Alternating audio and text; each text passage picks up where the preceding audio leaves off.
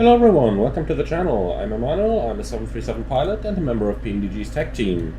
So, have a little bit of time today since I am on a standby duty, and therefore I decided I want to do a little bit of flight simming, especially since I just found a little bit of time to relax and you know, just do nothing. So that's why I thought, you know what, let's just give it a go.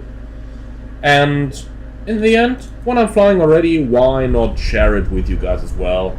So, don't expect anything particularly special from me today. This is really just about, you know, having a little bit of fun and doing day-to-day flight simming stuff. One note for you guys to be aware of is that I am actually on a standby duty today, so if my airline calls me at any moment, then I might just have to leave spontaneously. So, you see, this is really the kind of, well, I want to do something, so why not as well start my flight sim and do something on their style of video today. Anyway, on VATSIM there is currently the Hamburg Overload going on, so Hamburg does seem to have some fine weather when I'm looking outside the windows over here. And there seems to be a little bit of action going on there as well, with the approach being full right now already, and they're online all day long. So I thought, you know what guys, let's just go for it. For the first sector I've planned a flight from Bremen to Hamburg, which is just about 25 minutes, plus whatever kind of delay we're gonna get. And thereafter we'll go on either to Mannheim or to Frankfurt, I don't quite know yet, but it'll be something the likes. So yeah, let's go from there, shall we? And everyone, nice to see you in the comments there. Nice to see that people are joining so quickly, only a couple of minutes after I came online already. I'm very good today. Actually, I do probably have some very good news to share in a couple of weeks' time or so, but we gotta wait until that. And no guys, I gotta disappoint you, it's not a PMDG 737 MAX, as far as I would love it to be one.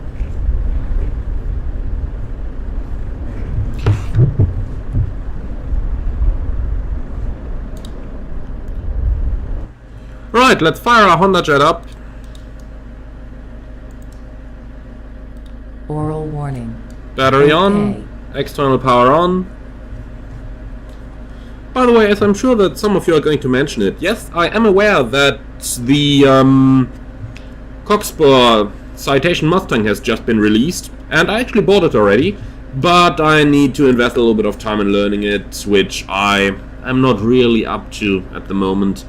It's been a rather stressful last week, as you can imagine, and still is.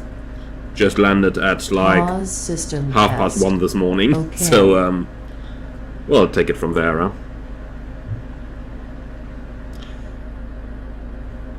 Alright, so today just a little bit of relaxation, and I know some of you would be very eager to see the 737 in the stream, but believe me guys, after flying it for so long just yesterday, I really can't see the 737 anymore.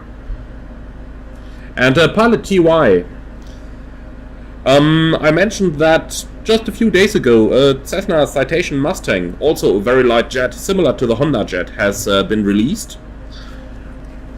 And I did get it already, because it does seem to be very promising, but I haven't actually flown it yet. Well, I did a small traffic pattern and figured that I need to do a little bit more. So, alright, so let's see. We're gonna do the first flight as a ferry flight, bringing the airplane to where our passengers are. And we'll take about 1,500 pounds of fuel. That includes plenty to bring us where we want to go.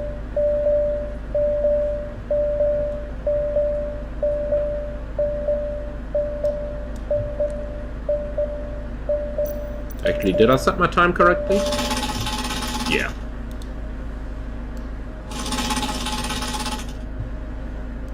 You see, huh? Spontaneous stream. That's what I meant when I said it. Very, very spontaneous. Right, so crew and stores, we'll make that 170 pounds. Set, payload, nada. Niente. And for the fuel, 1,500 pounds is what we have on board. Very good. Takeoff speed says 108, but since it just stopped raining, the runway is wet, so I'll make it 103. And for the routing itself, we are going from Bremen towards Hamburg.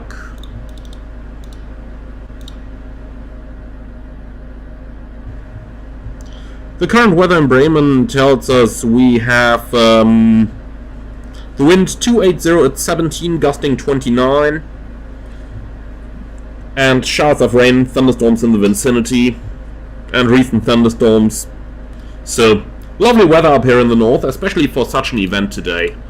Anyway, with that, the departure is pretty clear, going to be runway 27 here in Bremen, and the arrival runway in Hamburg is going to be runway 23. We'll use the Weser departure, so probably Weser 1 Lima. Where is it? Here it is, Weser 1 Lima, load.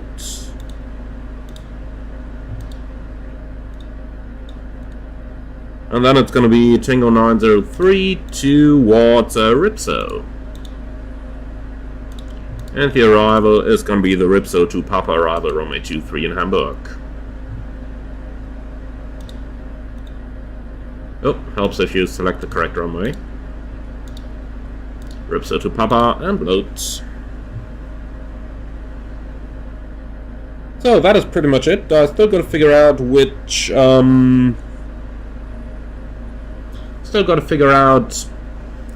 which frequency it is going to be, because there are so many different Bremen radars online. But I guess the easiest way to find out is just to call one of them and see. Well, or just look into their controller remarks, because those do actually say which airports they cover. So for us, it is actually going to be, what's that, Bremen A Center, I believe. Yeah, Bremen A Center, 123925. Very good.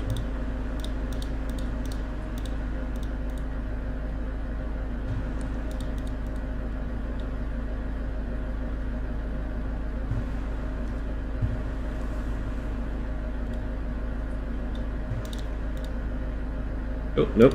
Didn't want to go there. This is what I'm looking for. Just quickly going to reassign my Navigraph lock-in so that it is not going to have any troubles with the charts while we're flying. Right, so charts. And let's actually do it the easy way, like this. Straight at 1.7 miles, right turn in Mount Whiskey Sierra November. So we'll need 1745 active in both radios, and then we'll need the ADF on 0378. Like this. And for the settings, then we'll take NAV1 and ADF1. Well, we only have a single ADF, so that makes things a little bit easier. Initial climb clearance is going to be 4,000. So for now it's going to be 4,001. And that is mostly it. Then let's see the ATIS, 132375.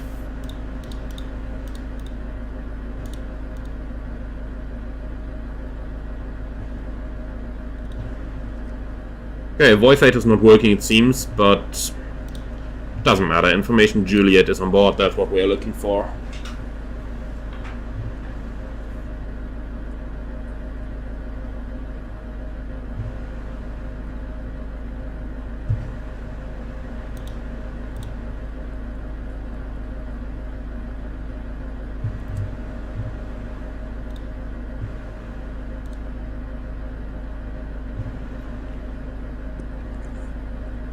Michael, good afternoon. Yeah, I do certainly like my Hondajet.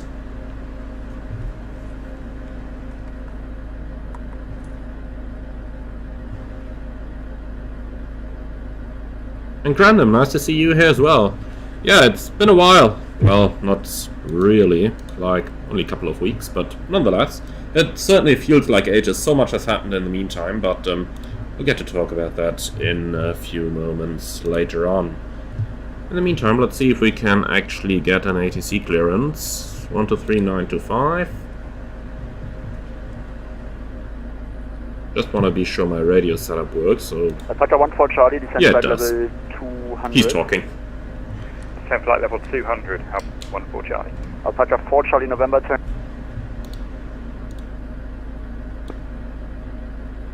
Radar 215 with you, flight level. Radar 215 identified. Attacker 7 Charlie, November, I'm afraid you need to enter the hold. Can you fly direct to Ripso, please?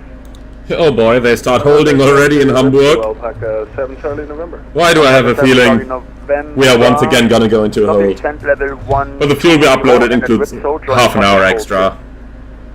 Substance level 120 at Ripso, join published hold Alpaca 7 Charlie, November. Jeweils 3 Charlie Mike, arrival 119525.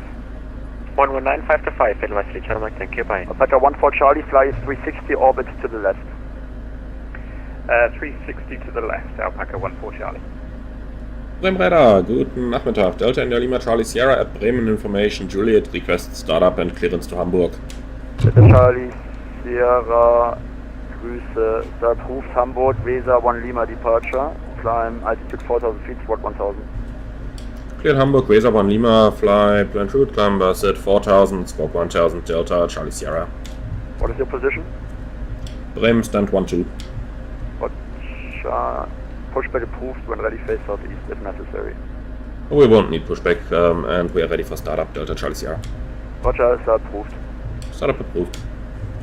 Okay. So, the departure, let's see, Weser 1 Lima, that's as planned, squawk 1000, and we gotta switch that thing on already, climbing 4000 feet. Then let's go ahead and close our doors. Direct Hotel Delta Oscar.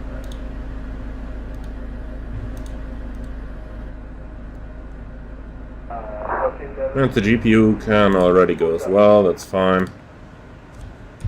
Easy 8343, okay, then. Have a good afternoon. Before starting engine checklist. Proceed direct Ripso. At Ripso, join the battery hold. On. Oxygen checked on normal. Pressurization normal. Electrical on and normal. ELT normal. Nose wheel steering normal. Landing gear down. Alternate release handle. In. Park and brake set. Flaps up. Thrust levers. Cut off, speed brake, retracted, arse protection, normal, and off. Fuel panel, normal. Trim panel, check set on normal. Windshield heat panel, normal. Pneumatic panel, normal. Flare shield, dark, chime, normal, and avionic initialization is complete. Before starting engine checklist complete.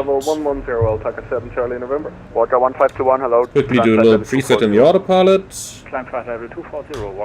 Pretty empty, so we'll take 2,500 feet and FMS. Oh, I'll put it into toggle mode. November reduced to holding speed. Okay, so Lufthansa 66 reduced to holding speed. We can put a seatbelt signs on. Even though there are no passengers on board, even though it's a ferry flight, I still treat it SOP-wise as an absolutely normal flight. Okay, so doors are closed and the voltage is above 23.5. Then let's go ahead, starting engine checks. Passenger briefing complete, rudder pedals adjusted, seats and seatbelts adjusted secure, doors closed, park and brake is set. Cast messages, reboot, voltage 23.5 minimum, and start the engines. We'll start number 1.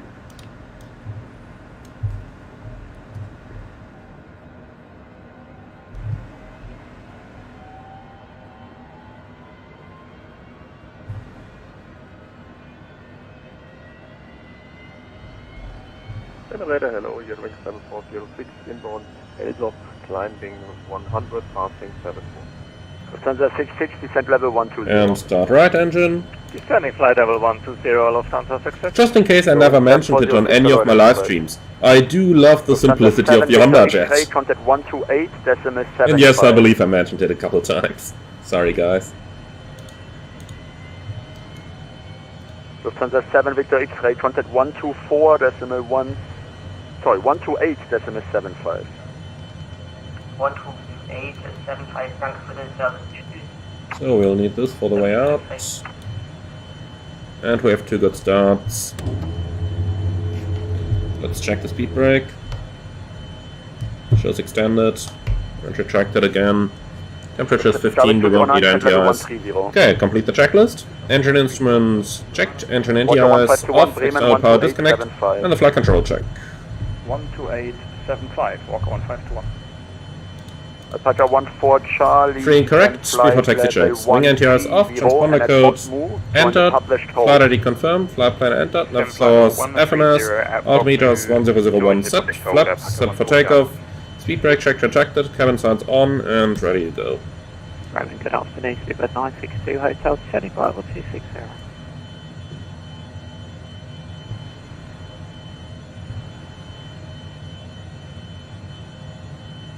Is he gonna answer that speed bird or not?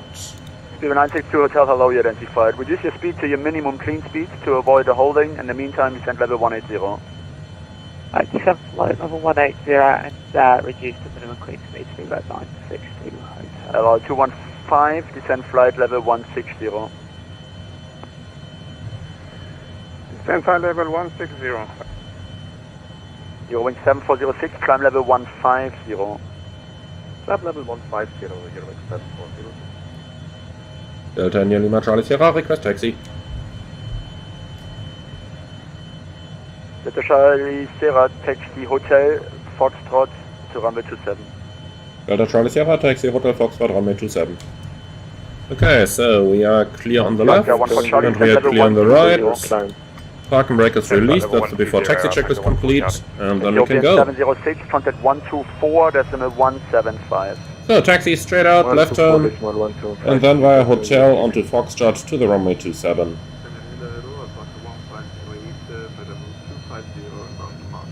Lots of alpacas on the frequency here. Is he streaming as well? Okay, brake check. Nose-wheel steering. And the flight instruments are working as well. Perfect. Okay, he wanted us by hotel. Yeah, so we're gonna make a left turn, cross the gates here. There's nobody standing here, so that is fine for me.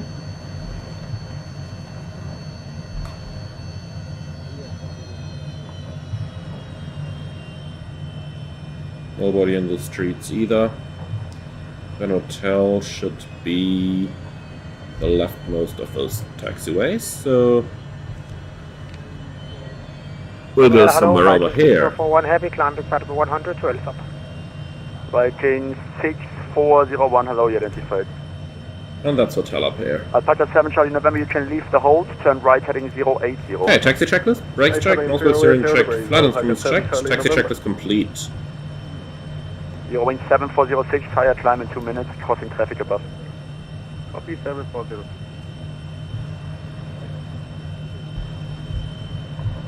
Okay, clear left and right. I'll cut the corner a little bit here, the plane is small enough. Good day, Eurowing 7603, flight level 250 in Mador.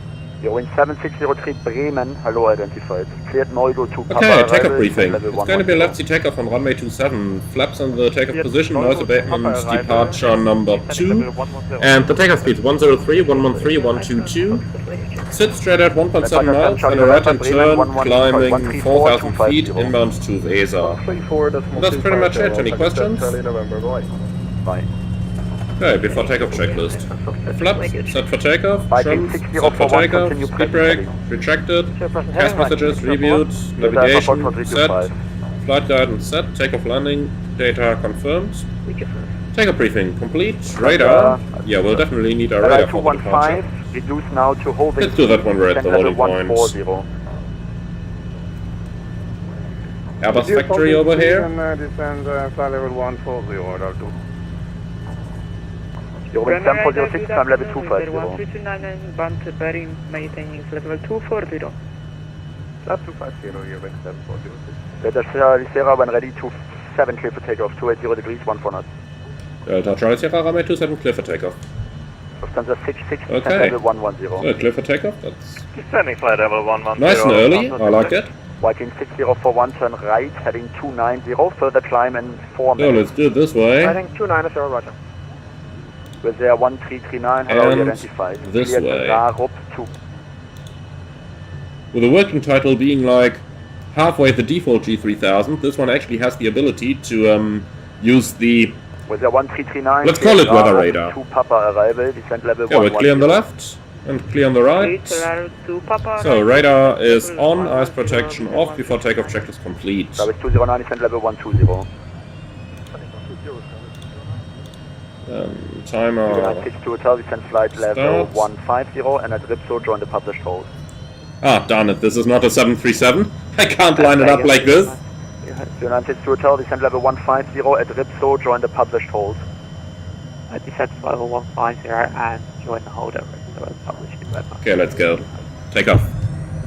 This is 1339, can you confirm the rate of descent?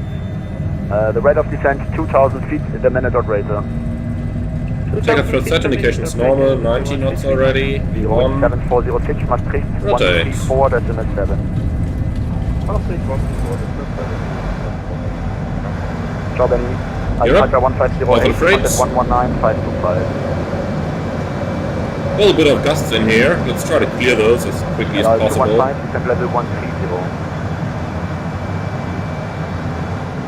Descend 130. Okay, flaps up, climb first.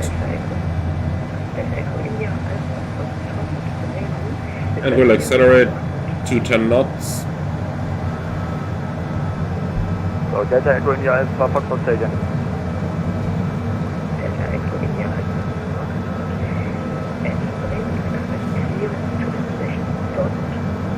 Das würde ich sehr gerne machen, ich brauche aber dann Flugplan bitte.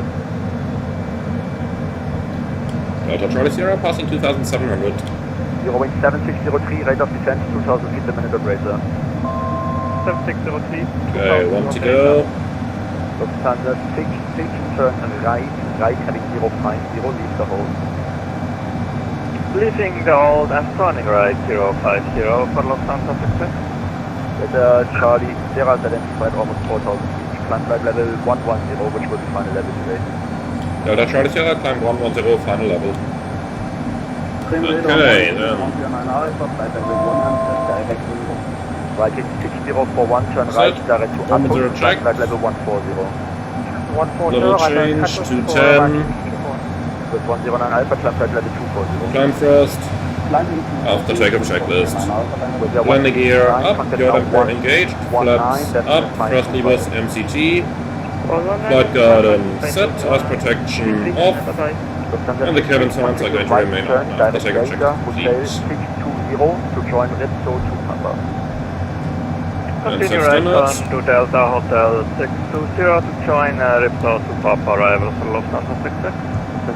Passing 69, climb 110, climb checklist. Pressurization, Arrival now 134, 3.1, climbing and Thank set. you, turn up and Altimeters, Lufthansa 103, passing level 75, climb checklist complete. 10 minutes in hold. That's copied, 140. Delta Echo India Alpha Foxtrot clearance to Dortmund, Basum 1 Lima departure. Okay, autopilot on. Squawk 2430.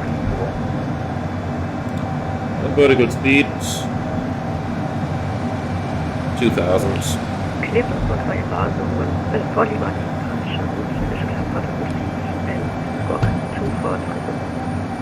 Confirm Basum 1 Lima.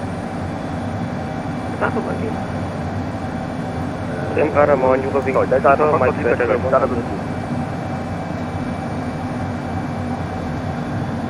Travis 209, descent level 110. Approaching 1 to go, vertical speed 1000. Level 240, Viking 641. With 109 Alpha Bremen 128, decimal 75. Check. Okay, we've got the weather overlay on the PFD, then we can keep it like this as well. 19525. Okay, so for the cruise we'll take 250 knots. Not too fast, not too slow. LI 215, descent level But 1. knowing that our position in the queue in the holding is not going to get any better just because we fly there slower. Just yesterday evening we had holdings at my home base, and they knew that we would have holdings by the time we crossed the border into Germany, which was still like almost an hour flight time out. And we just slowed the airplane down to the absolute minimum speed all the time then, and in the end we didn't have to fly a holding. But that unfortunately doesn't work on VATSIM because they just, let's put it that way, the moment you get a position in the queue is basically when you contact the approach controller. So yeah, there is no sense in flying slow towards a holding in VATSIM, whereas in real life we would absolutely do that. Yesterday basically we flew the whole descent at like 210 knots or so in the 737 in real life.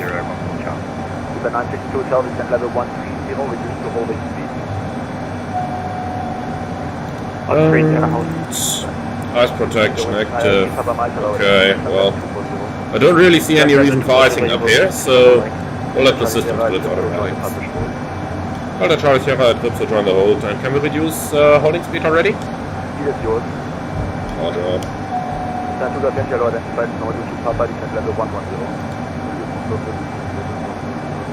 Okay, once we have the clearance into the holding, basically that means we have a position in the queue now.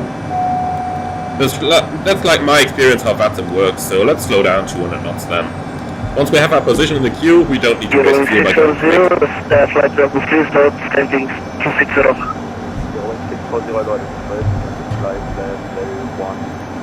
Well, let's actually find out what that holding looks like.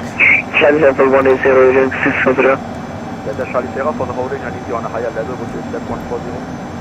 Well, the Charlie Sierra, I found we can do that. There's a Charlie Sierra, dann ist level 140. Well, the Charlie Sierra, climb 140. Any estimate how long the hold will be?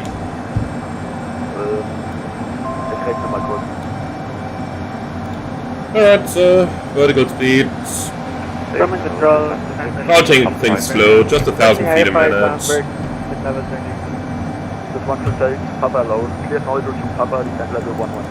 So let's actually find that holding first. So Ripso to Papa. Well, Charlie Sierra, Roger. So it's 028 inbound, right hand turns, minimum holding altitude 4,000 feet, 1 minute lag time. Well, at 140 it's actually going to be 1.5 minutes lag time. Alright, so we'll do that. Oh, we actually have a little bit of icing here on the windshields. In that case, engine anti-ice is on. Didn't really expect any icing because we are not really flying in the clouds, but yeah, here's a bit of ice building up as well now on the windows. Here as well.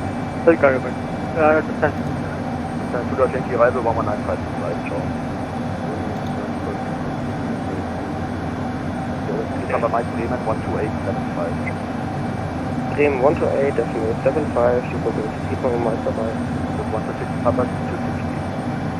Yannick, I do agree, the Hondajet looks really good. And in my opinion, getting it from the marketplace is fine. It's not sold anywhere else, and they are slowly relaxing the rules on things that can be modded in there. So that is good, that is good.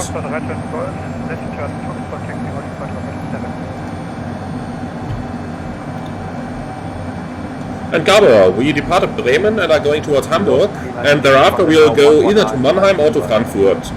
But I kinda have a small favorite for Mannheim today, because it's a really nice airport, located about, I don't know, 25-30 miles south of Frankfurt. And it's got a really nice visual approach down there. Or rather, the visuals on the approach are really nice. It does have an RNAV approach. And I believe a localizer as well, if I'm not mistaken. But doesn't matter.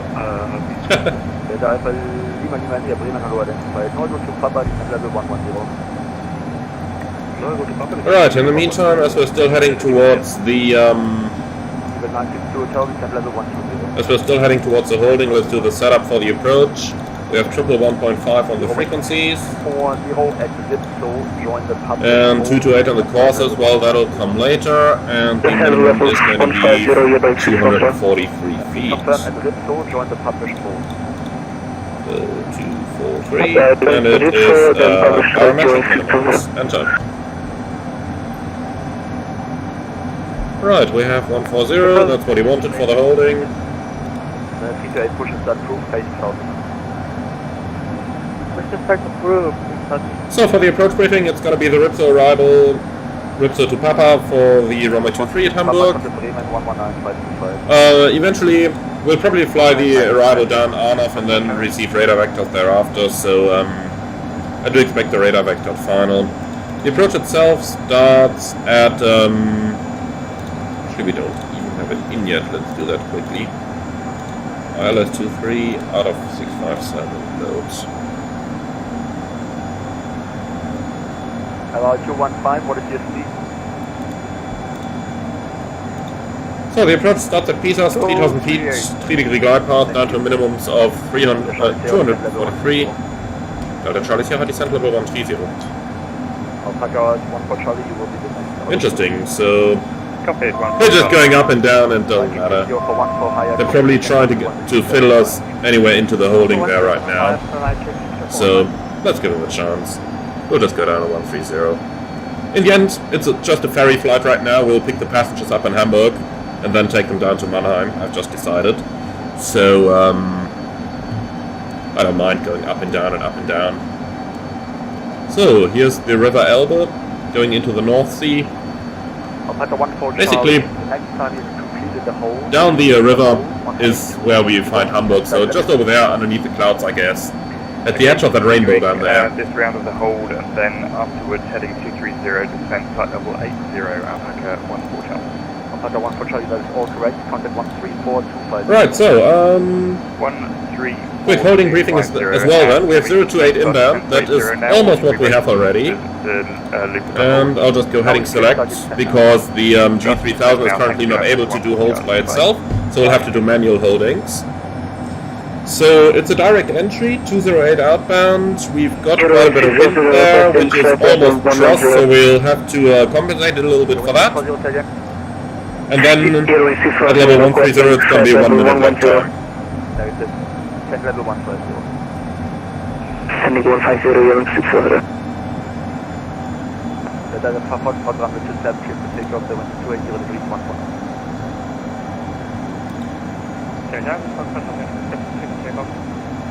LL 215, turn right, I can confirm right. Fran, what do I think about the flight model of the Hondajet? That is,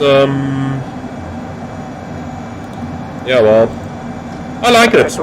Even though it's probably not perfect, but who am I to decide that? I don't have a rating on the Hondajet. So, I like it. It looks authentic to me.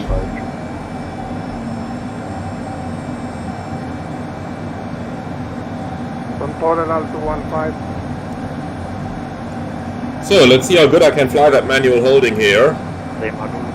But I should be able to fly a couple good holdings because I practiced a lot of raw data flying recently for some airline screenings.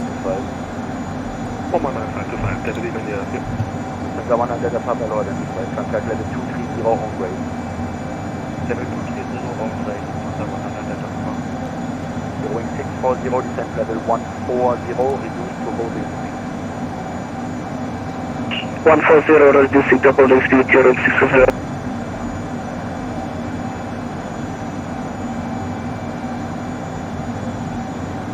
So 2 miles to go to Ripso, then we'll enter the holding.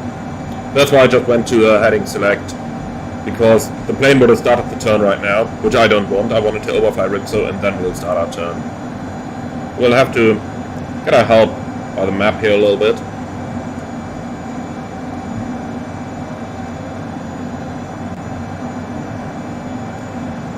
Then of course we need the timer. Too bad. I like my flight timings, but well, gonna have to live with this, I guess. So over at Ripso, right turn 208. 250 inbound. Agati. Ja, 7 November Alpha, Leute. Clear no go to Papa Arrival, descent level 110. Clear no go to Alpha Arrival, descent 110 Lufthansa, 7 November Alpha.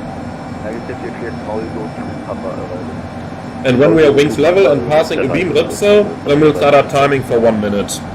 Delta 126 Bremen, radar on route, passing flight level 240. Delta 126, Leute, cleared no go to Papa Arrival. Cleared no go to Papa Arrival. Marco, question about chemistry announcements. I don't even remember that question, sorry. Ticket Foxtrot, Leute. Welcome flight level 240. Climbing flight level 240, Okay, we've got wind coming from about 60 degrees off, 30 knots. So let's actually go like 218 instead. So there should be an aircraft somewhere down there. But I don't see him. Well, doesn't matter.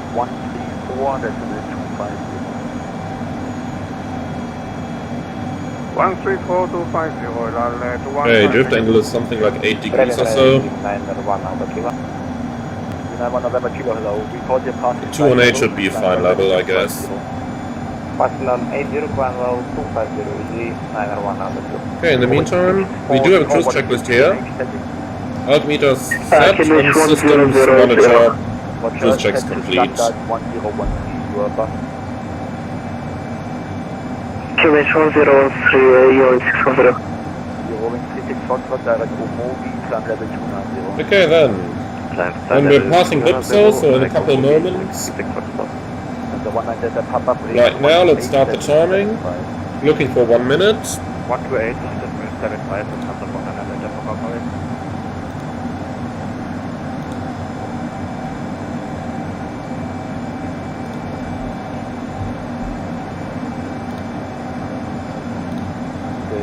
Charlie Sierra, descent level 120. Delta Charlie Sierra, descent level 120. Okay, set. 120 checked. And 1,000 feet a minute. A little bit aggressive here. Descent level 110. Well, Descending flight level 110, Delta.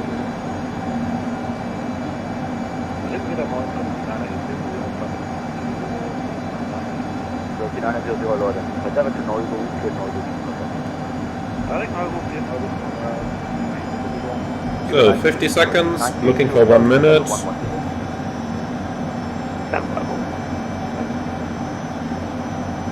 Right, 1 minute. We'll start the right turn. Back inbound towards Ripso. 7 November Alpha, Bremen, 119525. 1190525 Lufthansa, 7 November Alpha, Takeoff. With a real G3000, you could very easily do the holding, either by setting up an OBS inbound track, or of course by just entering the holding through the flight plan page.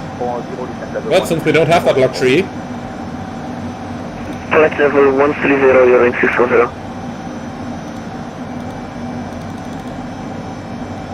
it's very nice practice to do this by hand though. So let's do it like this, then we have our holding open straight away. 028 inbound. So let's actually go on a north course here.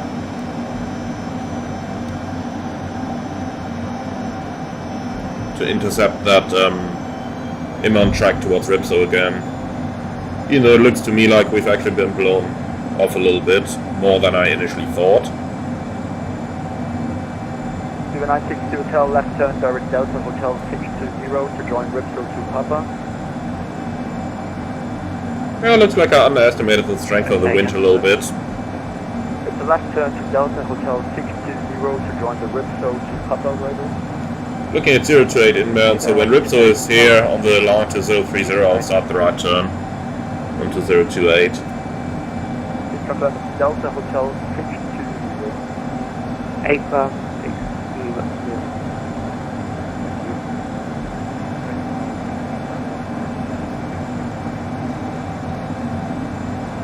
That seems to be about now. Got the wind pushing us a bit, so let's try heading 025 to intercept that track.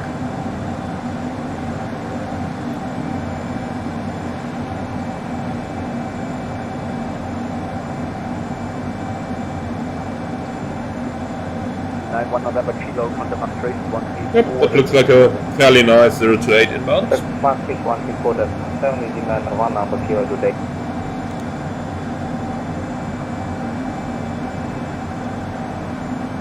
Speedbird 7471, there is a timer for the PFD and you can see it down here. That's the timer I'm using. The 150, B250. Okay, overflying Ripso. We drifted a little bit off, so let's actually use like 230 track now. Locked. Arrival 134,250. 134,250. So track 230, let's see how that's gonna evolve. 640, you're not in the Ripso hold. Where are you going right now? You're 640 heading Delta Hotel 620. Yeah, but you have been cleared for the whole thing 30 minutes ago. You're 640, can you explain? Yeah, you were cleared to enter the published holding, which is published in Ripso, and you joined the arrival anyway. Turn left heading 260. 360, you're 640. Oh lovely, someone just went straight over the holding and just continued on the arrival. Lovely. Exactly what you're not supposed to do, of course. 250, speed Delta 632. The other stations again. Europa 806 on good evening, weather level 270, descending level 260. Marco, I think I covered that in some videos, so just have a look along the channel and it should be there somewhere. Level 130, Europa 806 on. Radar Euro Victor 330, but left heading 180. Right, let's see how it's gonna go this time. Timer's ready. Delta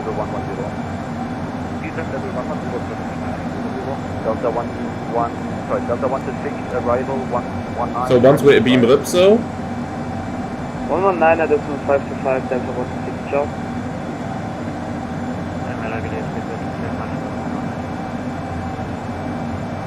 so pretty much now, start timing.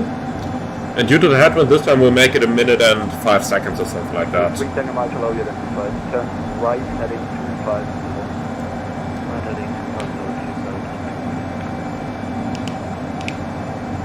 Delta Charlie Sierra will be 1 more round.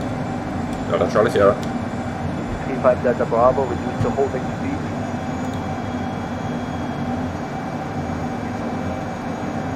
Delta Charlie Sierra intact, turn right, directly Delta Hotel 620 to join the Papa. Delta Charlie Sierra right, Delta Hotel 620, join Ripso 2 Papa and will maintain level 120. Okay, so that's the holding done.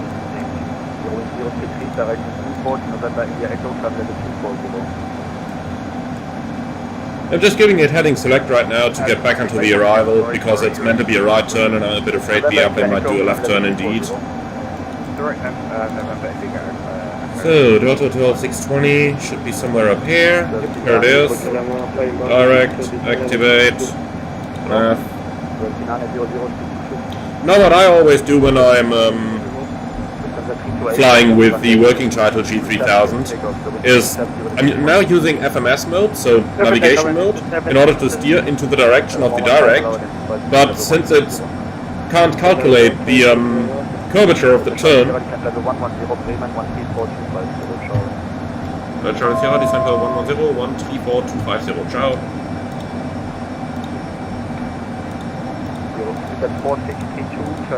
Right, 3425. So basically what I was about to say, I'm just updating the direct every now and then when we're approaching the line. And then it's actually flying that thing properly. Okay, vertical speed, 1000. Let's bring it back to a decent speed. They want 220 knots at 620, so let's go there. Bremen radar low, Delta India Lima Charlie Sierra, descending level 110, inbound Delta Hotel 620. Delta India Lima Charlie Sierra, Bremen radar more, identified, descent via star flight level 70. Descent via star level 70, Delta India Lima Charlie Sierra. And set, some zero checked. Then descent checklist. Well, actually we've got to wait until we've got the altimeter setting.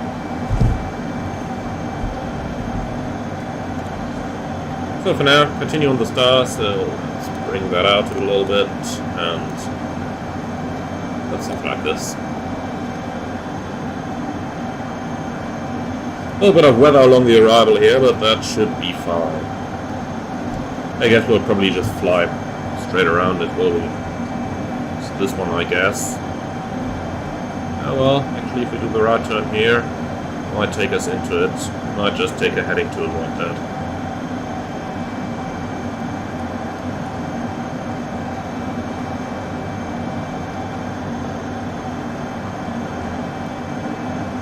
Yeah, let's do that. Delta Charlie Sierra, request to continue present heading for approximately 15 miles to avoid weather. Was on reason, sorry. Delta Charlie Sierra, request continue present heading to avoid weather for the next 15 miles.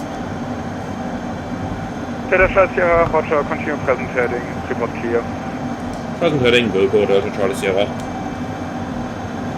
Okay, heading, select.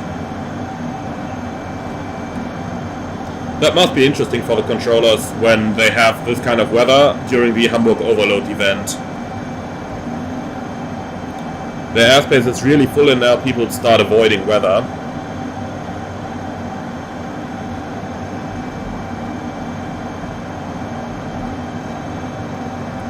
Marco, what's the correct way to proceed if you're cleared to direct which isn't in the current flight plan and you didn't receive any further instructions after that and you can't ask for further instructions? Well, in that case, if you can't reach ATC, we have to assume lost comm situation, so you would return to your flight plan route. 4000 feet QNH 1001. Delta Charlie Sierra, descend 4000 feet QNH 1001. Okay, set 4000 feet 1001, passing 91, descending 4000, no flag, standby set. Descent checklist. Landing field elevation, verify set, engine anti-ice. We're actually going to keep that on, and the altimeter is 1001, reading 8,900 now. Well,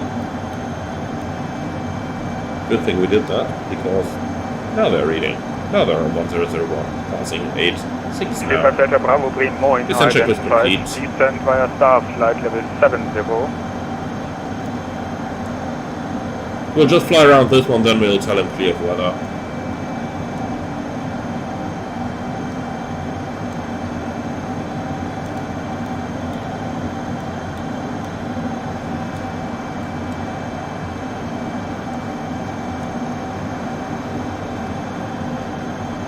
Just a mile or two extra, then we are clear of this weather.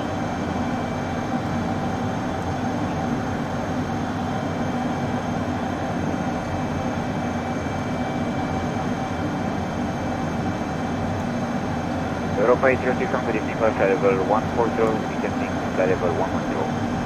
Europa 806 on Bremen, radar identified, descent via staff, flight level 80. Descent flight level 80. Delta Charlie Sierra, confirm able direct Delta Hotel 632. Delta Charlie Sierra in about 5 miles. Roger, when clear, direct Delta Hotel 632, report inbound 632. When clear of weather, direct 632, Wilco, Delta Charlie Sierra. We'll fly across this, then make the right turn.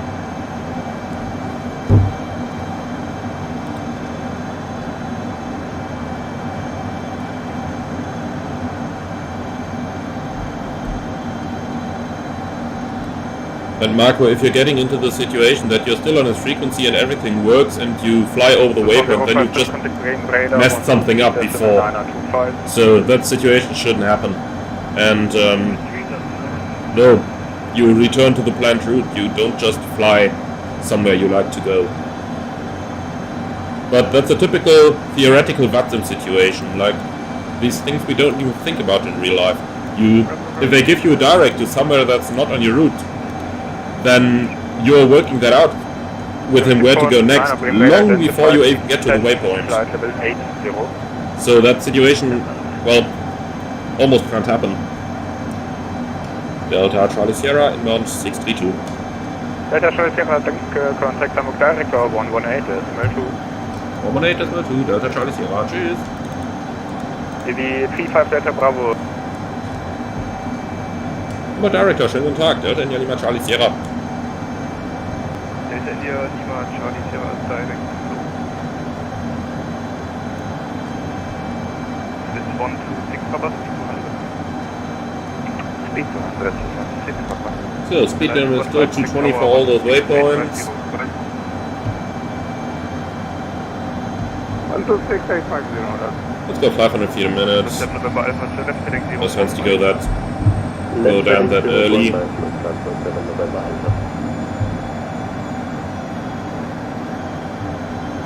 Delta Charlie Sierra, for your pre-planning, we can do 160 until 40 me, and our final approach speed is going to be 110 knots. Delta Charlie Sierra, roger.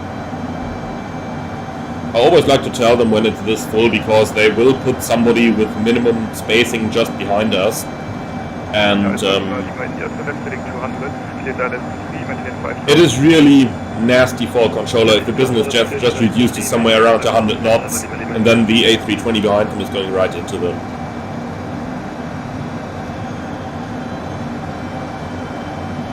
Got 962 hotel, speed 200.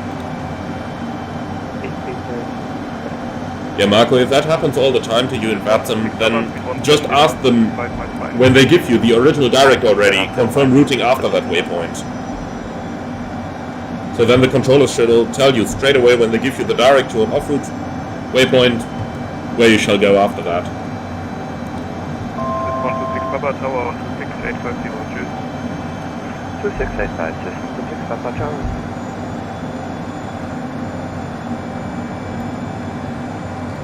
Okay, I think I still have to set up the speed blocks. Yeah. So we'll just get them from the sim, 107 knots, final approach speed, plus whatever the wind correction is going to be, but we'll adjust that when we actually get to the final. In the meantime, let's start with the approach checklist. Seats and signs adjusted and secure, passenger briefing complete, cabin signs are on, avionics set, landing data set confirmed, pass messages checked, approach briefing complete, holding open flaps.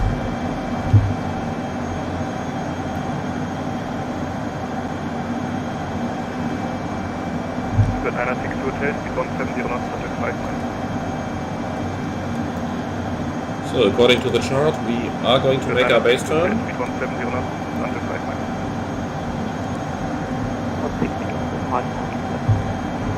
Delta 16, Hamburg Director, hello, testing Patron. Delta 16, Director.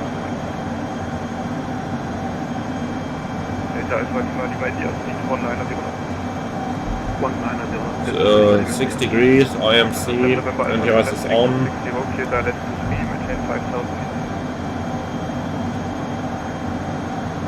Heading 260, cleared LS 23, Lufthansa 7 November Alpha. Got 962 hotel, contact tower 126,850, goodbye.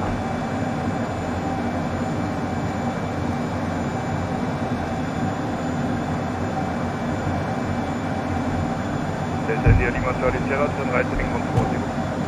Delta India Lima Charlie Sierra, right heading 140. I'm trying to make the plane turn as quickly as possible, and then I can still do the fine tuning of the heading here. Delta Alpha Lima, Lima India, speed 170 knots, 105 miles. Okay, heading 140.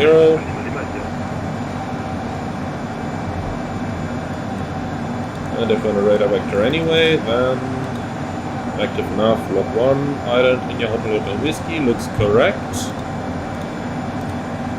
Rock by 06, good evening. We are at 400. Then frisk check. Frequency is triple 1.5. Well, we don't have any rings in here. Islands, India Hotel Hotel Whiskey check. Standby instruments set, and the course is 228, 228. Delta Charlie Sierra, turn right heading 200, cleared island. Delta Charlie Sierra, right heading 200, cleared island 23. Okay, heading 200. We'll keep the speed at 220 all the way till the final approach fix, unless the controller tells us anything different, of course.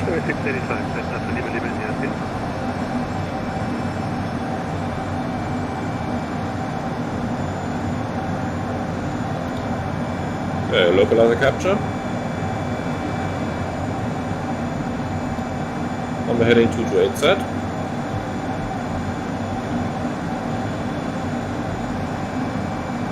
Delta 126, left heading 320. Left heading 320. D35 Delta Bravo, continue press heading.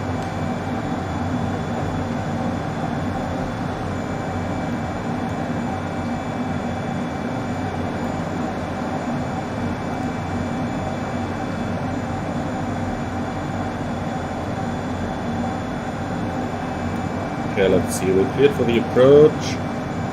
257 has a 4,000 feet limit on it, so after 257 we can descend 3,000 feet then. Delta Charlie Sierra, speed 200. Delta Charlie Sierra, speed 200. Delta 126, left heading 260, clear left to 3, maintain 5,000 feet. Left heading 260 and clear by left to 3. Sunset November Alpha, speed 200. Speed 200 to Sunset 7 November Alpha.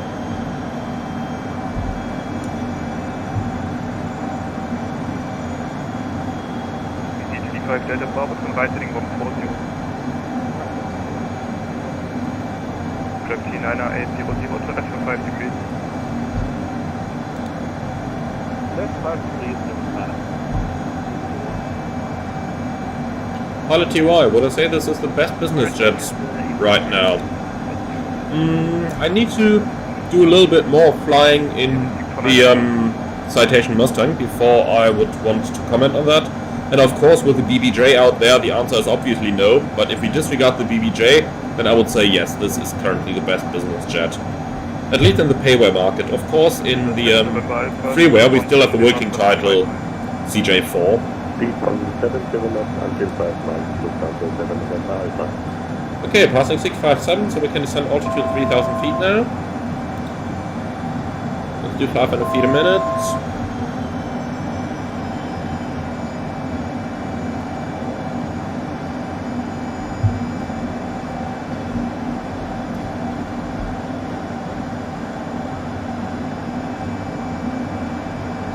Delta Charlie Sierra, speed 160 until 4 miles.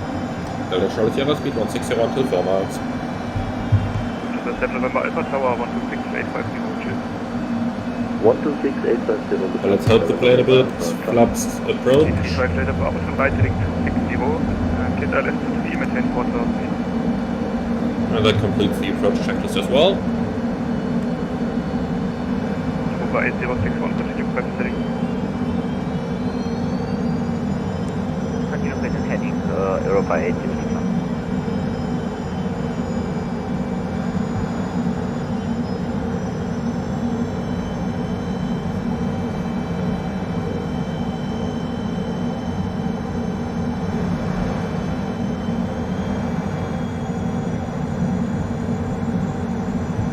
So let's see what the wind is going to look like in Hamburg then. According to the latest weather report that I have, there should be a little bit of gusts in there, but let's see what's going to happen. Obviously I got quite a bit of feedback after my video on the Delta Charlie Sierra Tower, 126,850. 126,850 Delta Charlie Sierra, cheers. Delta 126, 200. Yeah, 1 Lima Golf, it's 200.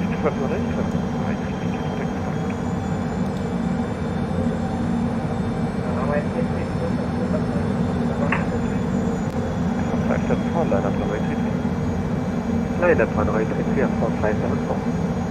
Hamburg Tower, hello, Delta Lima Charlie Sierra, ILS 23. Delta Lima Charlie Sierra, Hamburg Tower. Hamburg Tower, Lufthansa Charlie at holding point Golf. So, preceding traffic 5 miles, that's nice. Glide slope alive. Approach mode armed. This approach is going to be then... Lufthansa 500 should be switch frequencies. No. AFM. My sim once again does not want to zoom. Here we are. So this approach straight at 5.5 Ulster and left to Hamburg BOR climbing 4000. 7 knots, runway 23 clear. 2 single landed element. Lufthansa 0 you throttle gun nach track 124.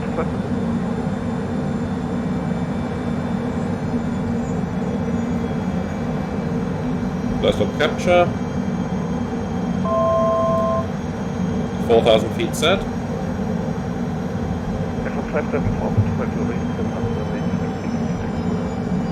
Okay, for takeoff on runway 33, F1 57, approaches. Okay, let's fly the approach first and then do the talking second. 426, Papa. Looks like there is currently some showers right over the airport. 21975. Yeah, weather radar says the same.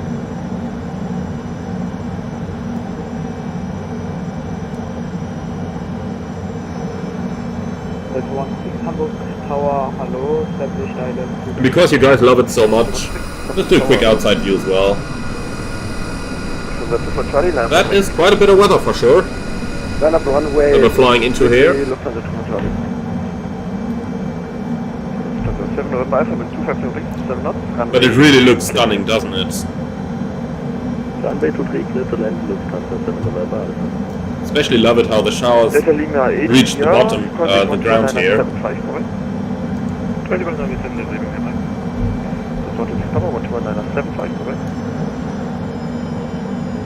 Still preceding aircraft, still about 5 miles. Station hello. Speedbird 962 Hotel 121975.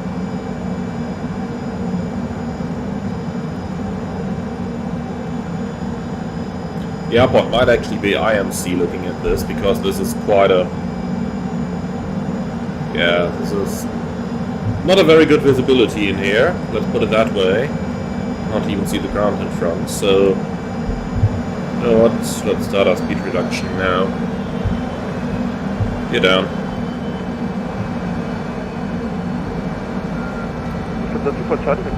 Yeah, looks like there's a second shower just in front of the approach lights. Runway 23, clear to take off. That does of course not really help it. Delta Charlie Sierra, wind check. Delta Charlie Sierra, wind 2.0. Okay. Still got 24 knots up here. What did I say so? Let's go down 100 and some knots.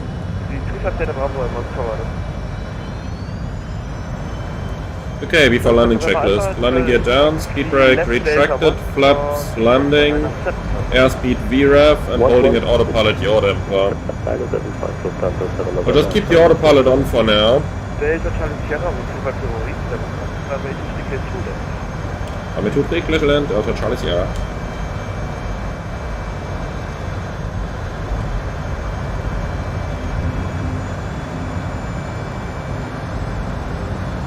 I'll just keep the autopilot on for now, because I want to spend as much of my energy looking outside for the approach lights, rather than looking inside to manually fly down that ILS.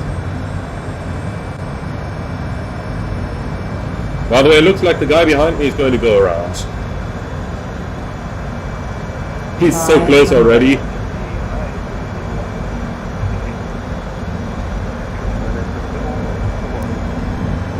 Approach light inside.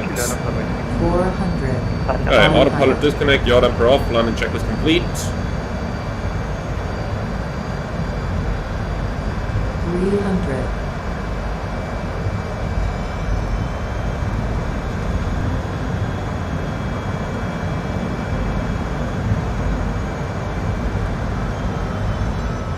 300.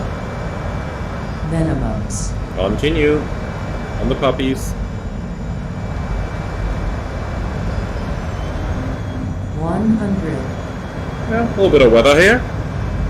50, 40, 30, 20, 10. Come on.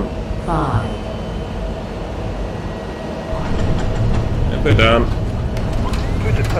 You pick up.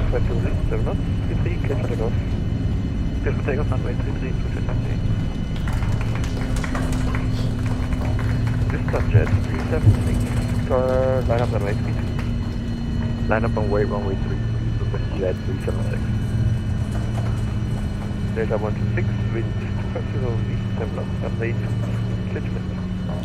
Runway 23, clear to land. Wow, that guy behind us must have parked in the air there. Delta Charlie Sierra, welcome. Taxi left, contact 121-975. Bye-bye. Delta Charlie Sierra to the left, 121-975. Ciao. 121-975. Hamburg, Ground, hallo, Delta India Lima Charlie Sierra. Delta Lima Charlie Sierra, Hamburg, Apron, hello, to GAT or Apron 4? GAT. Roger, so ein bisschen schon richtig, Delta 1 to the GAT. Delta 1, GAT, Delta India Lima Charlie Sierra. Okay, so GA is to the right over here. So let's quickly do all this.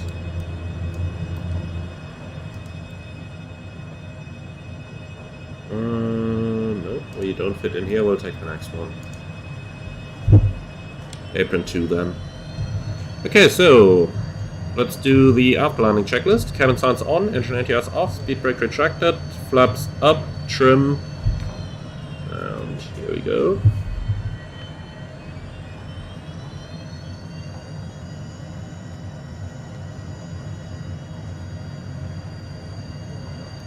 Trim and green band, after landing checklist complete.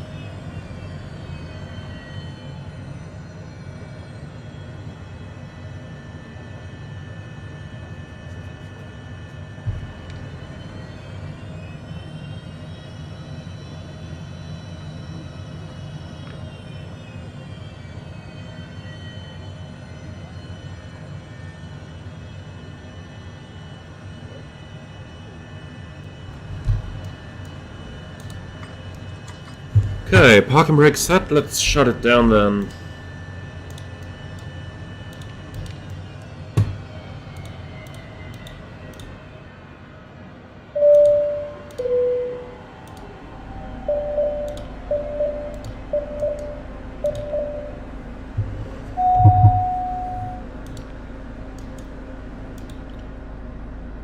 Okay, want some lights as well here, that's a bit too dark for my taste. So, shutdown checks. Parking brake set, wheel chucks installed, engine anti-ice off, external power on, thrust levers cut off, and yeah, very good English today. Cabin signs off, oxygen supply off, battery is going to stay, actually we have ground power, so battery off, and the parking brake stays on. Shutdown checklist complete. Alright, so welcome to Hamburg everyone. It just about stopped raining, let's use that chance and get everything out and in.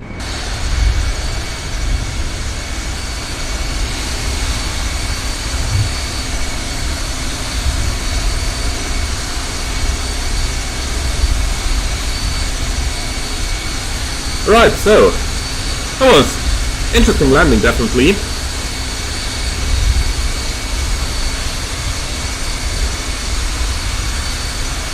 Johan, my pleasure teaching you the 737. Right, so that's this sector done. Let's go out again, and this time we'll go down towards Mannheim. Echo Delta Foxtrot Mike. Might take a little while to actually come up with a routing here, because I'm using a kind of different program. I'm using AutoRouter, it's called, and that one is generating real-life routings and can actually be used for real dispatch as well, and is actually available for free, even though it does have a little bit of, let's call it that way, the routings are not the most favored with air traffic control, because sometimes files you right through control zones, etc., where they don't really like to see you, but where it's practically speaking still legal to file you through. But doesn't really matter to me. For simulation purposes, that is all I need.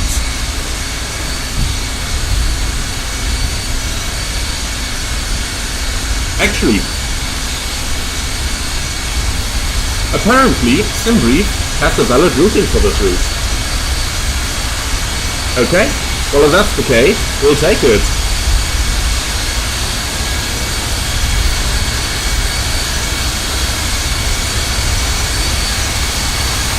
Well, let's see, right now it's 38, so let's go off log at 50.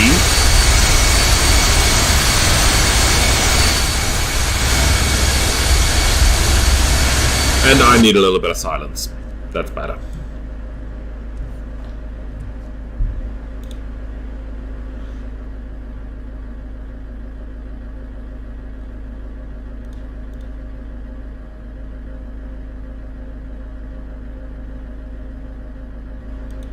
Simbrief is slow, guys. That's the reason for the delay right now.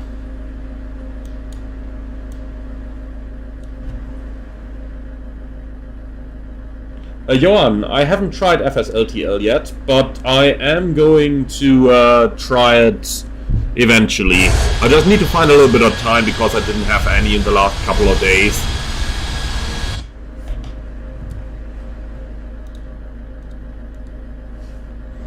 Or I should say I didn't have any time in the last couple of weeks actually. But today I'm on standby duty, that's why I didn't... That's why I actually have the time to do this flying right now. However, I don't want to spend the standby working on the simulator, because if I do get called to fly, then I will basically have to leave everything lying as it is and go to work. And I really don't want to have a half-finished simulator.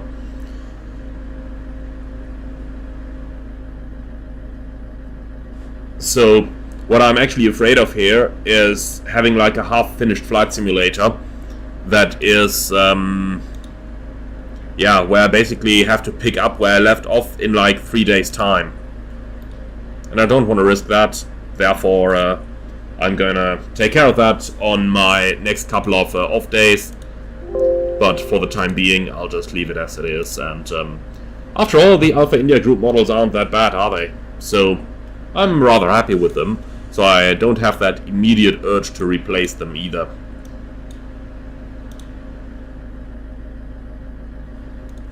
Okay, so the next sector is going to be towards Mannheim then. Let's see if we're actually going to get a slot for our departure. I could well imagine that to happen. But anyway, I'll put the flight plan into the comments for you guys, into the chat.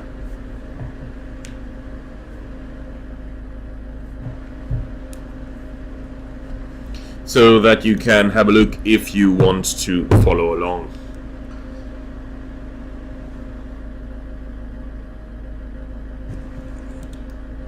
Okay, so that is all this stuff done. Then let's go ahead, and we wanted to have 6 passengers, so we're actually completely full today.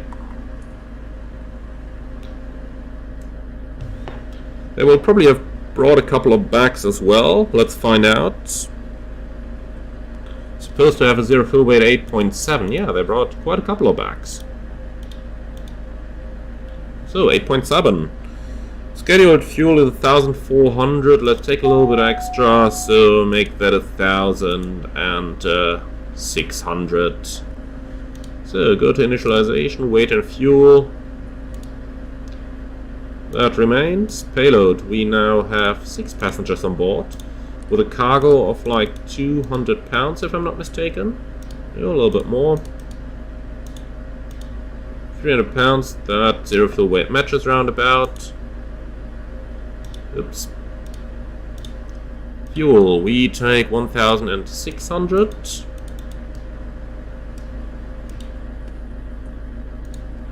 And then we have takeoff speeds. Get from simulator.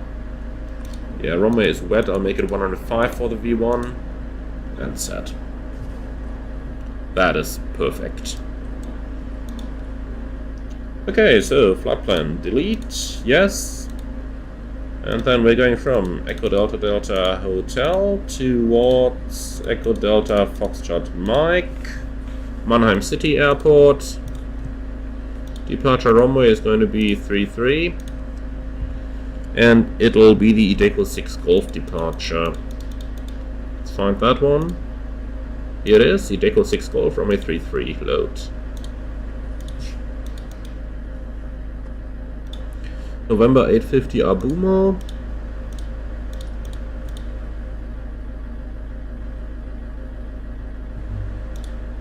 This large airway takes a lot of time to actually find that even.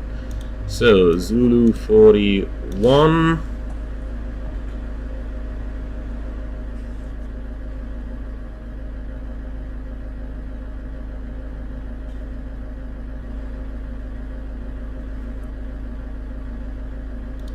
And that is taking us towards Ebatu. Again, a longer airways. Look at the time it takes for this to actually load all those waypoints. Then, procedure, approach. Let's see what we have. There has to be something nearby via Ebatu. At least there should be, but doesn't look like it is. Lovely. Good job, Simbrief. Very good job. Not. Anyway, it doesn't matter. We'll talk to ATC, they'll send us somewhere. Or they might just give us a rerouting when we ask for clearance. I don't know, but I guess we'll find out. In the meantime...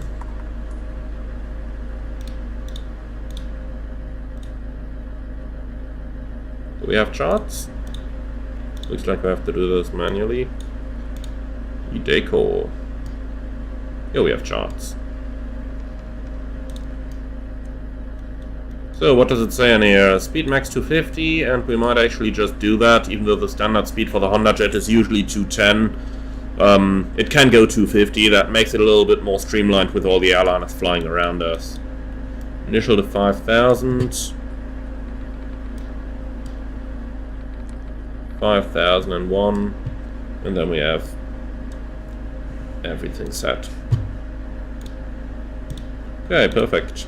And the last thing we need is the airport chart. No, not this one. I prefer this one.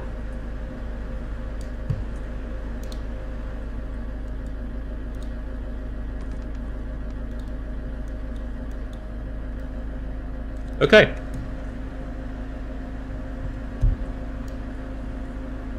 Wow, the weather really improved. Looks like that shower has moved through. Yeah, there it is. Getting smaller as well, so it looks like the worst thing is over here. Well, that is good. Means that our departure is going to be a little bit nicer. In the end, it's a little bit interesting that the reset all button over here just seems to reset every track list individually. I'm pretty sure the real one should just reset them all at once.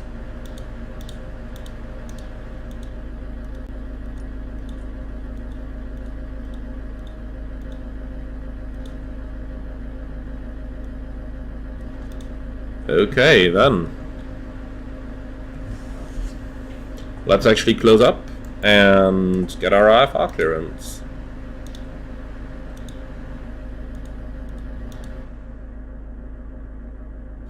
So, before starting engines checks, this goes on, this goes on, this goes on, and this remains as it is. Okay.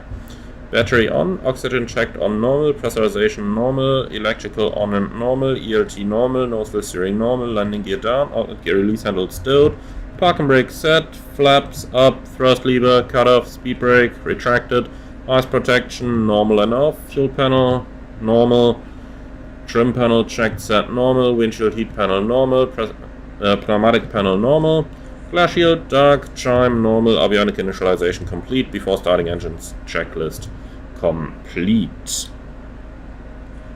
Okay, then we have delivery 121.8. Turkish 3 Delta Bravo, stand 598 crash clearance to Istanbul. Number 2 for clearance standby.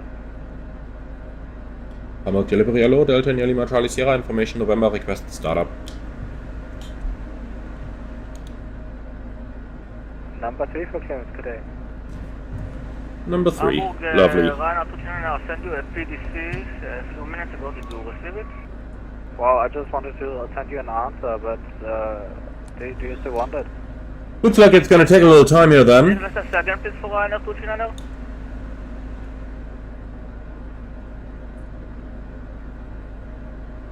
Good day. Then, Bootwin. ILS approach into runway 4 right at Nice, LFMN. Has a track of 041 degrees and the runway is 043 heading. Which course do I put into the MCP on the 737?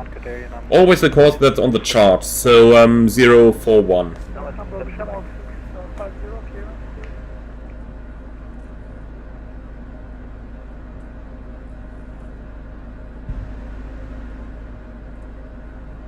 Mick YouTube. How do you check without hitting the knob? I guess you mean the checklist on the G3000? Go ahead. Well, in case you do mean the checklists, you have shortcuts for them available in the product manual, so I don't remember what exactly they are. I just assigned those shortcuts to my joystick, so I can handle the checklist completely with a joystick. So, if you look at this, for example, I can scroll through the checklist and I can tick marks and everything directly from the joystick. Look. When ready for startup, contact Hamburg ground on 11.275, good day. 12175. Have a good day, bye bye. At 275, confirm. Minimums. 275. Thank you. Goodbye. Okay, very good afternoon.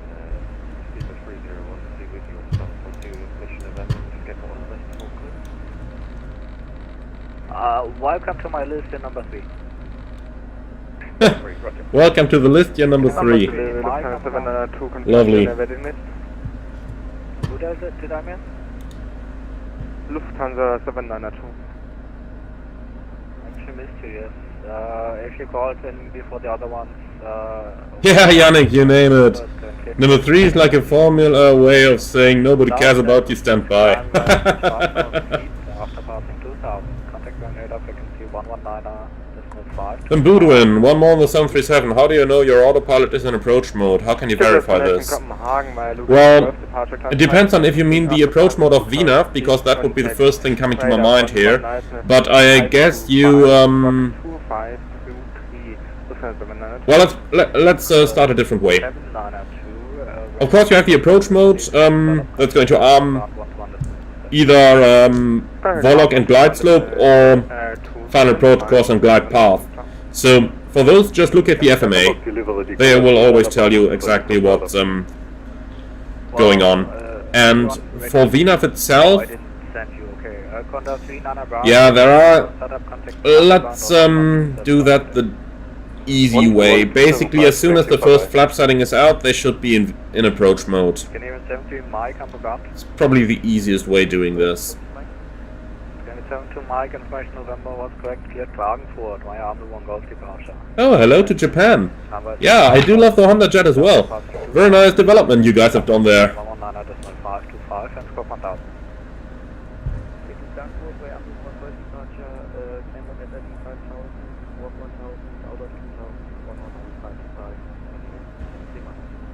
Can it 70 Mike, read back correct, when ready for startup 121 decimal 275, just.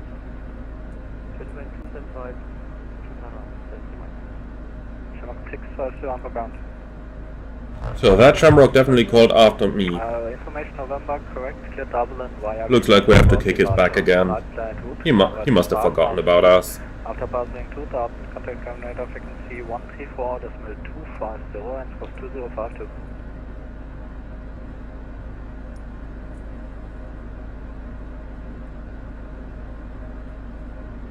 Come on, do you read back?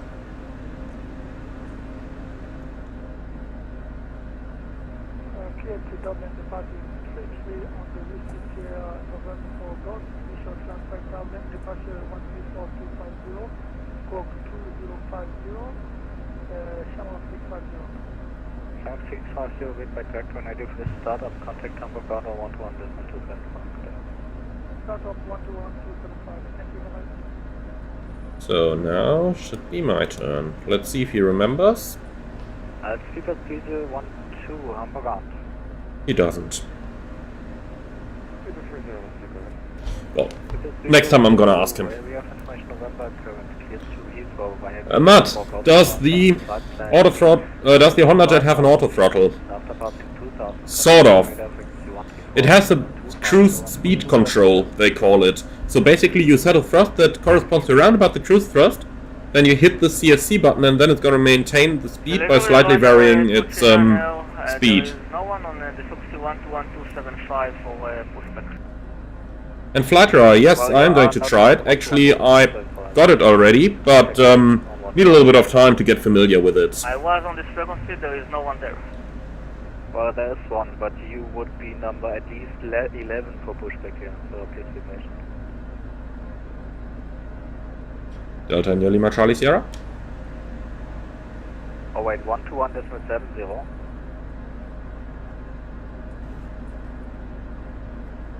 Hamburg delivery, hello. Lufthansa. Come on, guys. Escape Bravo 4. Information November received. Request startup and clearance. Good day, you're number 2 for clearance. Delivery, Speedman 215. We went over to 121275. There doesn't appear to be anyone online on that frequency. Well, he's currently having technical issues, so stand by, please. Affirm. Delta India Lima Charlie Sierra, still standing by for clearance. 763 kilo with information. November on board, request Yeah, Johan, you name it. Just take the Hondajet on the Autobahn, that would probably be faster. Good day, last one calling, you don't have any flight plan. Delta India Lima Charlie Sierra, did you relog in? We refiled the new flight plan, yep. According to my pilot client, it should be on the network as well. Well, could confirm your destination is Frankfurt near Mannheim city. Correct. Okay, wonderful. You are number 3 for clearance. I was number 3 10 minutes ago. Well, then you logged out, so you went down on my list. No, was connected all the time.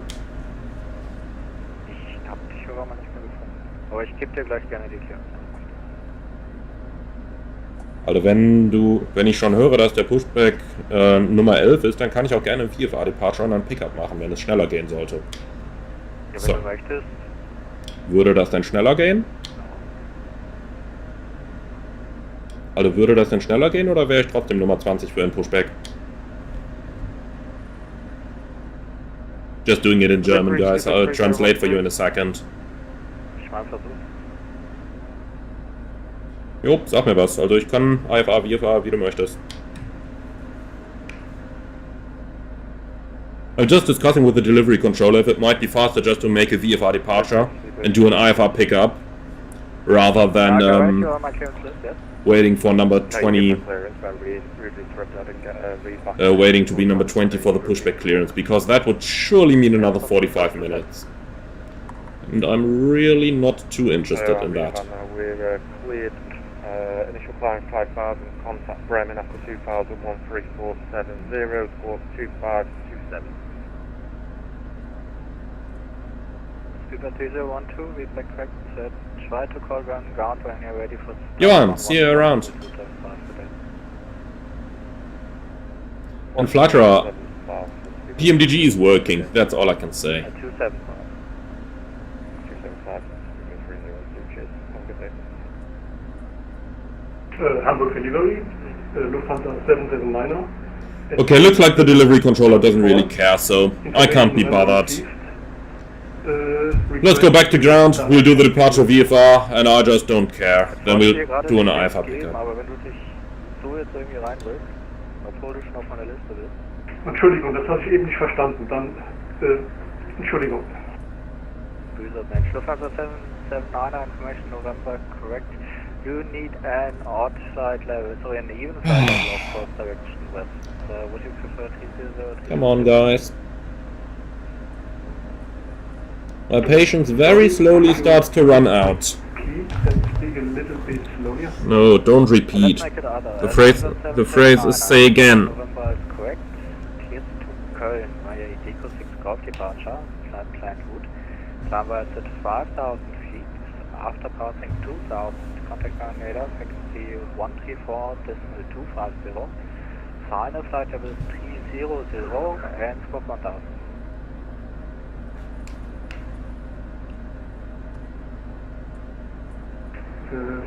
Hamburg Delivery, Lufthansa 779er, clear to Köln via Ideco 6 Golf departure.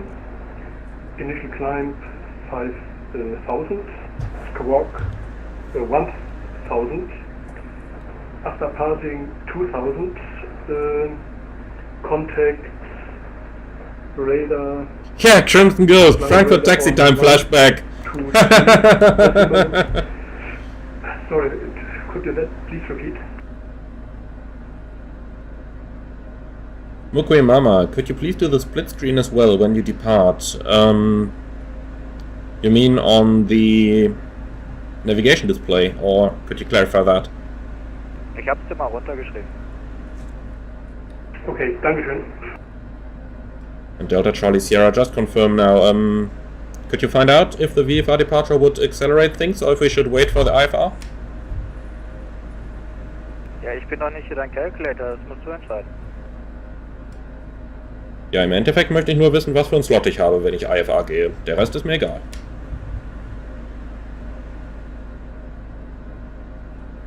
Wenn du IFR sein möchtest, dann kannst du einen Expect auf 1525 Zulu haben. So eine Stunde 20.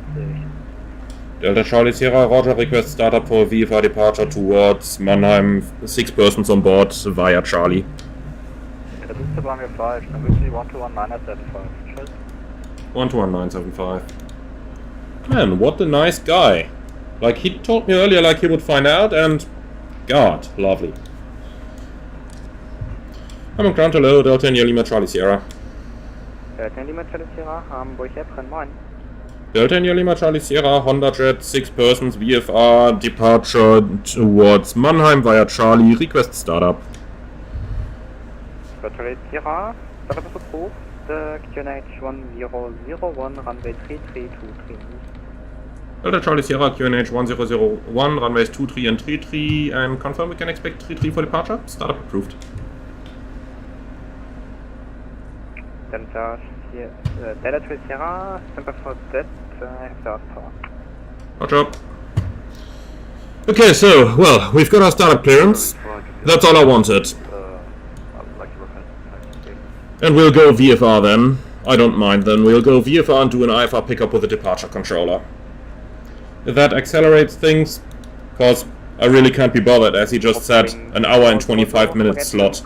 Like, no, ain't gonna do that. So, passenger briefing completed, rudder pedals adjusted, seats and seatbelts adjusted and secure, doors. We'll do that in a second. First thing, always wonder why the seatbelt signs aren't on there. Just refers to seatbelts, and I guess that means the pilot's seatbelts. But well, doesn't matter. Okay, so, You can expect runway 23 and confirm you plan to do an IFR pickup later on, or is it just an old flight plan? Delta Charlie Sierra, we'll do the IFR pickup later on then with the departure, because delivery just told us an hour and 25 minute slot, so I can't be bothered waiting for that. Delta Charlie Sierra, roger. Okay, so, runway 23 for the departure. Charlie is very good, that leaves us clear of everything and just along the highway. Okay, so, doors closed, voltage, that's the button I was searching for, is above 24. Okay, ground power is gone. And then let's continue the checklist. Doors closed, brake set, cast messages reviewed, voltage checked, and engine start. Good, starting engine number 1. Yeah, sometimes you just gotta be flexible, right?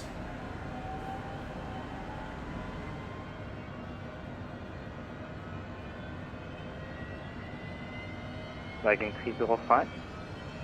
Viking 305. Hello. Taxi, that must be position 901 via Delta 1, Yankee 3.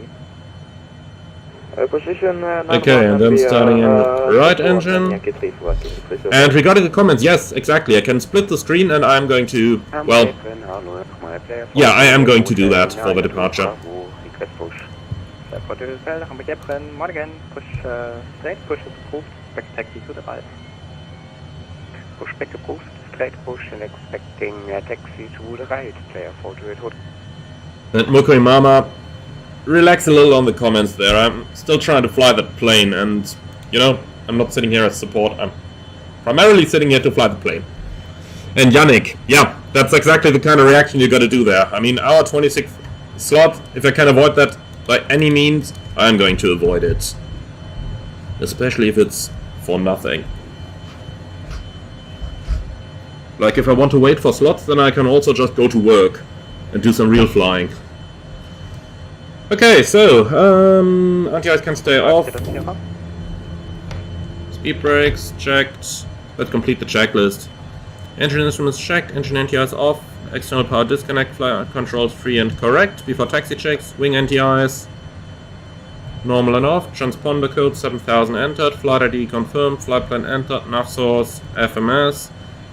Altimeters 1001 set, flap set for takeoff, speed brake check retracted, cabin signs on, park and brake to go. Left and Delta 1 hot short, runway 33, left in the first dip. Delta and Lima Charlie Sierra, request taxi, able taxi straight out. Delta Sierra, roger. There will be an A350 on your right hand side. Behind that, taxi holding point 23 via Delta 1, Delta 8. Behind the A350, taxi Delta 1, Delta 8, holding point runway 23, Delta Charlie Sierra. That gotta be him. A330, sorry, not 350. Perfect, that matches. Okay, break off, break release, so Yeah, I know. Delta 1, Delta 8, so we're gonna make a right hand turn out here in order to avoid that light post. Hey, French, guten Tag. Eurowings 1 Kilo Whiskey. Come on, plane. Das ist unser 328, cross now 33 on the other side, connect apron, 121.7, goodbye. Cross runway 33, apron 121.7.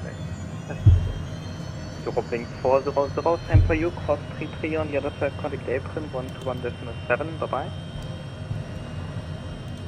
Cross 33 and contact 121. Hi Marvin, nice to see you here in the comments. I don't use FSLTL yet. I'm going to try it eventually. Eurowings 1 Kilo Whiskey, genau. Hello there. 1 Kilo Whiskey, hello. I was supposed to be behind the 330, right? Left Delta 1 also 33, Eurowings 1 Kilo Whiskey. Delta Charlie Sierra, weren't we supposed to be in front of that A320? Yeah, you were. He kind of speed up there. Roger. So we're waiting again. And why do they try to get that A330 on the general aviation apron there? Eurowings 400, cancel crossing clearance, hold short runway 33.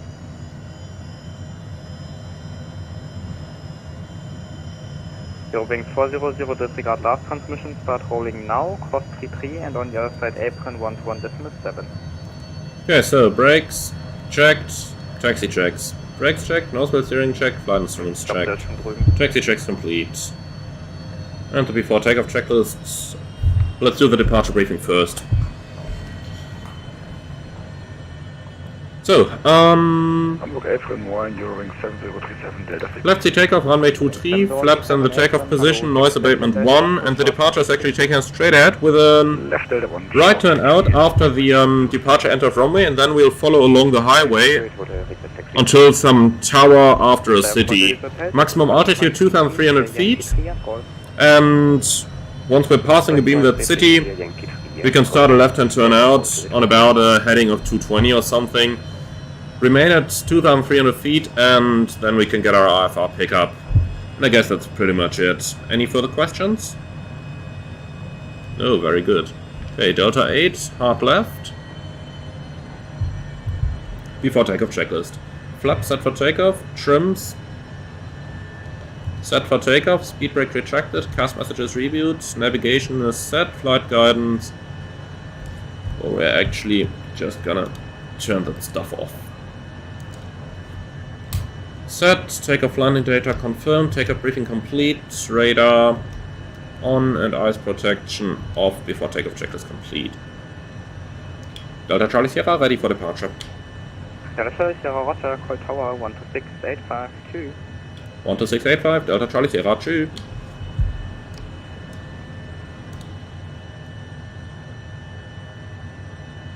Lubeck, Walker 2698, contact 12197, correct. Ground Walker 2698. Contact 1219775. 121975, Walker 2698. Hamburg Tower, moin moin, Delta India Lima Charlie Sierra at Delta 8, ready for departure, VFR via Charlie. Delta Charlie Sierra, hello. It looks like we have to wait a little bit. Delta Charlie Sierra, behind next arriving Walker, Cessna citation, line up runway 23 behind. Delta Charlie Sierra behind, the next citation line, runway 23 behind. Oh, there he comes. Oops. Over there. Okay, so. Gonna use the TCAS on the right one, since we are going VFR. Station calling, calling. We'll keep this as it is. Okay, so the citation is passed. Tower, good afternoon. E276 on the final. Condor 7 Charlie Alpha with 240 degrees 8 knots, runway 33 cleared for takeoff, bye. Down here everything is complete, checklist is done. Okay, then we can go.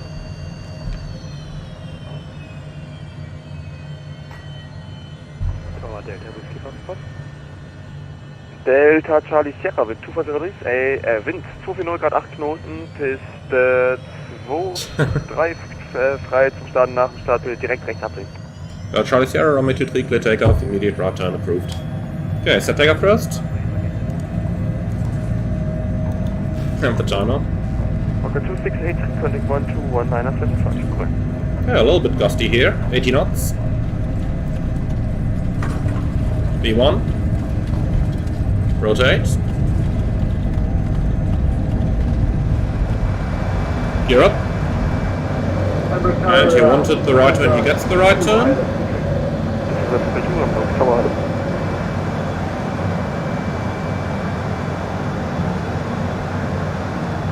Traffic 1 mile ahead, somewhere over there.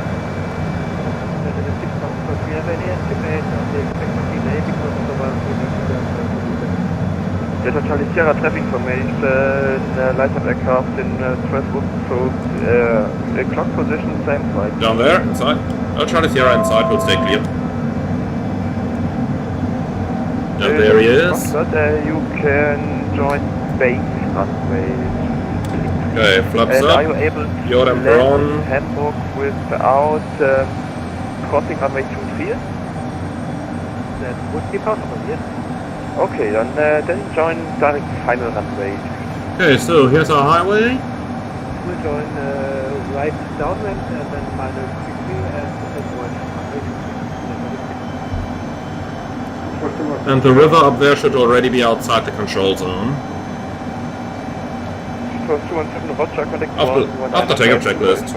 Landing gear up, yaw damper engaged, flaps up, thrust levers, well, less than MCT. Flight guidance is checked, eyes protection off, cabin signs on after takeoff checklist complete. Delta Victor, Hamburg Tower, safe position again. we are now overhead 6-1. Dankeschön, verlassen genehmigt, danke. Okay, that tower up there, that is probably Charlie, I guess. Landing clear, so you need to contact. Traffic runway 23 clear with 240 8 knots.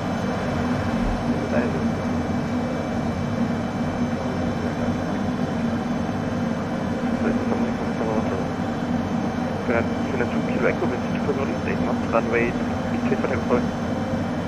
Runway 3 clear for takeoff, 2 kilo echo.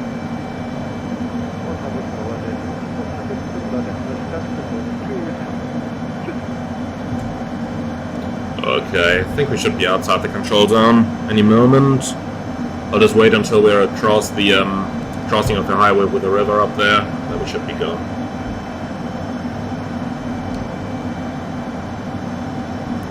Delta Charlie Sierra approaching Charlie, request to leave and request the frequency for the IFR pickup. Delta Charlie Sierra, frequency is 134.250, approved to leave, sorry. 134.250, approved to leave, Delta Charlie Sierra, bye.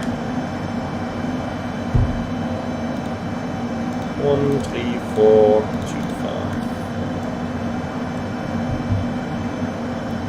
Then radar low, Delta India Lima Charlie Sierra. Delta India Lima Charlie Sierra, Bremen radar, good afternoon. Delta India Lima Charlie Sierra, Hondajet, 6 persons, over at Charlie in 1,600 feet. Request IFA pickup towards Mannheim. Stand by. Condor 7 Charlie Alpha, contact Bremen radar frequency 123.925. Okay, let's climb 2,300 feet. During Flyer 032, reduce speed to 20 knots. Speed to 20, rolling Flyer 032.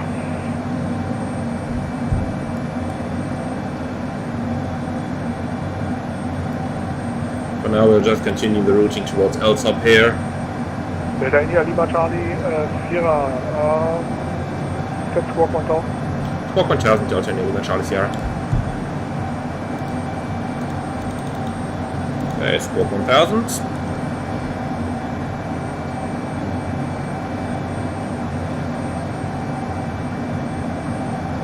Delta India Lima Charlie Sierra, you are identified, climb flight level 100. Climb flight level 100 on the present heading, Delta India Lima Charlie Sierra. Okay. Set, 100 checked, then heading, level change, autopilot, MCG, speed 210, climb checklist. Well, actually, let's wait a little bit with that.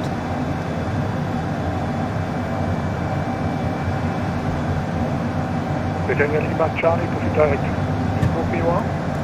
Delta India Lima Charlie Sierra, direct Nienburg BOR.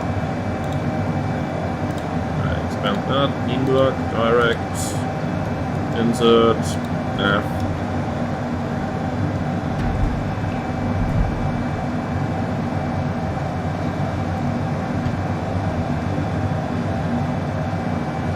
During Flyer 032, Set standard. Hamburg Director 118.2. Passing 5, 7, climb 100. Jo, danke, ciao. Climb checklist now. Passing pressurization, passing 660, 2.8, climbing and set altimeters, standard, climb checklist complete. Vertical speed, 3,000 feet a minute. Right, that was easy, wasn't it? Hour and 20 slot time, yeah, for sure. Not with us, not today. And it, Charlie Sierra, contact Bremen radar 123.925. 123.925, Delta Charlie Sierra, tschüss. Ja, schön Flug, ciao.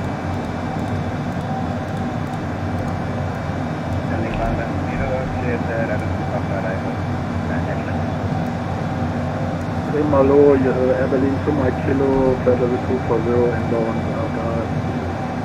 Airberlin 2 Kilo, Bremen, hello, radar contact, hit Neugut, Papa. Goodwin, thank you very much for your donation, that is really much appreciated. Thank you so much.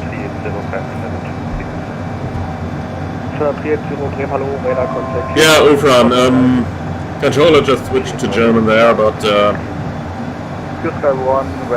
that happens often on VATSIM when they think that they are talking to VFR guys with a German registration, they just switch to German. Happens every now and then. Don't overspeed it.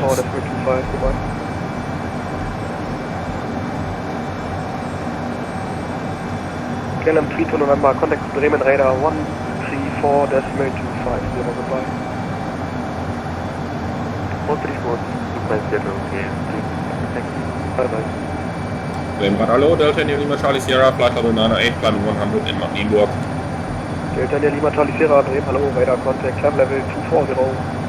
Climb level 240, Delta India Lima Charlie Sierra. Yeah, let's get the thing climbing. Station, first walker 276. MCG is set. Flight level 110, clear Bravo 2 Down to 110 on the railroad. Come on, autopilot. You can do it. You can do it without overspeeding. Echo, Bremen Hallo, climb flight level 240. Slowly but steadily. We get there.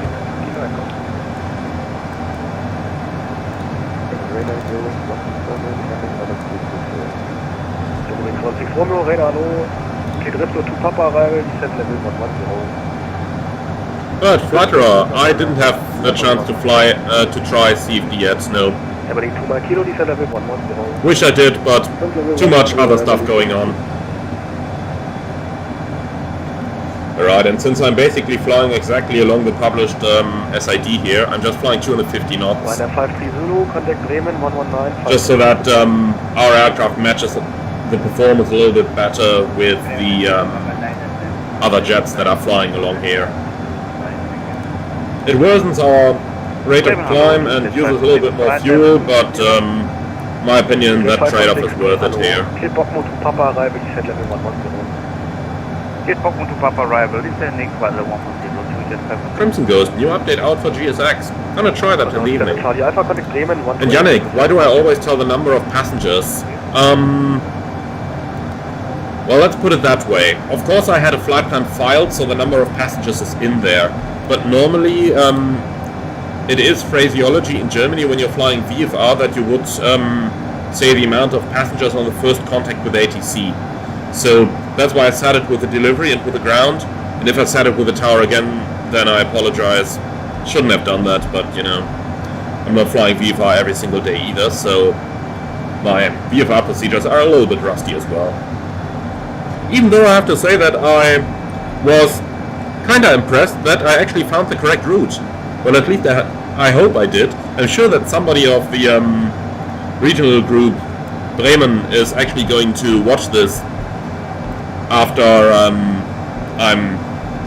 I'll upload it when the stream is finished, and I'm sure that they're going to find that I flew at some place where I wasn't supposed to be, but overall I think I actually managed to follow the Charlie routing quite well. At least nobody screamed at me for violating any control zones, so that wasn't too bad.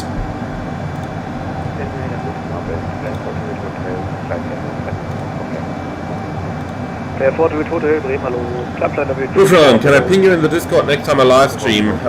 Yeah, I apologize, I forgot that. Normally I would have posted something in there, but when I set the live stream up, for the first time I actually did it directly in OBS Studio and not via YouTube with the pre-announced live stream. And I actually thought that I would set everything up and then still have to press that go live button. And then I just thought, I just pressed the button to complete the setup and it was like, you're live now. And I thought, ooh, am I? Hello there. So still trying around a little bit. Team Radar, Ryanair, Kilo 2 Hotel, today inbound Agati, platform 230. Yannick, that is the most important phrase. Kilo 2 Hotel, Bremen, hallo, Radar. 5-2 an der Position. Gotta love flying gliders, I really do. I actually feel like whenever this simulator does get us some proper thermals, I should actually do a little bit of glider flying. Because I absolutely love the discos from Got Friends. So I actually have a feeling I should feature that one live. Delta speed 280 knots. And hello Avo, nice to see you here. Wing 16 Romeo speed 270 knots.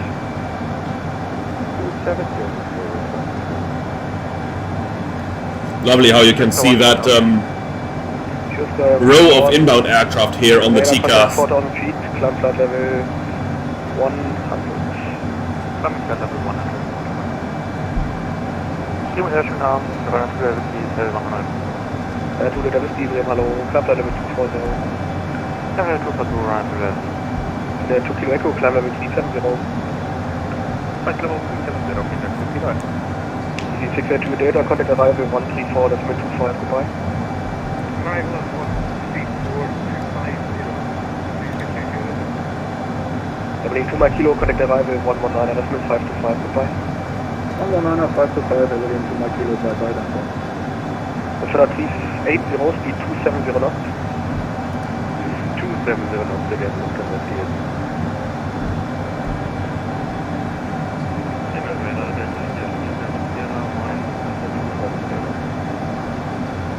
Stations Delta India towards Delta Sierra, Bremen, hello. Cape Neugo to Papa arrival. Yes, Neugo to Papa arrival, Delta India. Ruling 1 Romeo Lima, Bremen, hello, clear for good Papa arrival.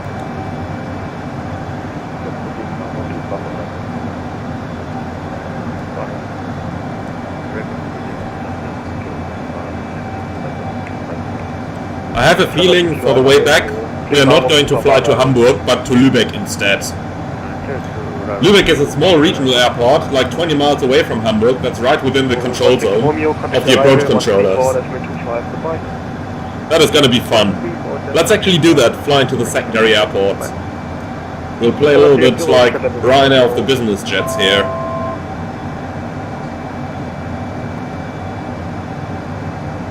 Lufthansa 380, descend flight level 110.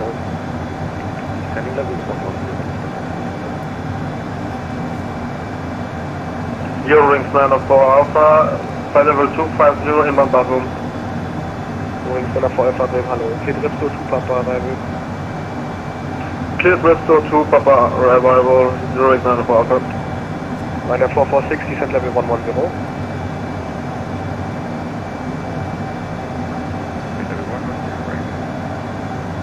Jet 546, contact arrival 119, decimal 525, goodbye. Arrival 119 at 525, goodbye to Jet 5. Delta Lima Charlie Sierra, approaching 240, request 310. 375, bye-bye. Up to 1375, yeah, 225, well, thank you, have a great evening. Thank you. Delta Charlie Sierra, request level 310. Delta Charlie Sierra, contact Bremen 128, decimal 75, ciao. 128 decimal 75, Delta Charlie Sierra, ciao. Just 1, contact radar 128, 75, ciao. Beim Radar schon genannt, Delta Lima Charlie Sierra, Flight Level 240 in Hamburg. Ja, Simon Charlie Sierra, Bremen, Radar 125, Flight Level 310, Delta Lima Charlie Sierra.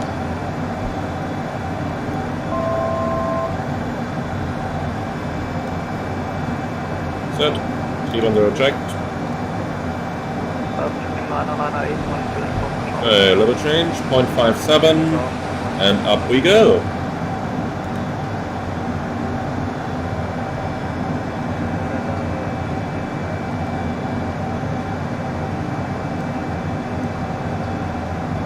Lovely rate of climb. And we can release passengers as well.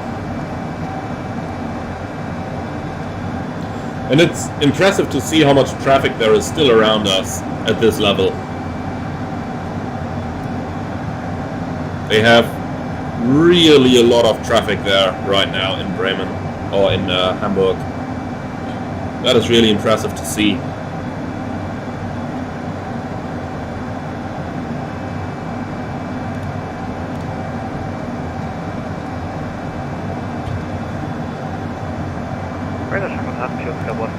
Flight level 121,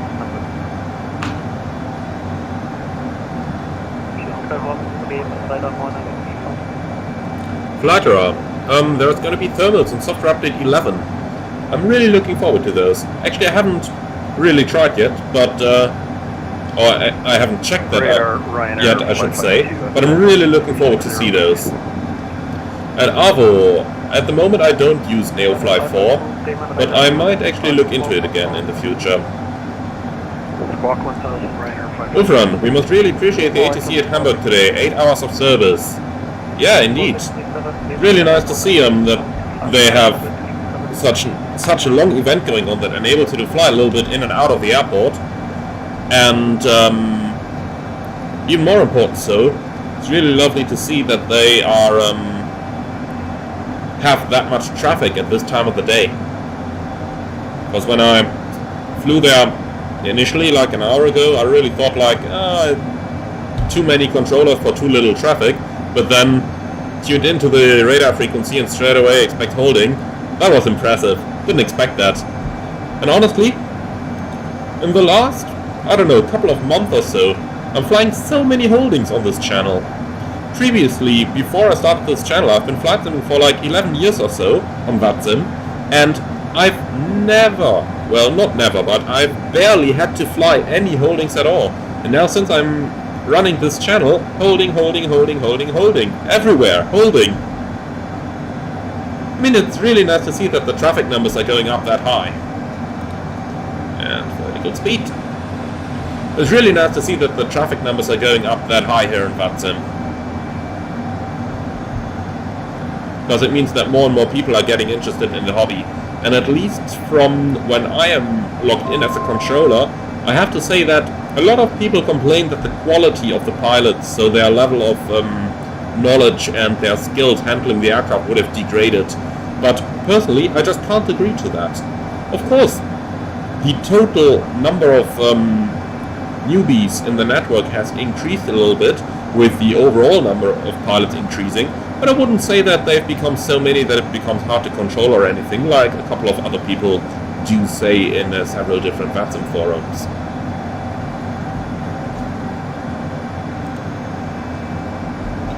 Wolfran, now comes the big question. What do pilots do when they need to cruise for 5 hours? Stand by 1 second.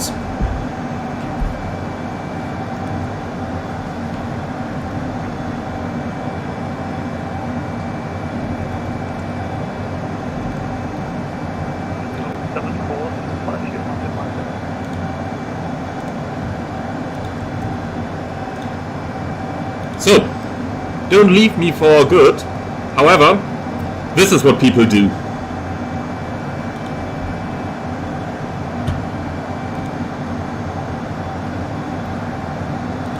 So that's the fun version of it, like eat and sleep. And the little bit more expanded version, to put it that way, of course, when you're flying in a multi-crew environment, we're often chit-chatting along, so just talking about whatever's current, be it the new shitty contracts that the airline is forcing upon us, be it the new duty times that the airline is forcing upon us, be it the 2-hour slot that Eurocontrol is forcing on us, etc. Be it the nice cabin crew. Okay, I gotta be careful that YouTube is not killing my channel, so I revoke that statement.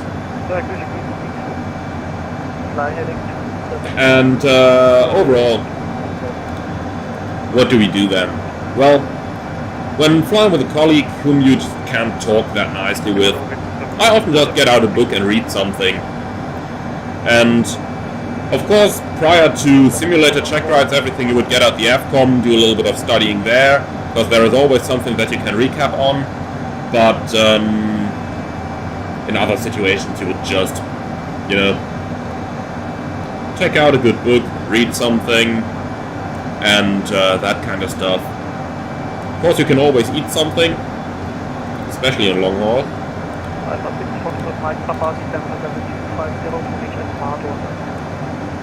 So, let's quickly put an arrival in as well.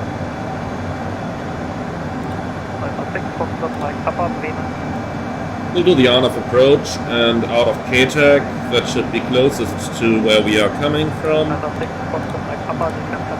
On-off 27, KTAC, perfect, load.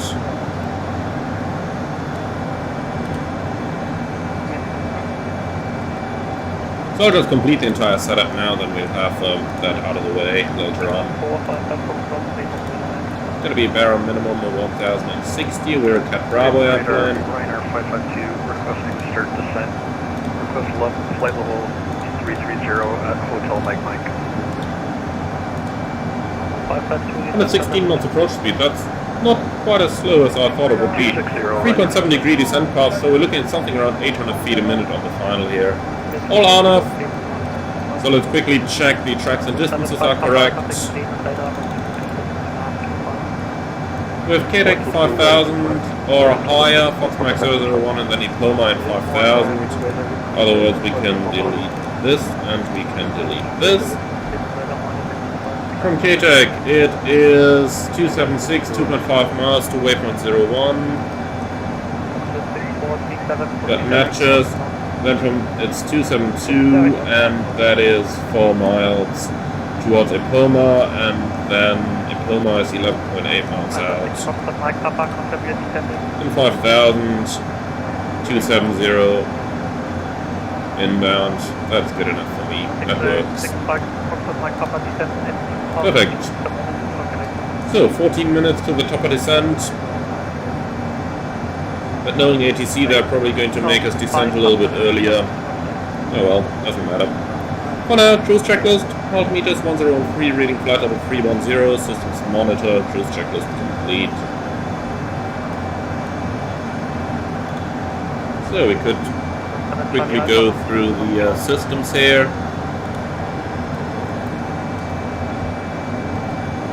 All normal, reservoir quantity is good, no doors open. Environmental panel, temperatures are good at 23 degrees, everything's working normal. Electrical panel similar, all green. Voltages look good. For the fuel, the center tank is about to go empty, and the wing tanks have taken over here. Got plenty of fuel on board. On the nav display we actually have that ring over here indicating the range to 45-minute reserve. And right now at the present speed that's showing just behind our destination, but due to the descent we'll use a little bit less fuel than this actually estimates, so there's plenty of fuel on board for us. Hydraulic system is looking all green as well, and the ice protection is as well. Right, seatbelts are off, so that's pretty much everything completed that we could have done at the moment.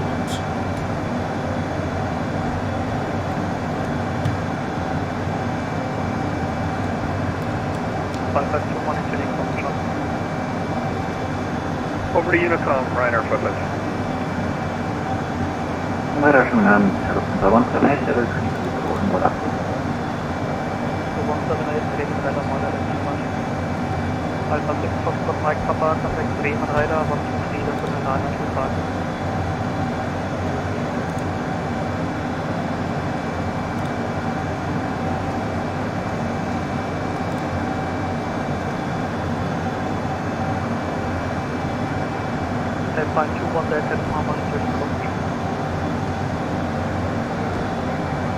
Yeah, Ufran, the captain in that video looks so comfy with the blankets. Yep.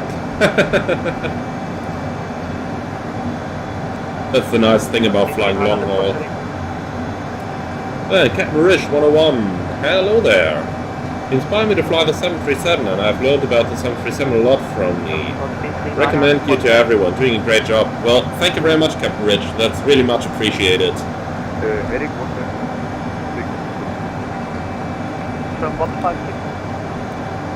And of course, to everyone, if there are topics left on the 737 that you think I should cover, do let me know in the comments, okay?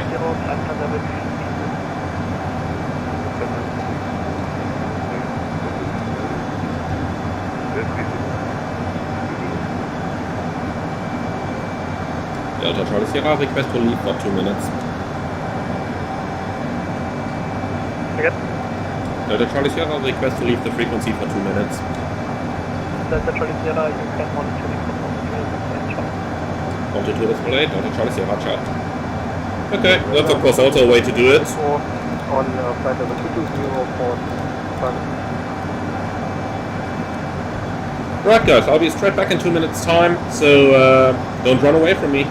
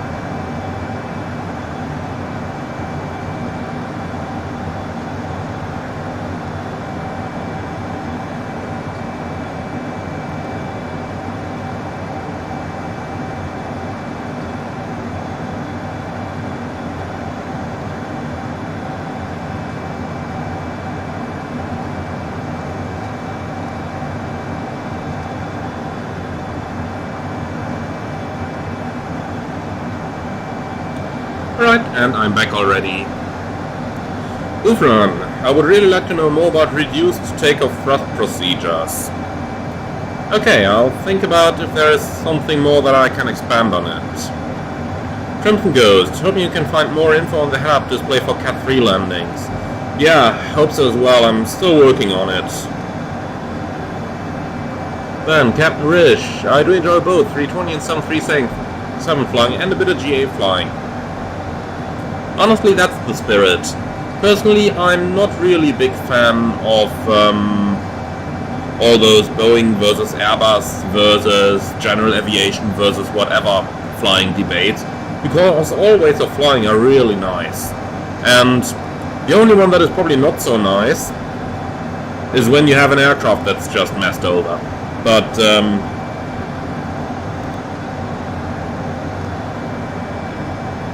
how many of those aircraft, well, how many of those popular aircraft would I call messed over? Really not a lot of them.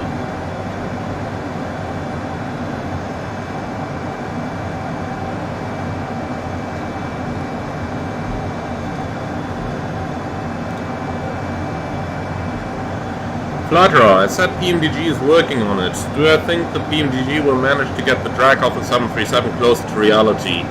Yes, it's work in progress.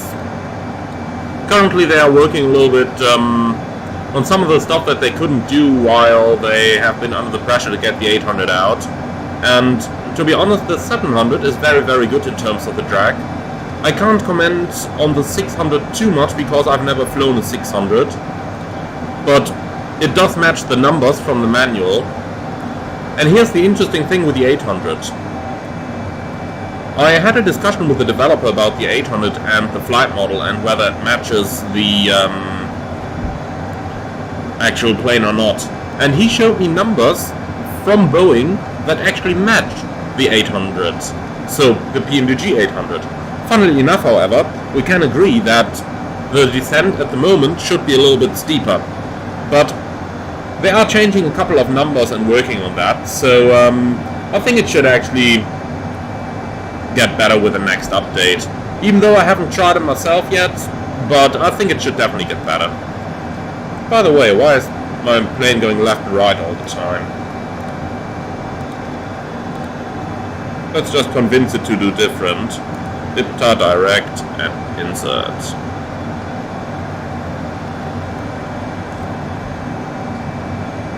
By the way, I am a little bit disappointed indeed that there is currently no air traffic controller online over here.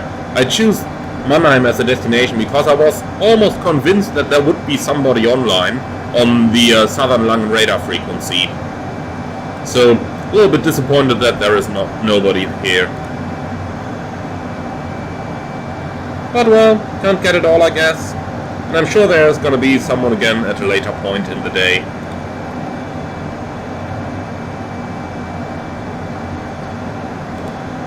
The plane is still going left and right. Let's go to heading mode.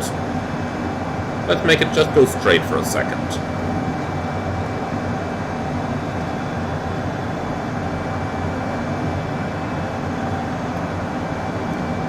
Perfect, so it can fly straight after all. Direct IPTA. Nav. Let's see what it's gonna do now.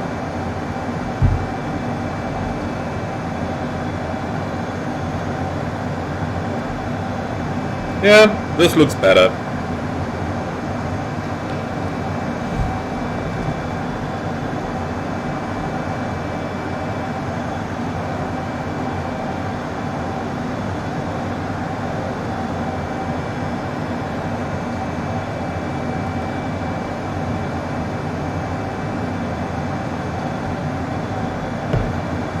I don't know, sometimes Flight Simulator needs a bit of convincing, to call it that way.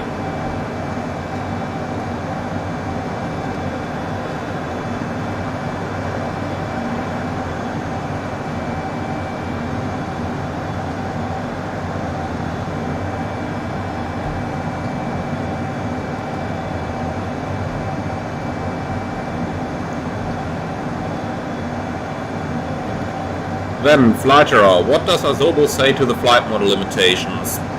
I've not recently gotten any more up to date on that topic. So I haven't gotten any new information about that in the last couple of weeks or so. So can't really give an updated comment on that, sorry. Then, Goodwin. Why have I chosen to fly 250 knots? Okay, so, do you mean 250 knots in the climb or 250 knots right now? Because right now it is just, I want to fly maximum speed, but my thrust is already in max continuous, so it's not gonna get any faster. So on the brink of 260 knots, Mach 0.71, but it's not gonna get any faster than this at the moment. And in the climb, I have flown 250 knots instead of the normal 210 that the Hondajet would do, because my routing was taking me basically exactly along the standard instrument departures of Hamburg. So I didn't want to do those I didn't want to hold up those jets on the standard instrument departures. So I just chose to fly 250 because I knew that all the jets behind me would fly the same speed. So if there was anyone on the sit behind me, then he would not be closing as quickly as if I flew the normal 210 of the Hondajet. So that was a little bit of a tactical usage of the aircraft's performance here. Then Cal2024, in real life, do you often debrief maintenance personnel and get involved in maintenance with the snacks on the airplane? Well, just yesterday, after we landed back at my home base after the 4th sector, when we did the recall in the taxi in, one of the pack lights came on.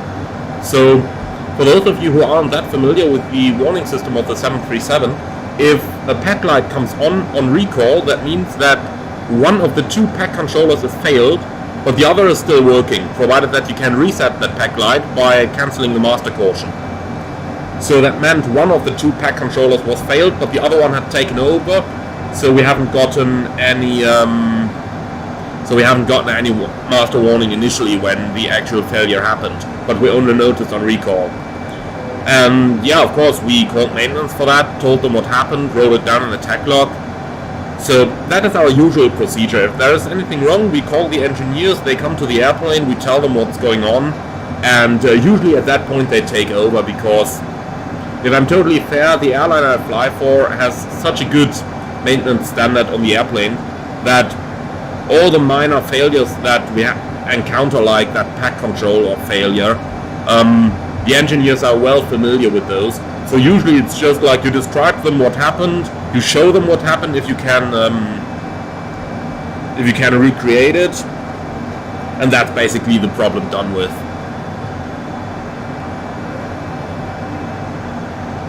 Ufran, any info from the EFB? Let's put it that way, if I had any, I wouldn't be allowed to share it due to the non-disclosure agreement. And Rigger 41, what's this nonsense? It says 737 driver. I feel so betrayed.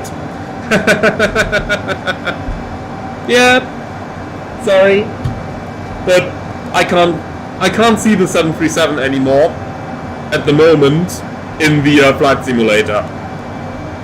I just can't see it anymore. Flying it too much in real life these days. Okay, let's take a shortcut towards K-Tech here. Turning on final, runway 25 left.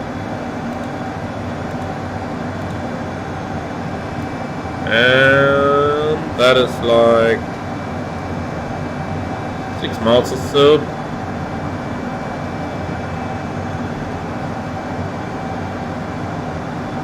I don't know, this VNAV schematic here seems off to me. Let's update that. Nope, still off. Okay. Then down we go.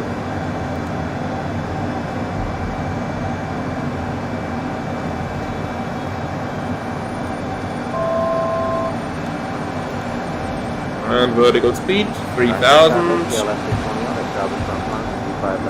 That's an interesting maneuver of the autopilot. Sure enough, the champagne of the of our passengers in the back would have been spilled now. Believe me, they wouldn't be too particularly happy with it.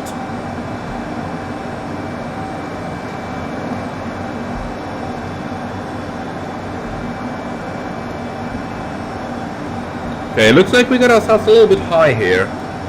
I just noticed it myself. We are like 60 track miles from the destination, and we are still at level 290.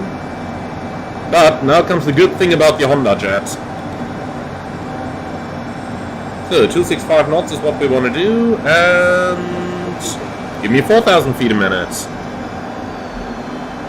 I'll just take it in idle, level change. Let's see what radar descent it's gonna give us. That might actually be the moment to get the seatbelts fastened as well. It's funny, whenever I talk to general aviation pilots and to business jets pilots, many of them tell me they have no problem whatsoever to do dives and get down and everything. Like, they really fly their aircraft sporty. Well, I would think that you would, you know, have a little bit better eye on the passenger comfort than if you are flying a 737. Which doesn't mean that we don't, but, you know. So yeah, now, what's that? 4,500 feet a minute. Frankfurt traffic, Lufthansa cruising on front thrust at gate Alpha 38, pushing back on the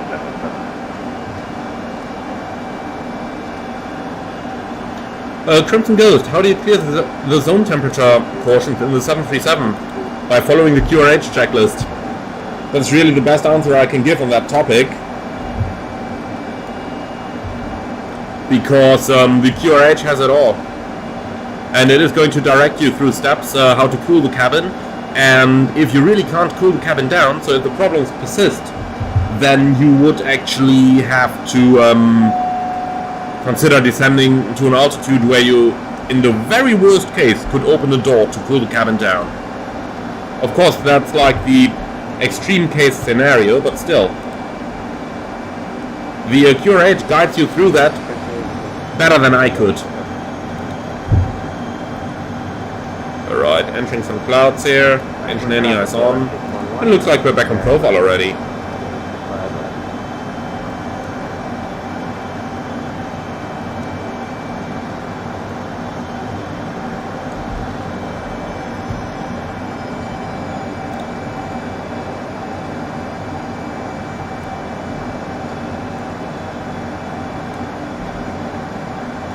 Then Jamie, is ACARS or the radar working? I see no ADS-B traffic on my G3K on the H-Jet. The radar is working, the weather radar. Well, working in terms of it shows us this overlay over here. And of course we also have the separate page, like, let me bring that one up, like over here. So that's the weather we have. We also have a TCAS on board and a traffic map. But you need to be below a certain zoom setting. I believe it's 40 miles maximum. If your ND is zoomed out more than 40 miles, then, well, this is what you get. Then you don't see traffic anymore. But like this, if you have the map at 40 miles or less, then you can see the traffic as well. Of course, it might always be worth a look into the traffic settings here to make sure that it's set to TA only, and that you actually have some settings in here.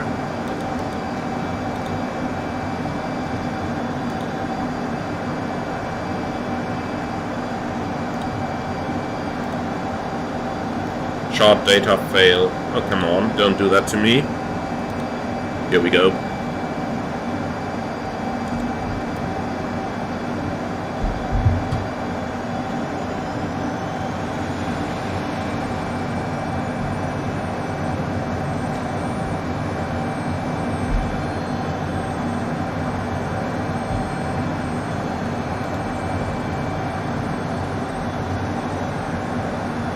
Rigger 41, have I flown the working title CJ4? If so, do you like the Garmin setup or the Proline 21 setup better? Well, I haven't flown the working title a lot, because I just can't get comfy with the general cockpit layout of the CJ4. However, overall, looking at videos from the real ones, I do like the Garmin setup better. Sure enough, the Proline looks a little bit more airliner-ish, but if you have a properly simulated Garmin and a properly simulated Proline, then I would prefer the Garmin any moment.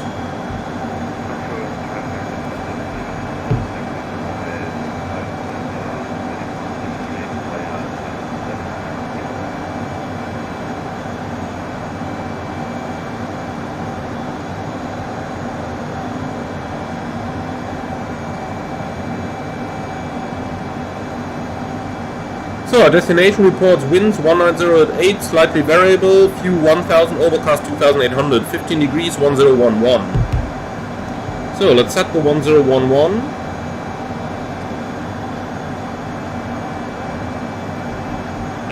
Passing 11.7, descended 5000, no flag standby set.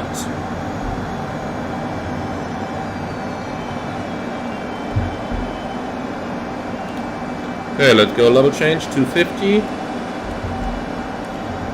And then descent checks.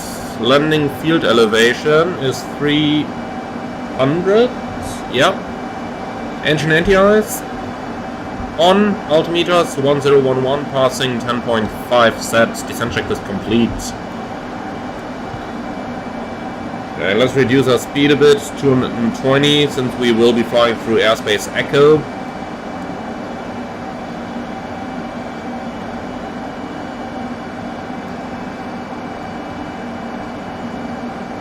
It's interesting, that VNAV profile definitely seems to be off. We have like 10 miles to go to the final approach fix, which is 4,500 feet below us in 5,000, and it tells me I'm below the profile. That is definitely not right.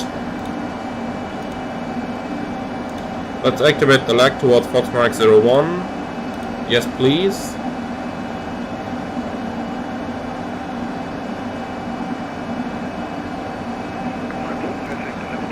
I said activate the lag. Yes, please. Oh well, looks about right. And now we have a VNAV profile. That's good. And we have our approach profile as well already. So approach mode armed. Glide path is armed. Why is my... What on earth is it drawing here? Come on. Put me back on the profile, please. Come on, you give me this, you give me this. It seems a little bit confused at times. And why is it using half bank now? Yeah, sometimes it is a bit confused. So, vertical speed 1000. Actually, we have a glide path coming in here. So let's go VS 500 and establish ourselves on the glide. I'll let the speed drop back to 180 knots so that we don't like batter down the approach at ultra high speeds.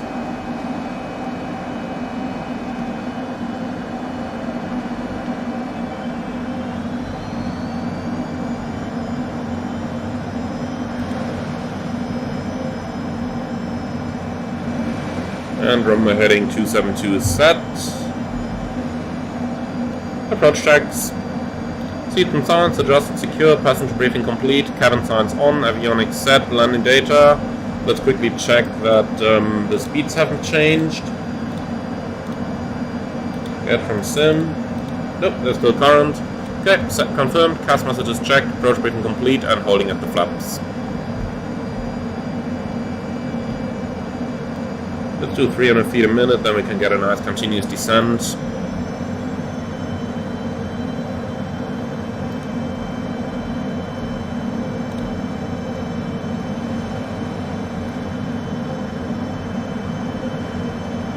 Math, how do I know I will be in airspace Echo? Well, basically, I know the area, so I know there is Echo around, but it is on the approach chart as well. If you have a look up here, it says parts of IFA profiles within airspace plus Echo, watch out for VFA traffic unknown to air traffic control.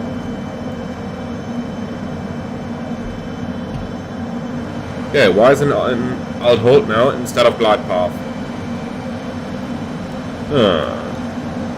Okay, let's do that again. Glide path capture, and we're diving. Crash dive back down onto the glide. Oh man, those passengers will never come back. I know that already. They will never come back. Okay, do we have some distance to altitude checks down here? Next up is 9 miles from the runway. We are looking at 3,920.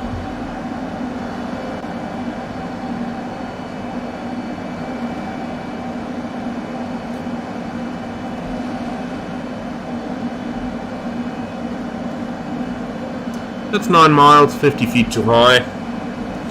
Flaps approach. That should help slowing us down. Let's get down to 160 knots. And that's the approach checklist complete then.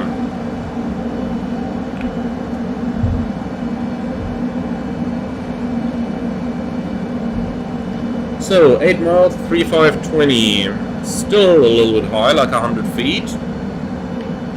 But we are a bit above the profile here as well, so hopefully it'll catch that path back. 7 miles, we're looking at 3,130.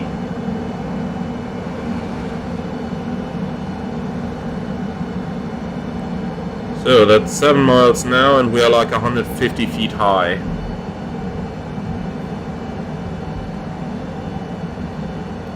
Okay, speed back 116. I'll just let it around 150 or so. So 6 miles, we're looking at 2,730. Airplane, please continue your descent now. There's our runway lights.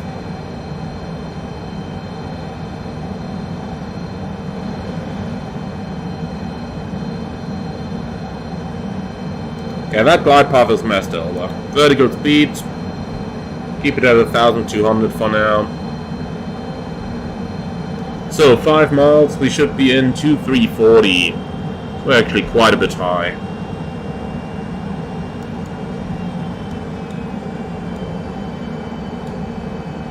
So 5 miles. Let's go 1,000 foot a minute now.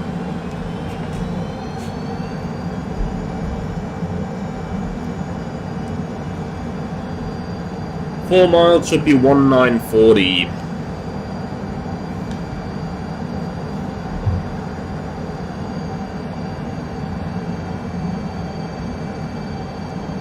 So we're at 4 miles, we're back on glide.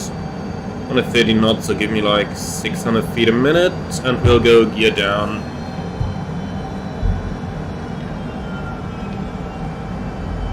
Landing flaps. Keep descending, please. Keep descending.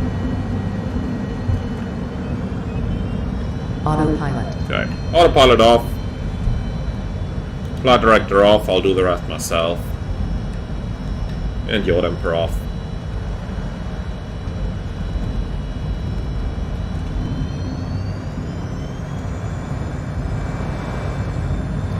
Landing checklist.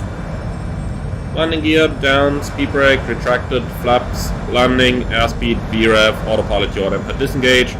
Before landing checklist complete. 1,000. Checked.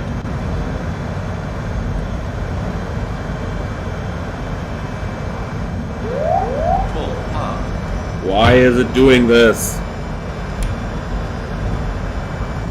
This was absolutely no reason for a pull-up. Continue.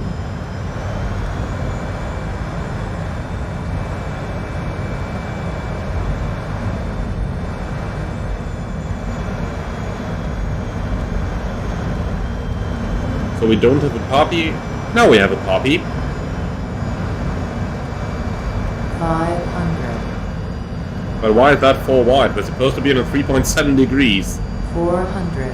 Oh well, flight simulator. Anyway, then we'll fly down into the poppy. 300.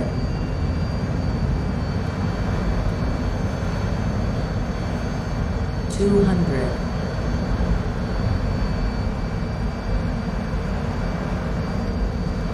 100. 50, 40, 30, 20, 10. 5. Come on. Okay, speed brake up.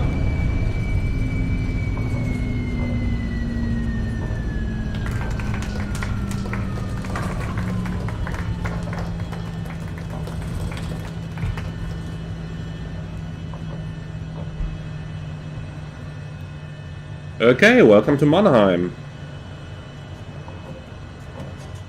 For those of you who've just joined, we've landed at Echo Delta Foxtrot Mike, Mannheim.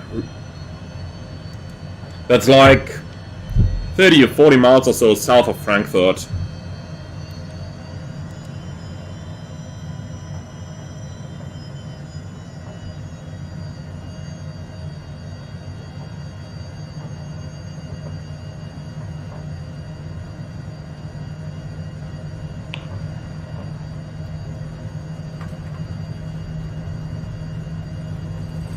So guys, while I'm taxiing back to the gate, you can start thinking if we are flying back towards Hamburg or if we'll go to Lubeck instead, which is like exactly around Hamburg and is actually inside the control zone of the approach controllers, but probably without all the slots and everything, and without the holdings. So you tell me.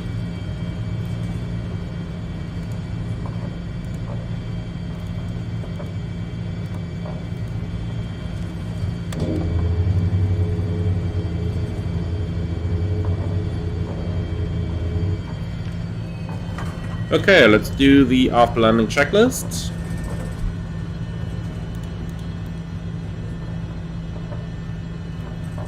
Cabin signs on, engine anti-ice off, speed brake retracted, flaps up, trims in green band. After landing checklist complete.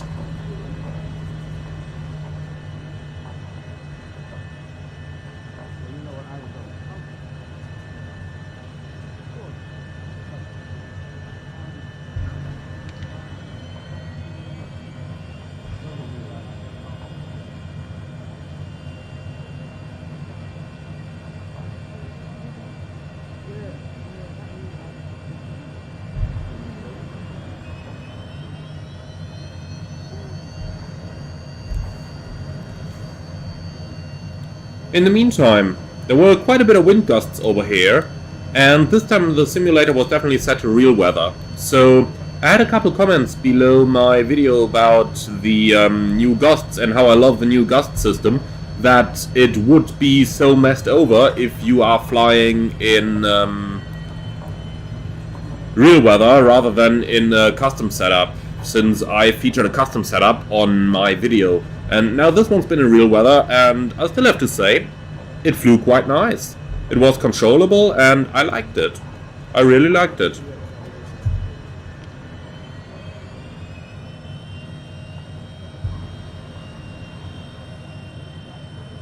Okay, we'll park it over here.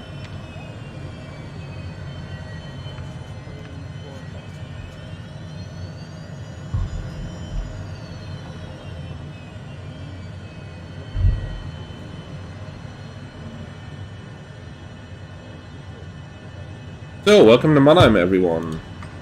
Park and brake set, and engines cut off.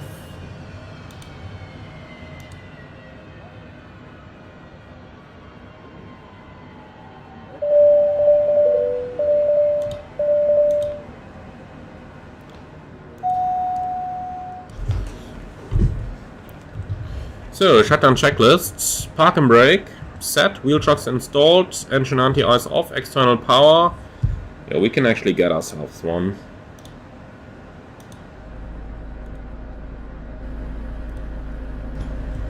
Thrust levers cut off, cabin signs off, oxygen off, park and brake will remain set, and the battery is off. Shutdown checklist complete.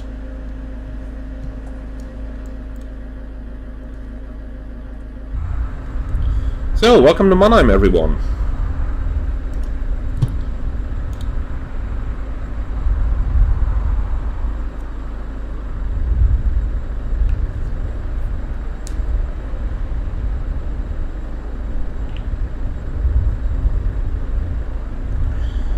Okay, so we have Ufran voting for Lubeck.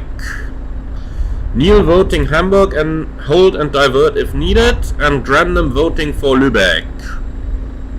Okay, well, that is 2-1. So I would say, looks like we're going to Lubeck. And Jamie 2. I'm new to your channel. Are you a 737 typewriter pilot? Yes, I am.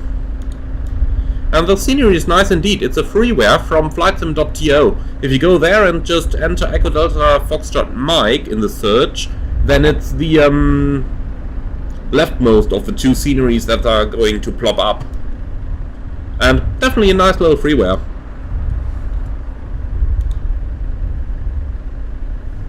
And Ultron, yeah, I can share the flight plan as soon as I have it. I'm just programming autorouter to start searching for a plan.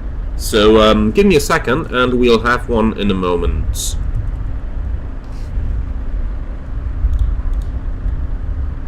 Well, I'm saying give me a second. Actually, knowing autorouter, it is going to take a little bit longer. Then Grandam, how's my performance after SU-10? To be honest, I don't feel a difference. It seems the same to me. However, I have been using the SU-10 beta before, so probably there was just no big change between the last public release and the last beta release. And I'm not using DirectX 12 at the moment. I'm waiting for them to polish it out and then I'm going to give it a try. For now, DirectX 11, and you know they say never change a running system, so that is what I'm gonna do, or what I'm not gonna do. I am not going to change the running system.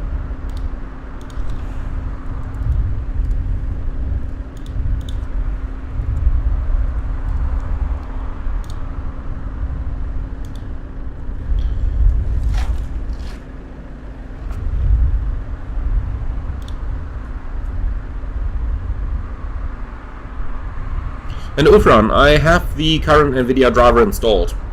And Mexico, hi.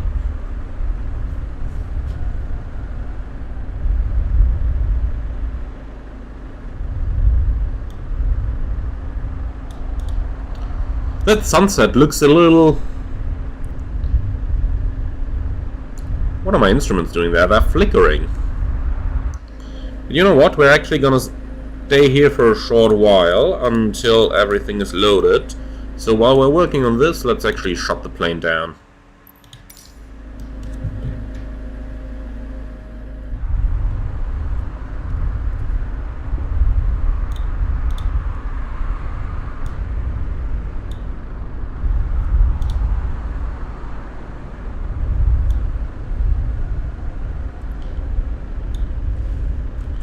Alright, SimBrief is working in the background. As soon as I have the flight plan, I'm going to share it with you guys. So just give me a moment.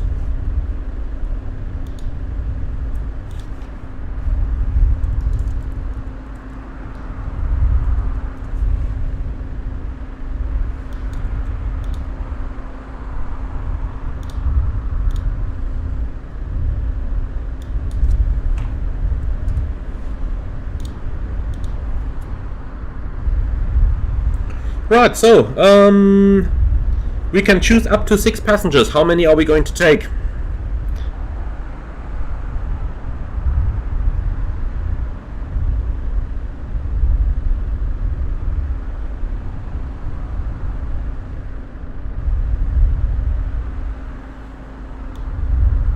Uvran, yeah, same for me. And Jamie too, I didn't have a look at FSLTL yet, but I am going to do on the next couple of in the next couple of days, but I can't quite say when yet. And Matthias, what is our first flight like? Well, the first one has been from Bremen to Hamburg, now Hamburg to Mannheim, and now we'll go Mannheim to Lubeck. So let's actually fly the plane empty. So we'll take an empty plane back to Lubeck, and then we'll probably take some passengers from there to somewhere else, but we'll see where. And random, it does not make sense, no. Don't worry about your German, it just doesn't make sense.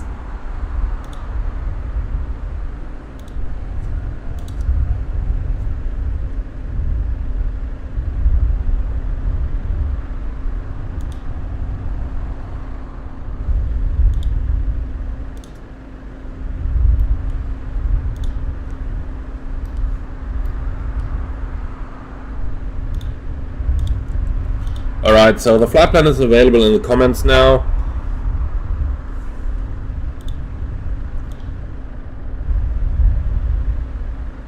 Mexico, no passengers. It's an organ transplant we take today.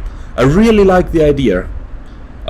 We have to be aware though that on VATSIM it is not allowed to use a status flight, so we can't set ourselves to status hospital. So we can't get priority from the air traffic controllers, because then everybody would probably just go as a head of state flight, and thus everybody would demand priority. But I like the idea. I really like the idea. So let's just pretend we're doing that, while at the same time keeping in mind that we cannot enforce priority from air traffic control. And Ufran, yeah, just 1,319. And by the way, it's pounds, not even kilograms. So it's 1,319 pounds of fuel. However, I am going to take a little bit extra, because if you have a look at the route there, you can see the star that it has on is pretty straight in, and I'm fairly sure they're going to vector us around the Hamburg approach airspace. So we'll take a bit extra. Let's take 1,600 pounds. That should give us plenty of extra fuel.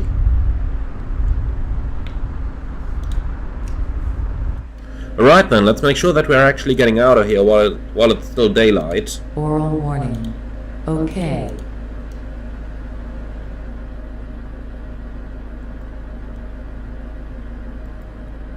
So we have nothing in the nose, and we are taking 120 kilos in the back there, giving us 7,460. Okay, so 260 pounds. Let's go to initialization.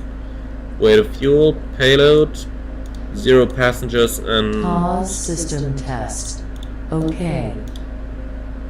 no, that's too much. That's more like 60. Yeah, no, it matches.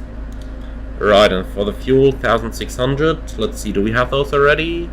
No, we don't. So let's quickly fuel the airplane first before we actually enter that. So 1,600, that looks better. And then we can already close our doors.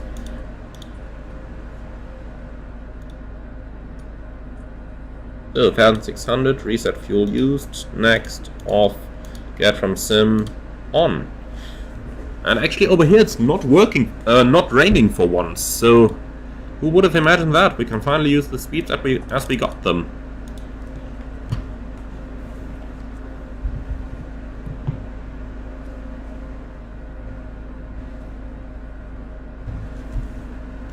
Okay, so delete. Origin, Echo Delta Fox Mike.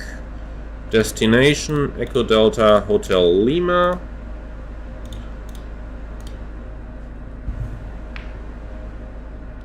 And the departure is going to be via Rolzo. It is Rolzo 3 Whiskey. Load. And then the routing itself. November 851 Rimkey. Where is it?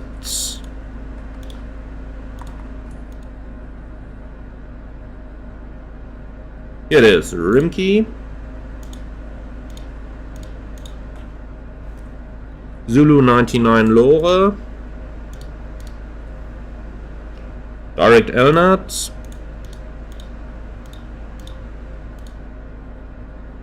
Papa 605 Nolgo.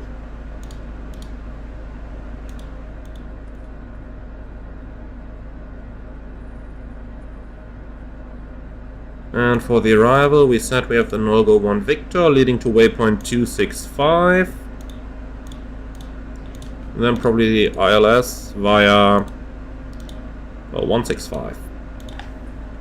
Okay.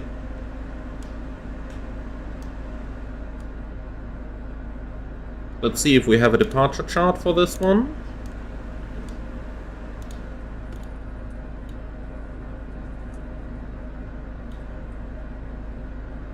This is it. So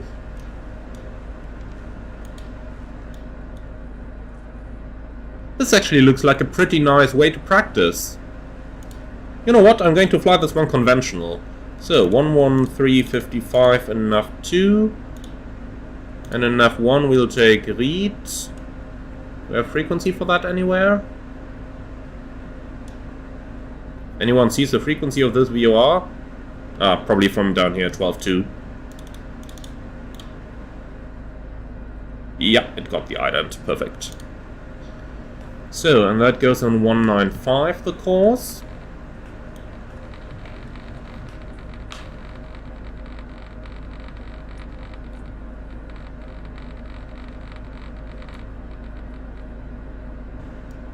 Okay, so 256 on the heading.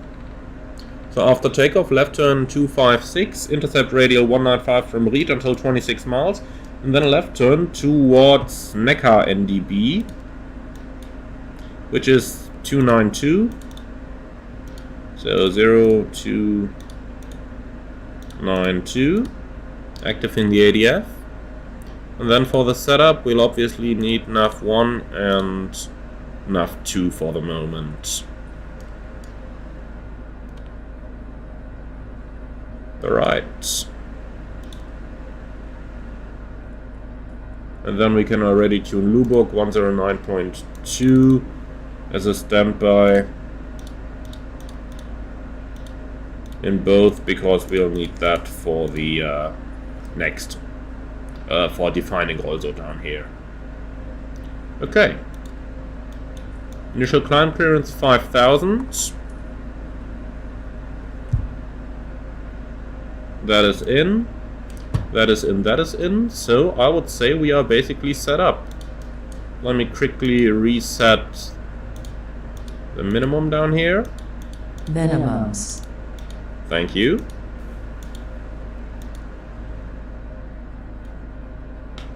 And finally reset the checklist. That's a little bit annoying. That reset all button should, in my opinion, just reset all of those checklists at once. And not one after the other.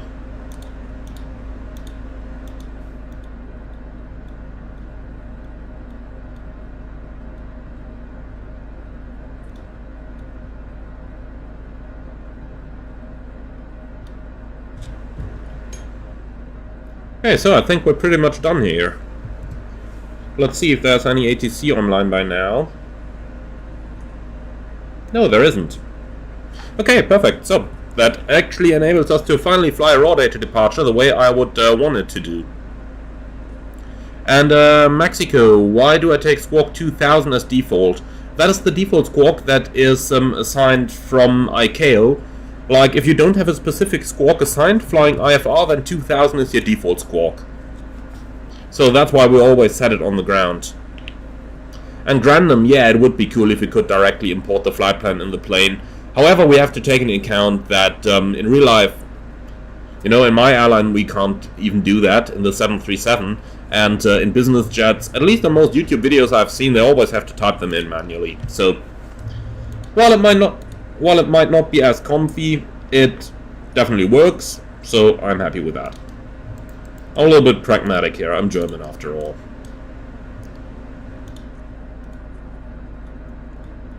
So let's switch the charts to night mode, and this is what we need.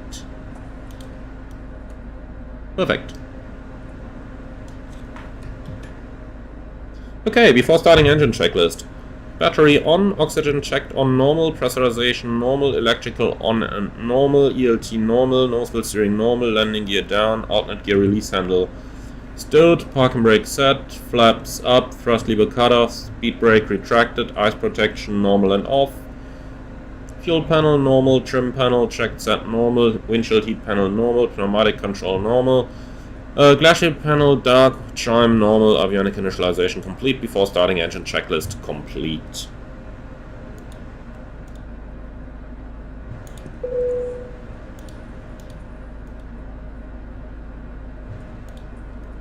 This is somewhat nicer, isn't it? Not so bright. Okay. Then final check, and there is definitely no radar online for us. Alright, perfect.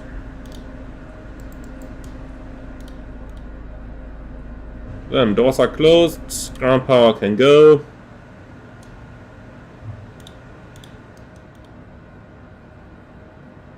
Doors closed, electrical more than 23.5 volts. Perfect.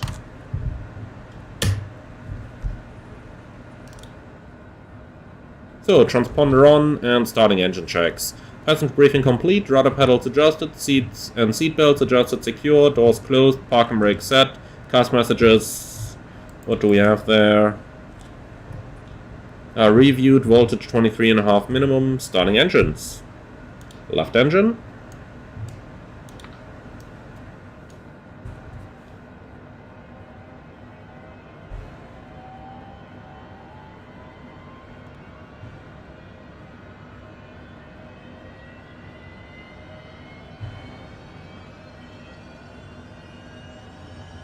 And right engine.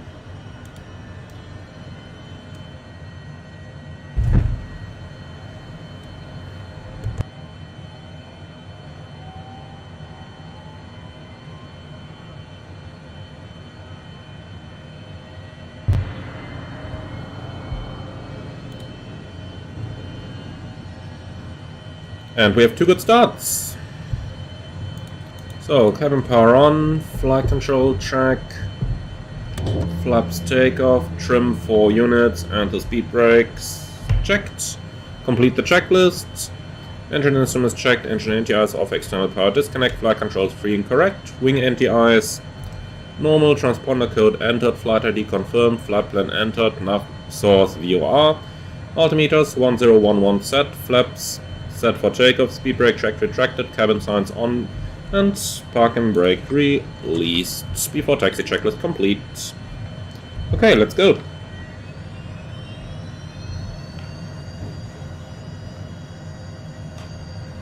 We are clear left and clear right.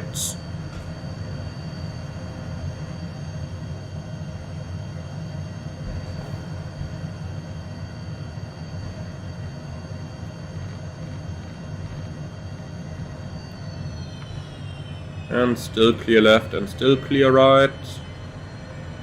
Maybe a little bit careful on the taxi here, not to take the plane over the grass, because those taxiways here, let's put it that way, they aren't as wide as I'm used to on the big airports.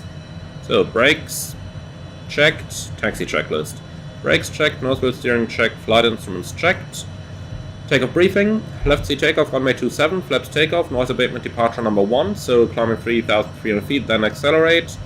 And the sit straight ahead to 4 DME, then join the radio 195 from lead VOR until 26 miles, and then left QDR 081 from Neckar NDB. And that is mostly it.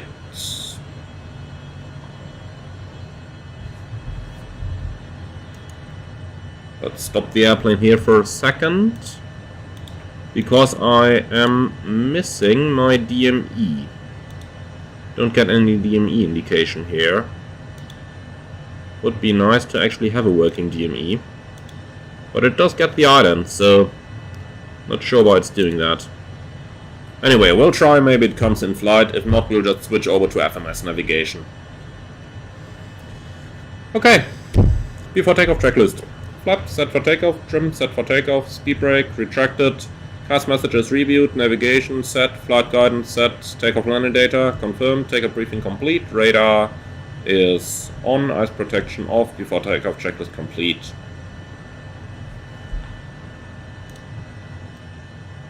Nothing on the T-cards, let's go. And it's a short field, so I'm going to hold the brakes. And we'll make this one a static takeoff.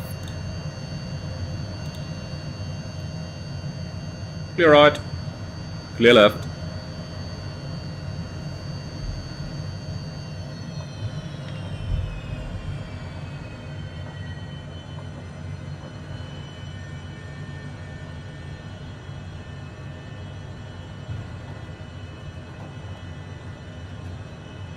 Wind is directly cross.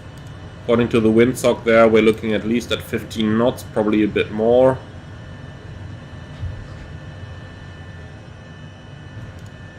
Okay, timing, takeoff.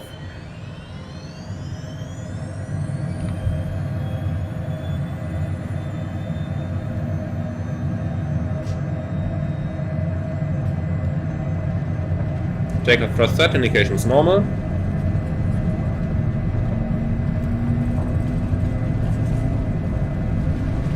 Ooh, bit of wind, 80 knots past.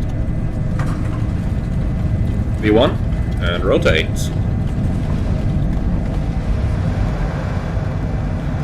Gear up.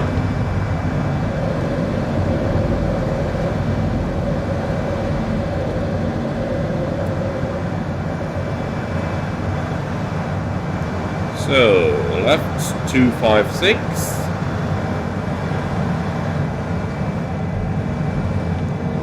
MCT sets.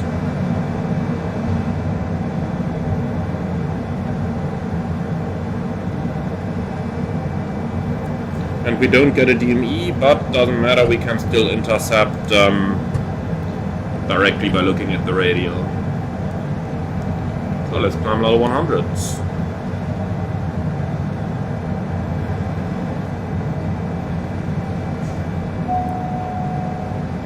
Back up.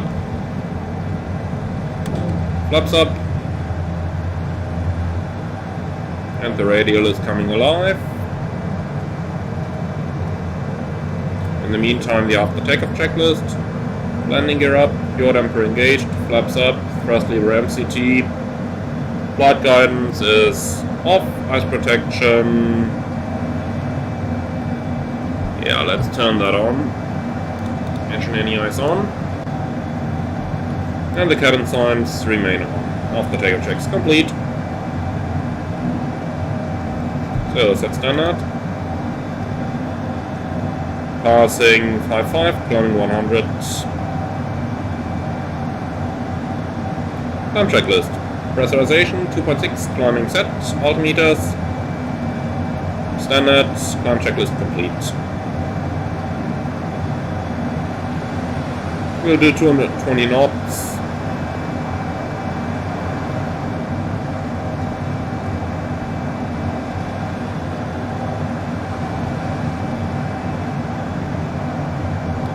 This is of course where the second pilot would come in very handy to do all the settings now for me, because having to do them myself is a little bit nasty.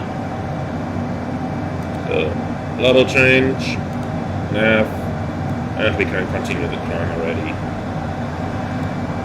Actually, let's put the flight director back off. I just wanted to use it to match my speed here, really. So we continue until 26.0 DME from lead. We can see that to the lower left of our compass on the PFD. And as soon as we have reached those 26 miles, we'll make a left turn 081 inbound to the Neckar NDB. And the Neckar NDB we'll have active on here.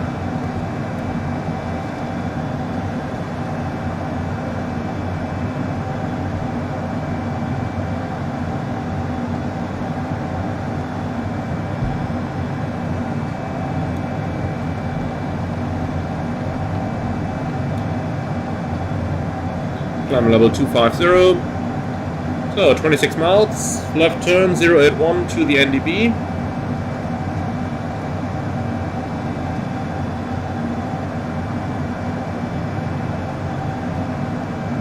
Now I actually need to zoom in a little bit so that I can read that needle clearly. In my normal zoom setting I can of course read them as well, but in this case, since we'll actually have to fly this one accurately, let's help ourselves a bit if we can, right?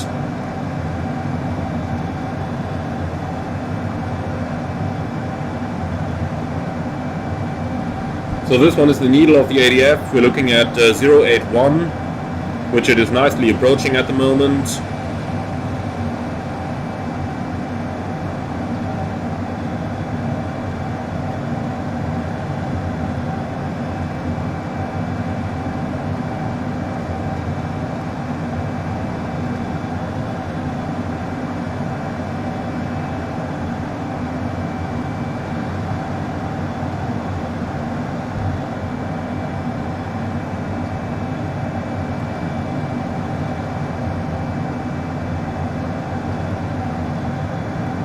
Still hard to read the displays right now.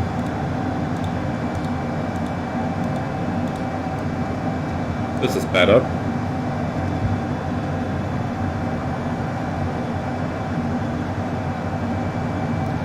And the nav display confirms that we're actually on track. Very good. So basically we're just continuing like this to the station and then leave at 085 outbound. But you know what, the autopilot can do that just as well as we can, so... There you go, nav level change, autopilot.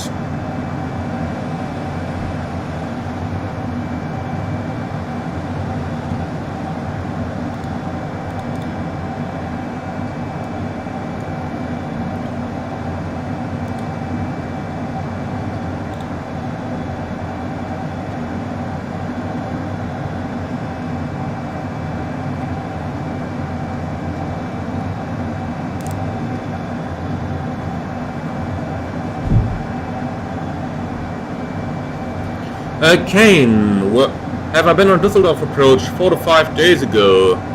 I didn't fly 4 to 5 days ago, so that couldn't be me.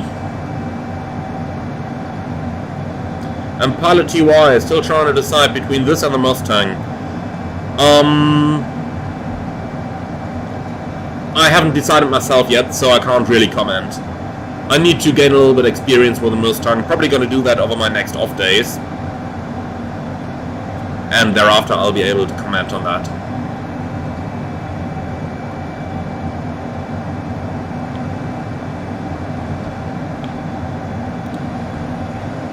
Right, so let's go all the way up to level 380. Probably going to be quite a very short cruise then, but doesn't really matter, does it? If that's what Simreef says is the best way of doing this, or the most efficient way, then I know something that's even more efficient though. Not flying to Rolso, but taking a shortcut to Elnat. Elnat is the border between the boundary to Bremen, so that's why I'm going there.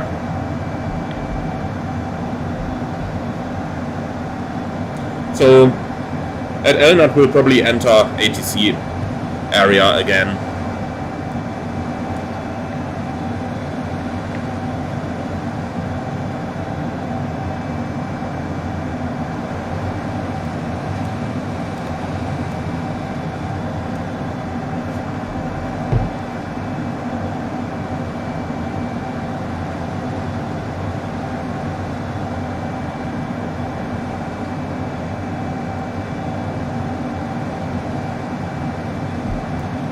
And one more direct, so it should finish the turn now. Wow, this is quite a crap angle, isn't it? Like 20 degrees here. But of course, doing 200 knots or 210 knots indicated and having 104 knots wind directly cross those 20 degree crap angle here are definitely to be expected. But imagine it looking outside. We're looking here, but the plane is flying somewhere there. Maybe somewhere here. We look outside. Yeah, here-ish is where we are actually flying, while the nose is pointing here. I always find that amazing. And sometimes you have these incredible crap angles, even in the 737.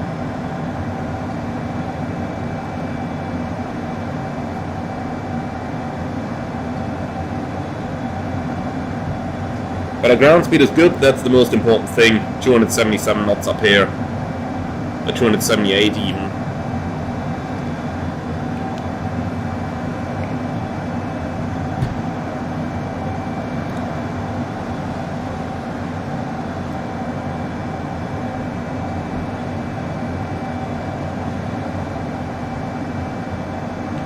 Cal 2024, yes, that's the same Hondajet that I previously used from Marwan Garrett, yes.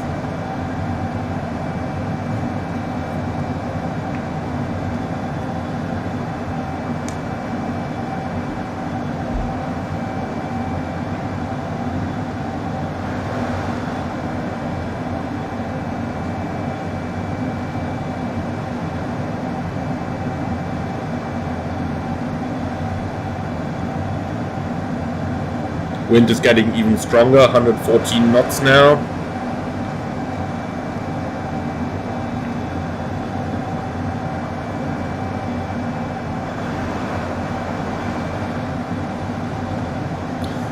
Nicholas, this is the Hondajet HA420.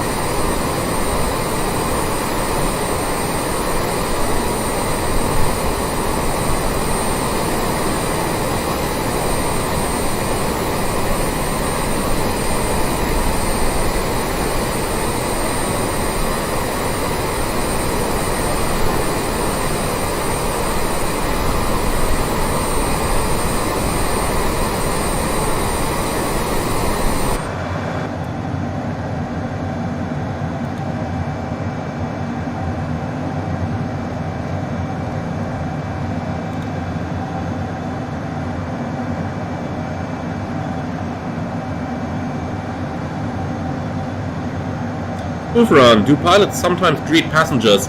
I do. I mean, if everything's done and I don't have anything to do, then I usually like to go back to the galley and say hello to the passengers together with our cabin crew. I certainly do that.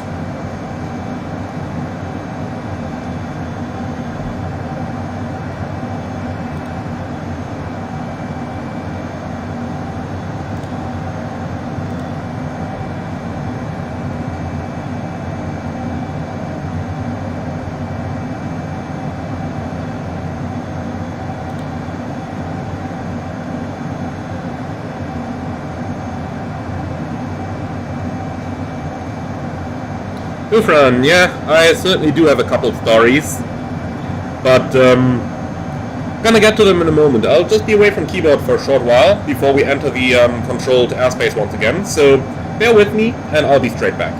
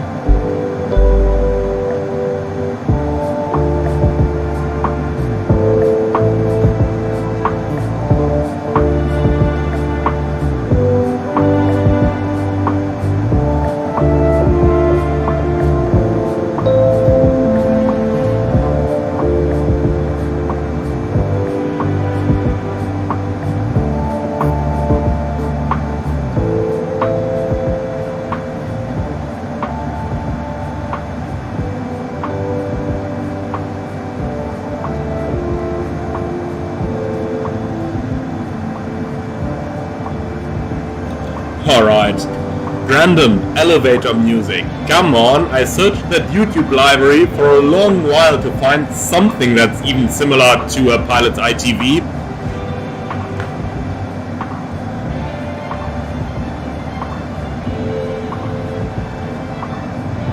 Alright, we have one to go.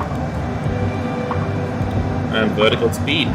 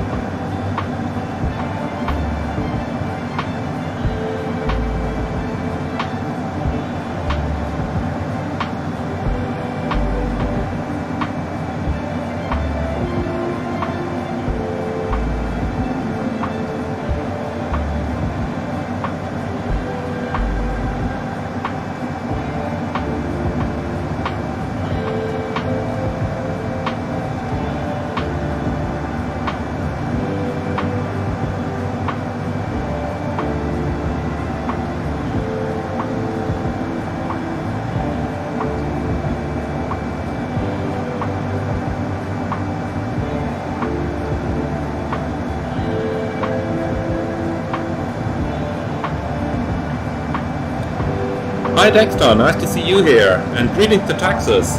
Hope the weather at your place is a bit better than at mine at the moment.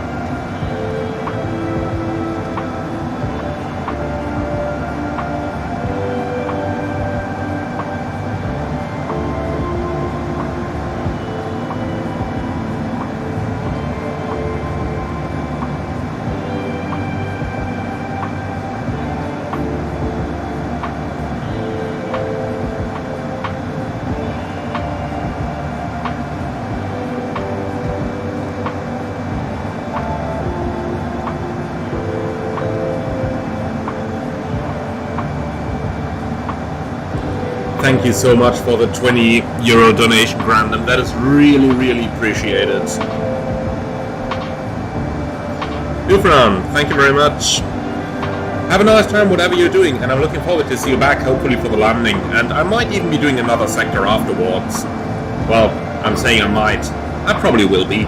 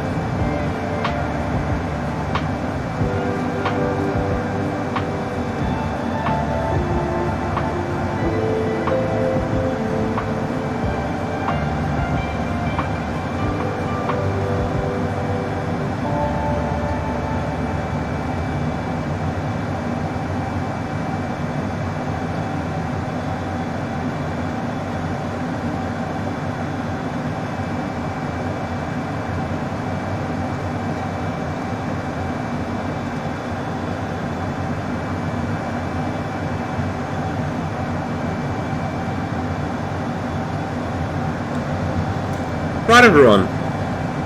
So let's slowly start looking into our approach into Lubeck and see if there is anything we can prepare already.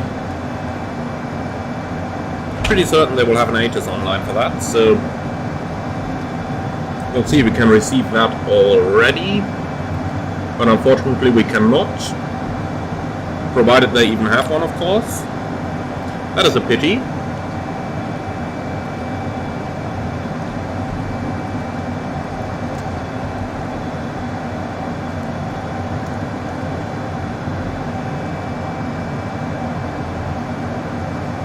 But according to the VATSIM data, the wind is variable at 4 knots, 10 kilometers visibility, showers in the vicinity, scattered 2,400 CBs, broken 2,900, 13 degrees 1002. That definitely sounds flyable to me. We'll probably have the ILS approach runway 25 down there, which is the same landing direction as the main Hamburg airport, which is 23. So let's see, frequency triple 1.7.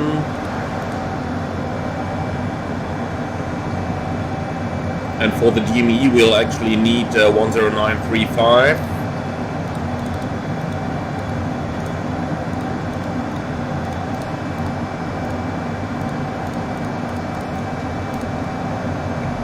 So we'll have to do it like this.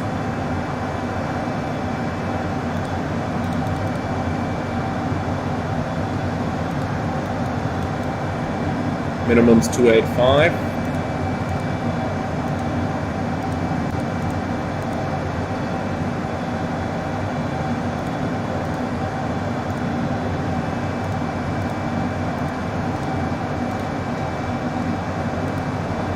And approach speed 110.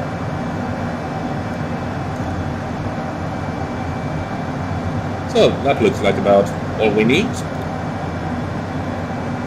By the way, do let me know if you like that small musical break there, because I thought about actually doing that about in some future videos as well, especially with the Cross the Pond coming up and with the with another long haul event coming up shortly afterwards.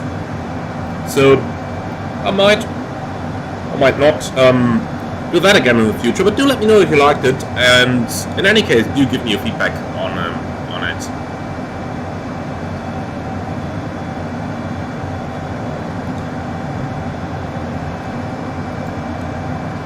Let's have a look into the star as well.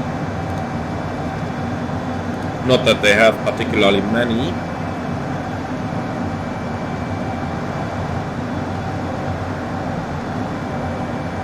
And we'll probably get the Romeo arrival, so might actually have to reprogram that. Yeah, I have the wrong arrival in.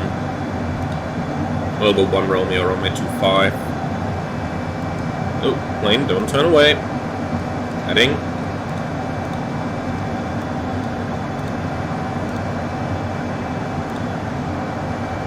Direct to Elnat. No.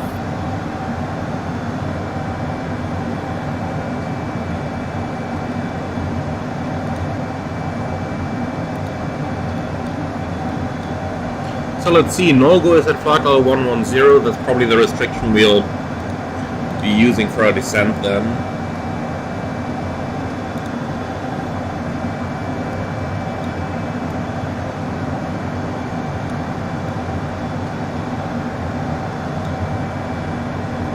Why does it have Rachup in here? Am I just mixing up the arrivals? Have I programmed the wrong arrival now?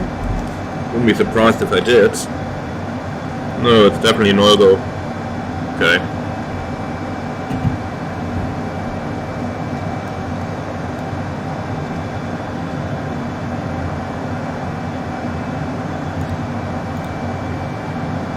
Oh, that's it. Okay.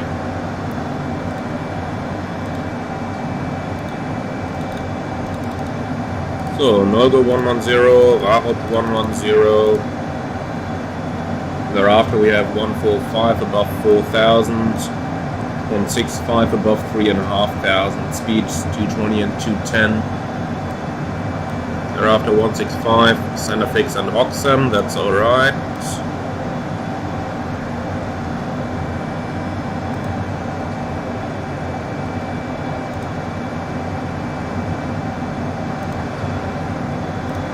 Then we'll join the ILS approach runway 25.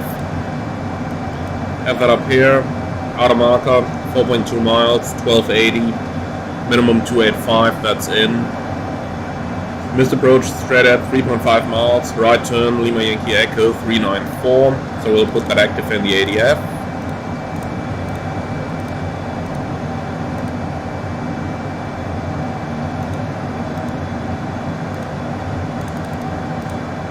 Too bad we can't put the marker on here, because that would definitely be easier than looking at the DME.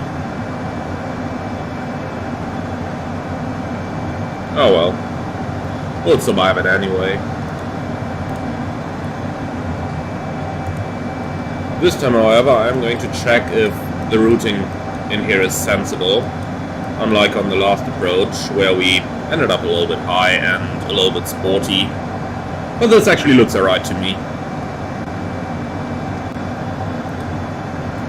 In terms of the fuel, we have plenty, very good.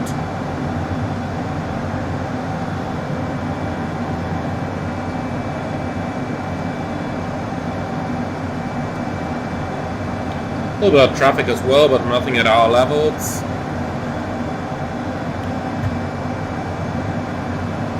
And 8 minutes to go.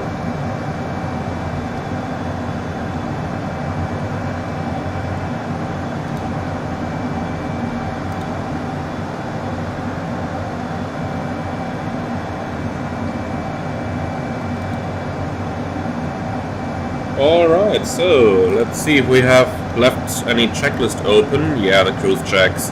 Altimeters are set 1013, maintaining 380, and the systems are monitored. Cruise checklist complete. While we have the time, let's quickly go over everything we have here. Status page is still looking good, environmental is looking good, electrical is good. Fuel is good with the center tank empty, but that's expected. Hydraulics are good, and the ice protection is good. I always find it interesting looking at the fuel page here. We're flying for like half an hour now, and the plane just used 500 pounds of fuel. I really find that an impressive number for, well, of course only 5 seats in the cabin, 6 if you count the right seat in the cockpit, but still, I mean, we're still moving like 3,000 kilograms of an aircraft around here.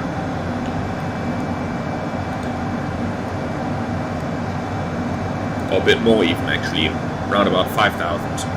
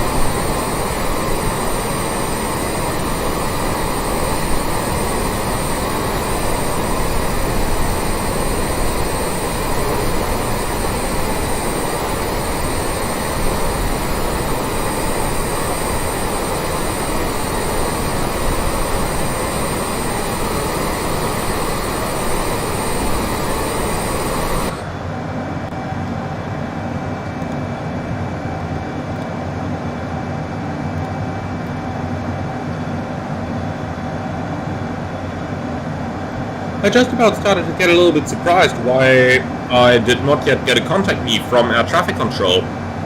And when I looked into the pilot client, it looked like everyone is actually offline. Like there is literally nobody anymore in Hamburg. Anyone know what's going on there? They're supposed to have the event until 8 UTC.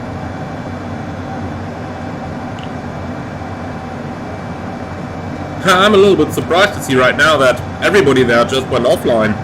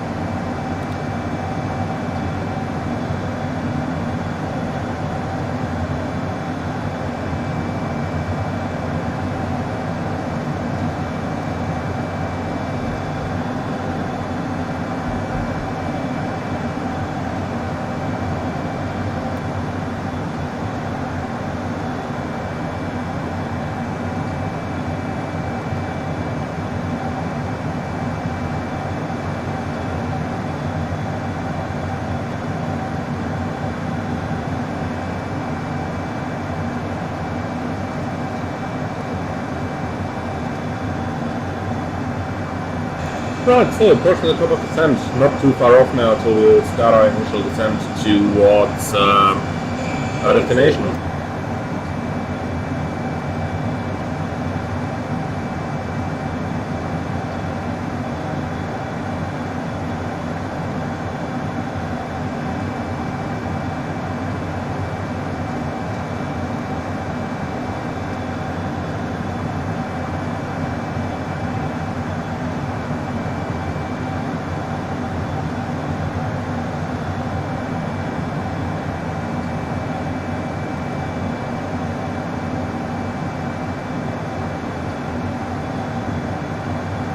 Now this might actually be a good moment to check if there's any traffic close enough to us that we would have to change our route for the descent, but looks like we're well clear of anyone.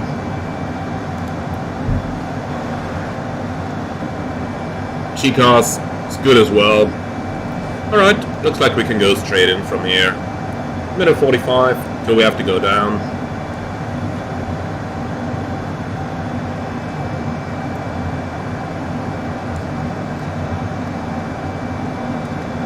Really nice sunset, isn't it?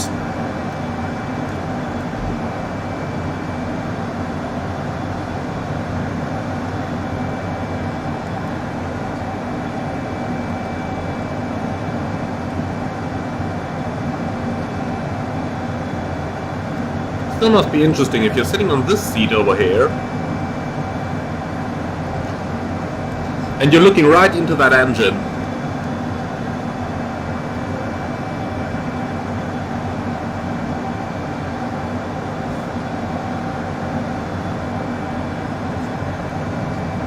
And of course, someone asked earlier on what's so special about the Hondajet. Well, here you go. The only very light jet that actually has a fully separate toilet compartment. And by the way, in case you're wondering, no, the flush of the toilet is not simulated. Unfortunately, I have to say, unfortunately.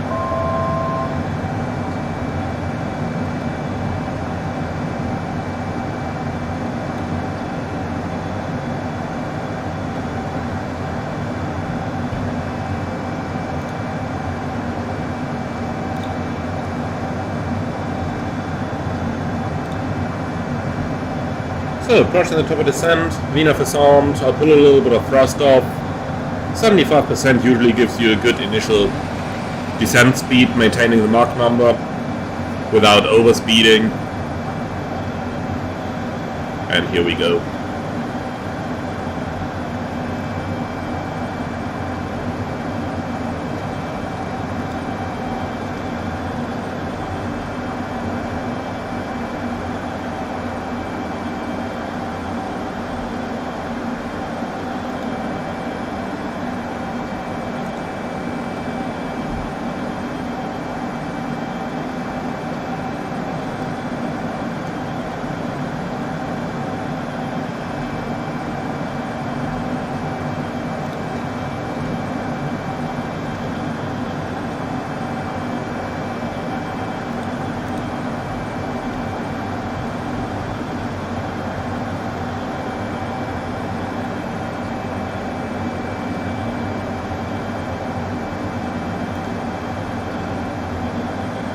And down we go.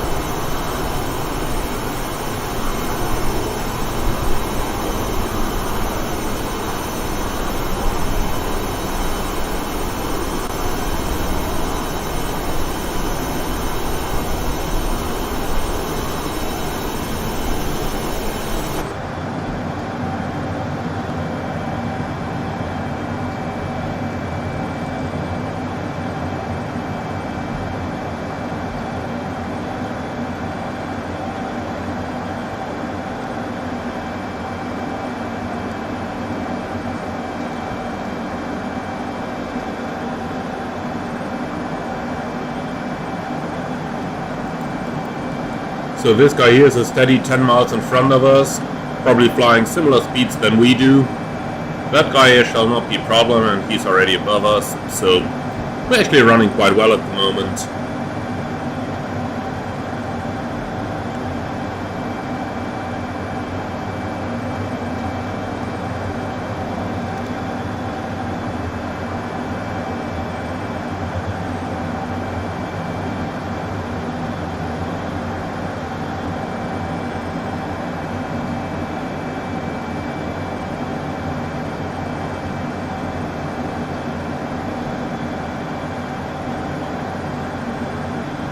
Addon, 737 landing light won't run. Right click and there's nothing in my MSFS settings. What should I do? Well, in first place, you could always contact the PMDG support. Now, I have to say that I never used that PMDG mouse options, so I always use the standard simulator options. So I could just left click the switches and they would move into the correct position. That is how I'm doing it. Maybe you can try that one and see if that's working for you.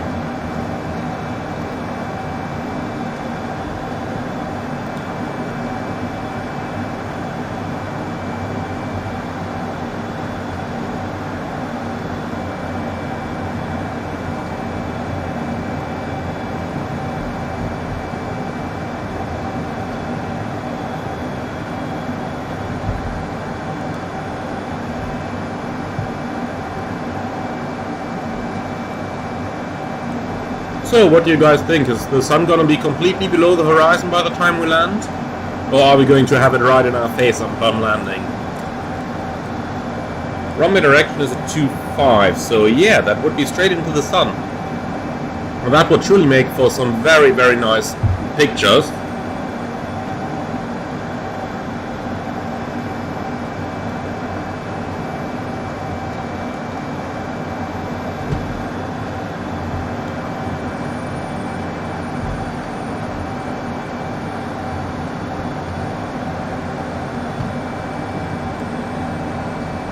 So, next level 110, at no-go,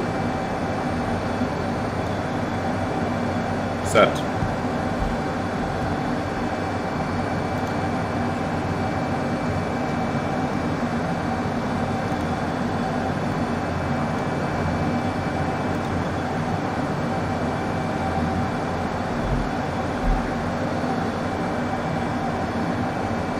A little bit of weather over there, that must then be Hamburg.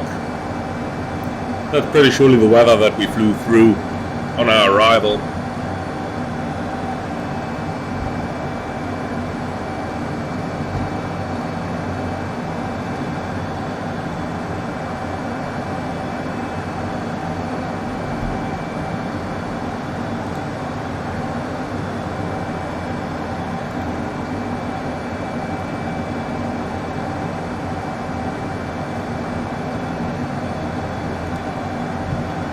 So, where is the ATC?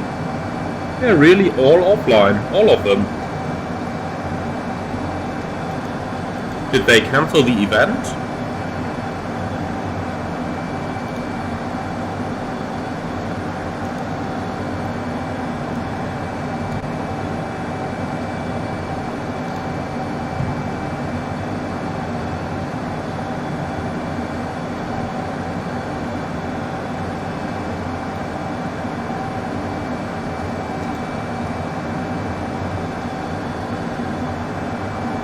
No, they actually did cancel the event.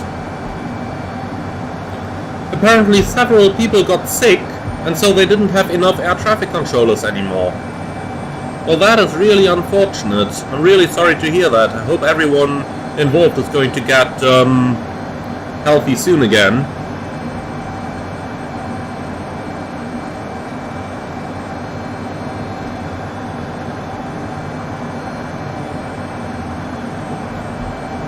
Yeah, really wishing the best to everyone involved.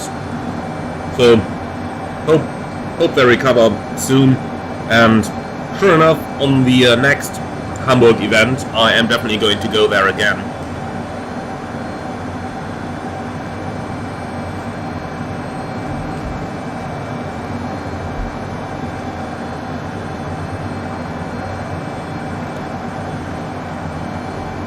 Even though hopefully without the need to do a VFR departure then. But I really have to say, that was a very nice experience doing that VFR departure out of Hamburg.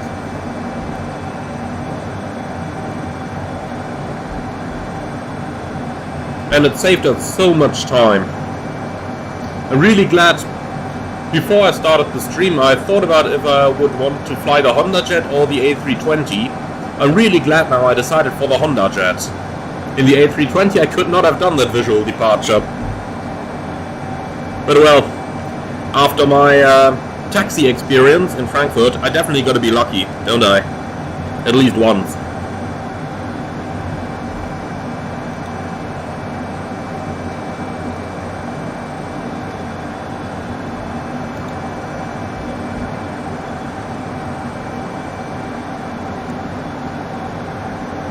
Oh, too bad, so the sun is actually gone just now.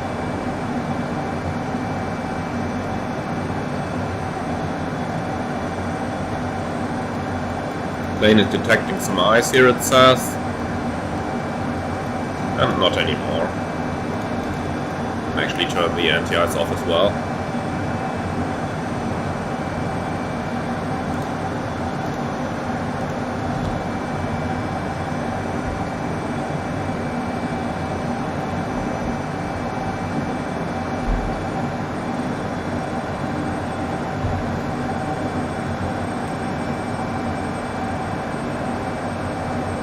That guy is getting a tiny bit closer there, but shouldn't matter too much.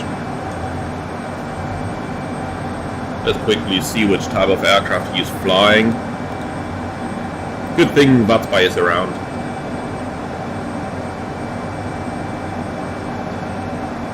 Oh, it's a BAE 146-300 from Swiss, coming from Zurich. That's nice. So he's probably flying a similar speed profile as I am then.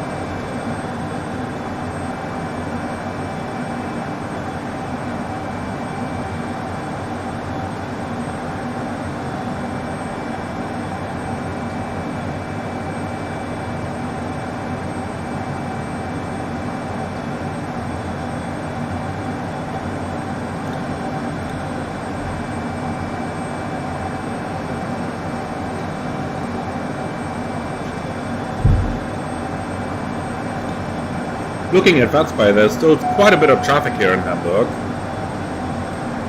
Okay, ice. How can ice possibly come up in this situation?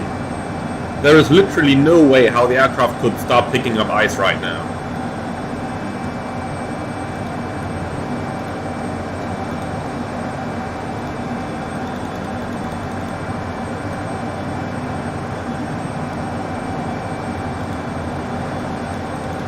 You know what? We'll just do it this way.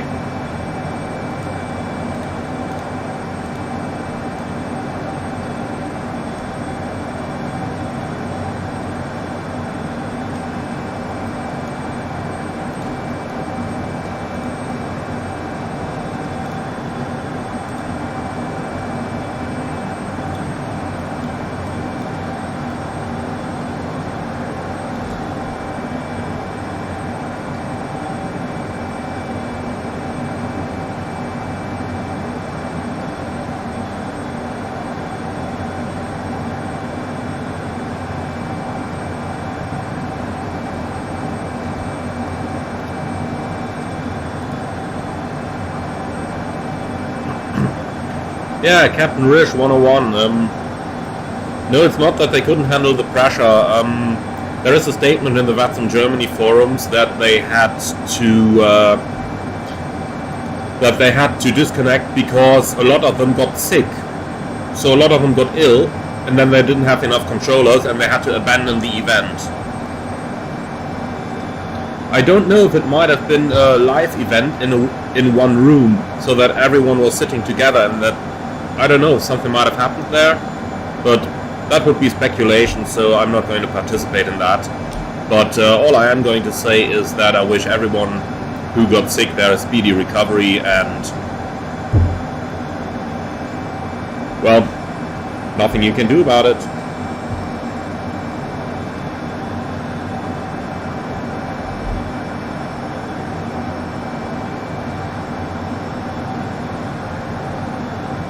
So let's go vertical speed. That makes the level of a little bit smoother once it sequences Nolgo to Raro.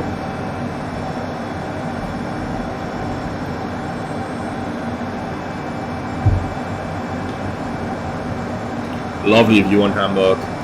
Absolutely lovely.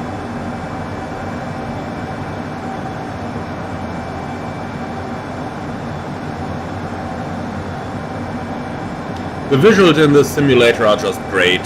They are absolutely fantastic.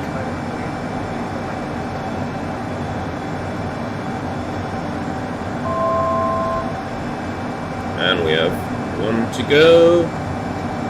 BS 1000. There is no speed limit here yet.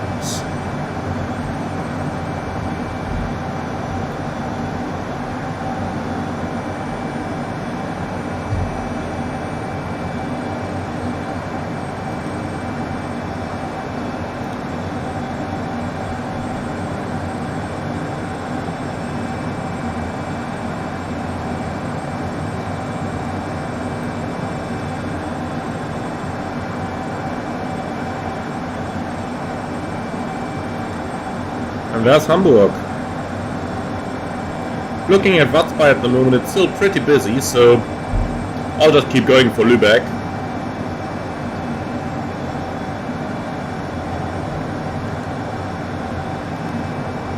Oh yeah, look at this. Look at this.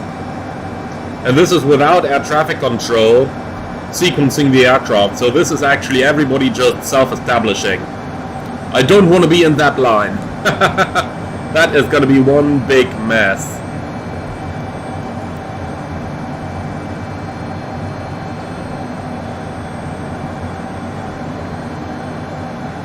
No, I'm actually pretty happy I'm going to Lubeck.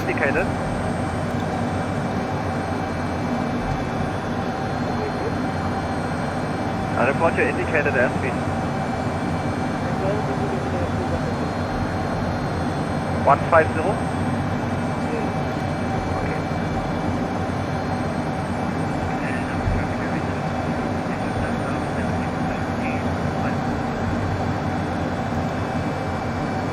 German 3 Tango about 7 miles out, we are reducing speed 1 17.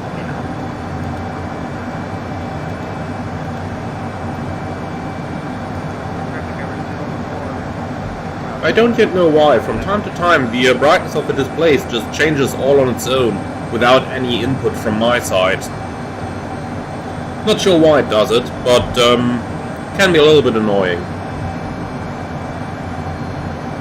Well, actually, I believe it probably got a light sensor somewhere, and then at certain time intervals during dusk, it just determines, alright, I got to shut down now, and make it a little bit more dim.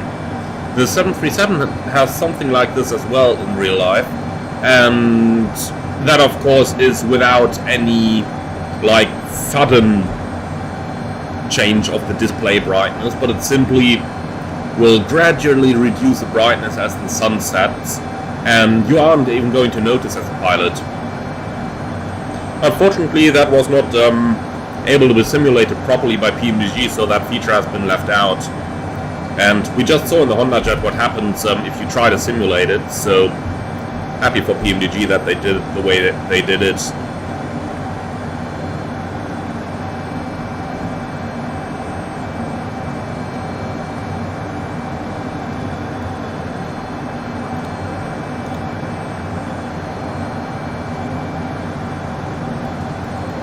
Wow, that is a lot of traffic here. And all of them are trying to self-establish without air traffic control.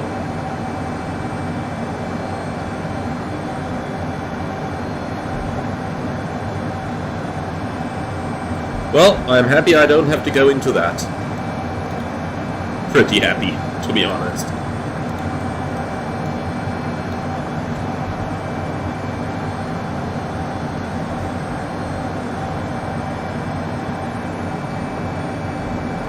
Traffic area 014 miles to South 658.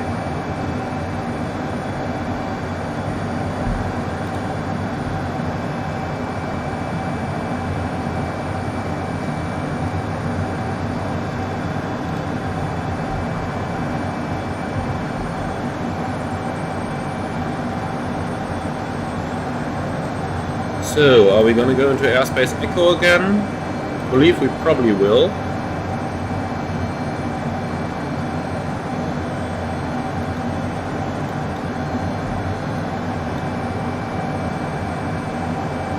But it doesn't say so. Ah, yeah, it does. IFR profiles with an airspace class echo, watch out for VFAR traffic. Right, then let's slow down 220 knots before we start our continued descent.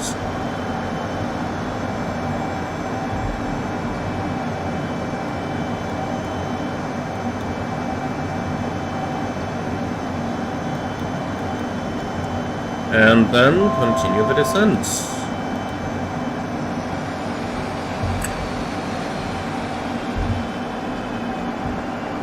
VNAV diving for it again.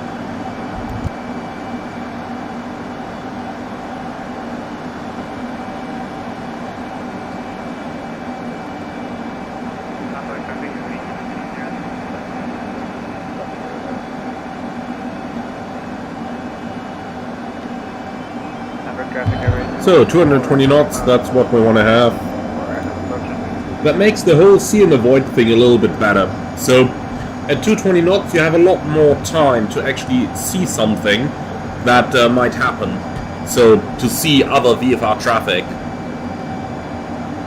And even though it's night, it's probably still just about within the 30 minutes after sunset time, so it might be that there are some very large VFR aircraft currently trying to land.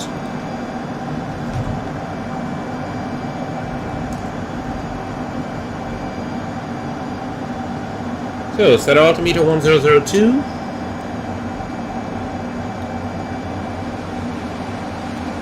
And of course the VNAV is pitching for it, good job. And we're passing 8470, descending 5000, no flag standby set. And actually we can make it 4000.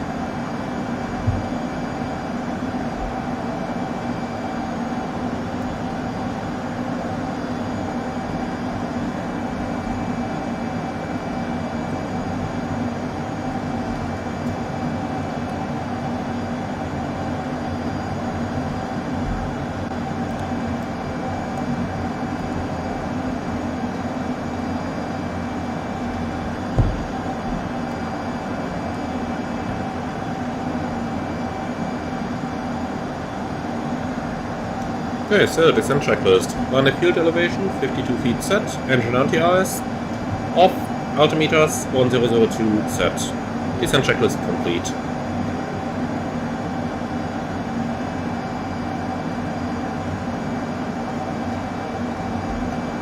We can do the approach checklist straight away as well. So, seated signs, adjusted secured, passenger briefing complete, cabin signs are on, avionics set, landing data set, confirmed, cast messages checked, approach briefing complete, and holding at the flaps.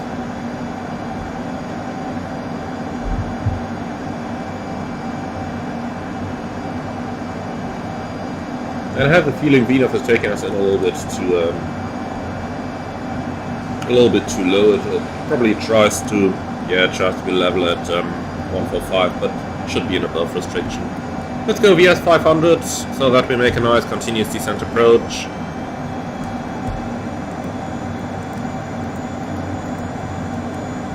What I sometimes don't understand is why the zoom in the simulator just locks up.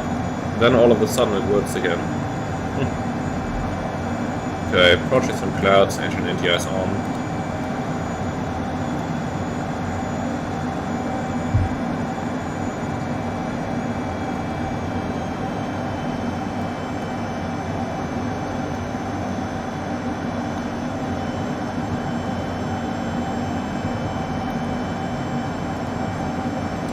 Lubeck traffic, Delta India Lima Charlie Sierra, turning base, runway 25, 10 miles.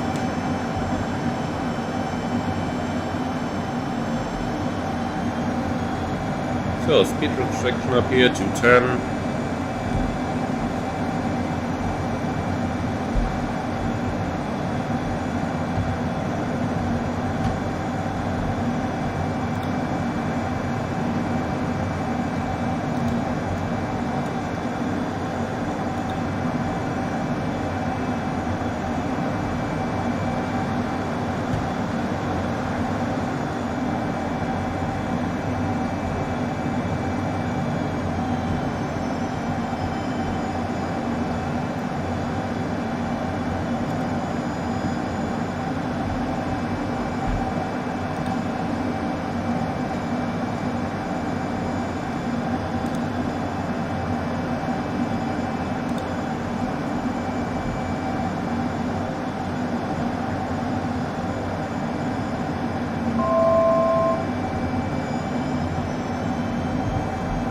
We can descend 3,500 feet. There we go. Lubeck traffic, Delta India Lima Charlie Sierra, turning final, runway 25, like 10 miles out.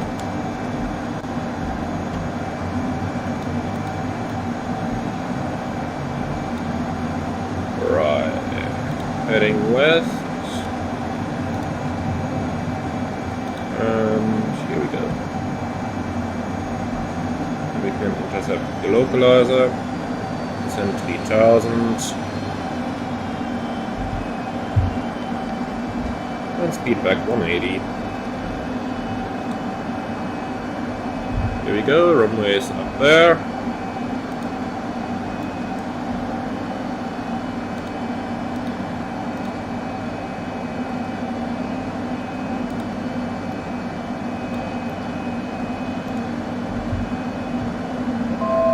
To go, catching the glide, flaps approach, gonna help with the deceleration as well. The approach mode is armed, glide slope capture, with approach altitude 3000 feet set.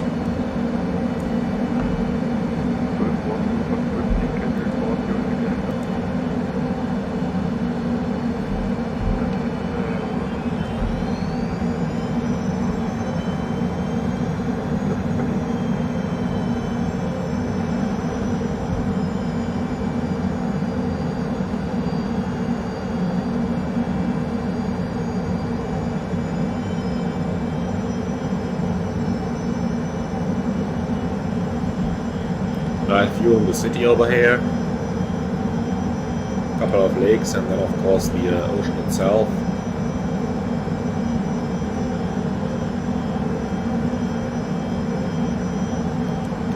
really nice views. I really have to say, in the darkness, there are times where I find it difficult to distinguish Microsoft Flight Simulator from real life. But when you're looking at this, yeah, that's what it could look like. That is really, really good. Asobo did an amazing job over there. And David, Hondajet or Cockspur citation? If I'm totally honest, I haven't decided yet. I still have to try the Mustang a little bit more. I just did a single traffic pattern with it so far. But it's going to be difficult to beat the Hondajet. It's going to be difficult.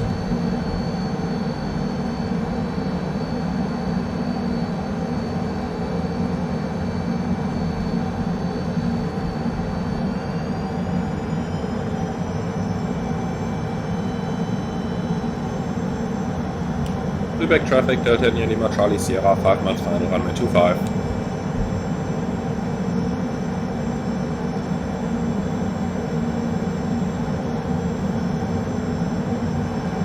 A little bit of wind coming from the right, 25 knots, so I would expect some turbulence close to the ground. Let's see how good Microsoft is actually going to handle that.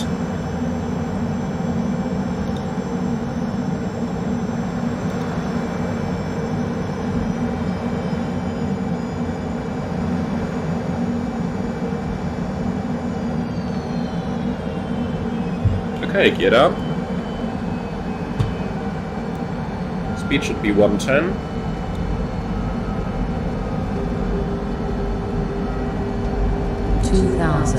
And we have the outer marker at 1300 mil flags. We were supposed to be at 1280. Perfect. On glide. Landing flaps, landing checklist.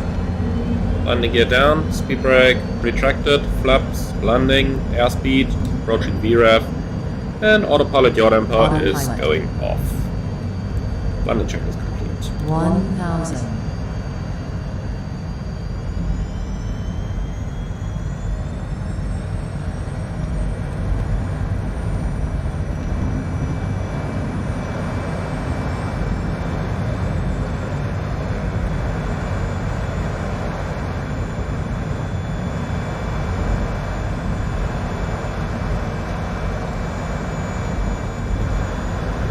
Yeah, it starts getting a little turbulent. That's what I would expect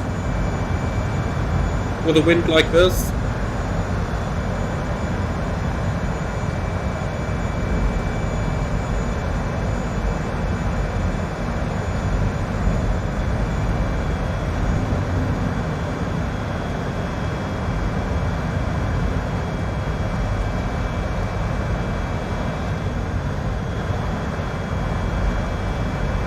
$500. 500, continue. 400.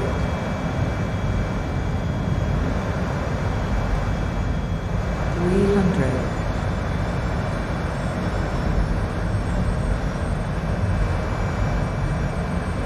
'A little thermal here.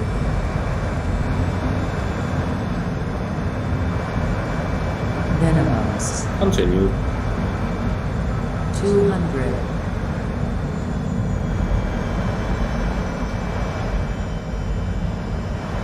100. 50, 40, 30, 20, 10. 5. And we're down. Speed brake up.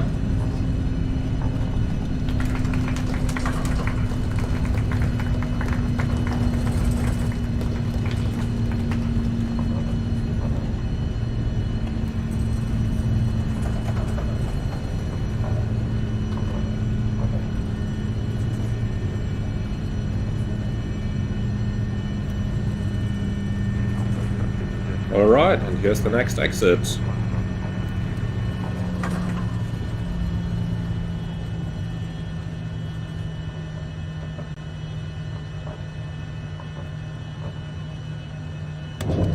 Flaps up, speed brakes up, trim, and after landing checklist. Anti-air still on? Yeah, I can switch it off as well.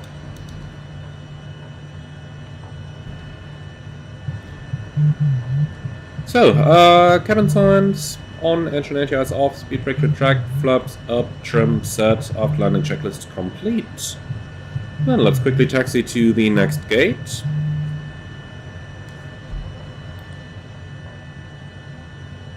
Which fortunately is immediately around the corner.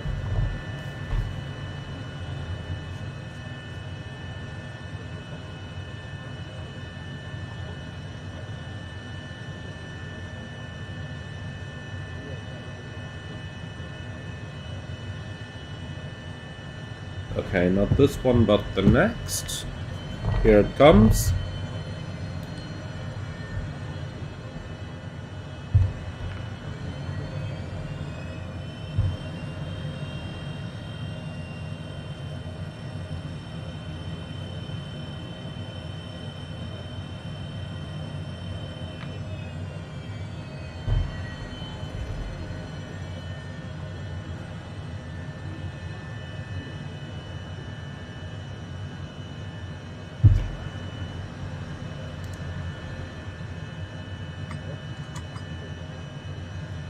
Okay. So, welcome to Lubeck. Engines shut down, fasten belts off, transponder standby, and it's still on 2000.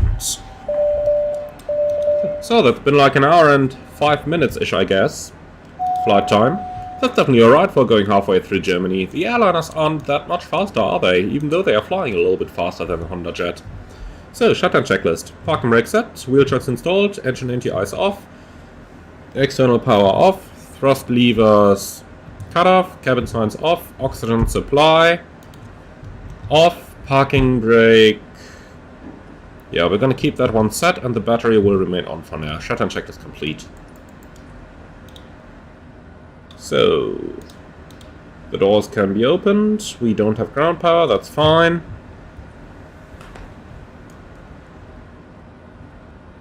So, thank you for joining everyone. I hope that you have enjoyed this live stream today, and I hope to see you again on a future one. The scenery, Niklas, is the Microsoft scenery from the World Update Germany. And Ufran, unfortunately, I cannot do another leg because I have just gotten an SMS from my airline that they actually want me to do a late flight. So, I gotta go to work now.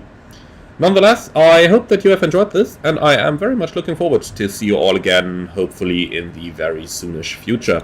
Thank you very much for watching, and until then, have a very nice weekend. And I'm gonna keep you updated, whether I prefer the Hondajet or the Citation Mustang. But you're going to hear from me. Thank you very much, and as always, if you do want to support the channel, you can join my Discord in the video description below, and there is also a link for Buy Me a Coffee, where you can do a small donation if you feel like you want to support my channel, and if you do want to support it permanently, there is also a Patreon link down there.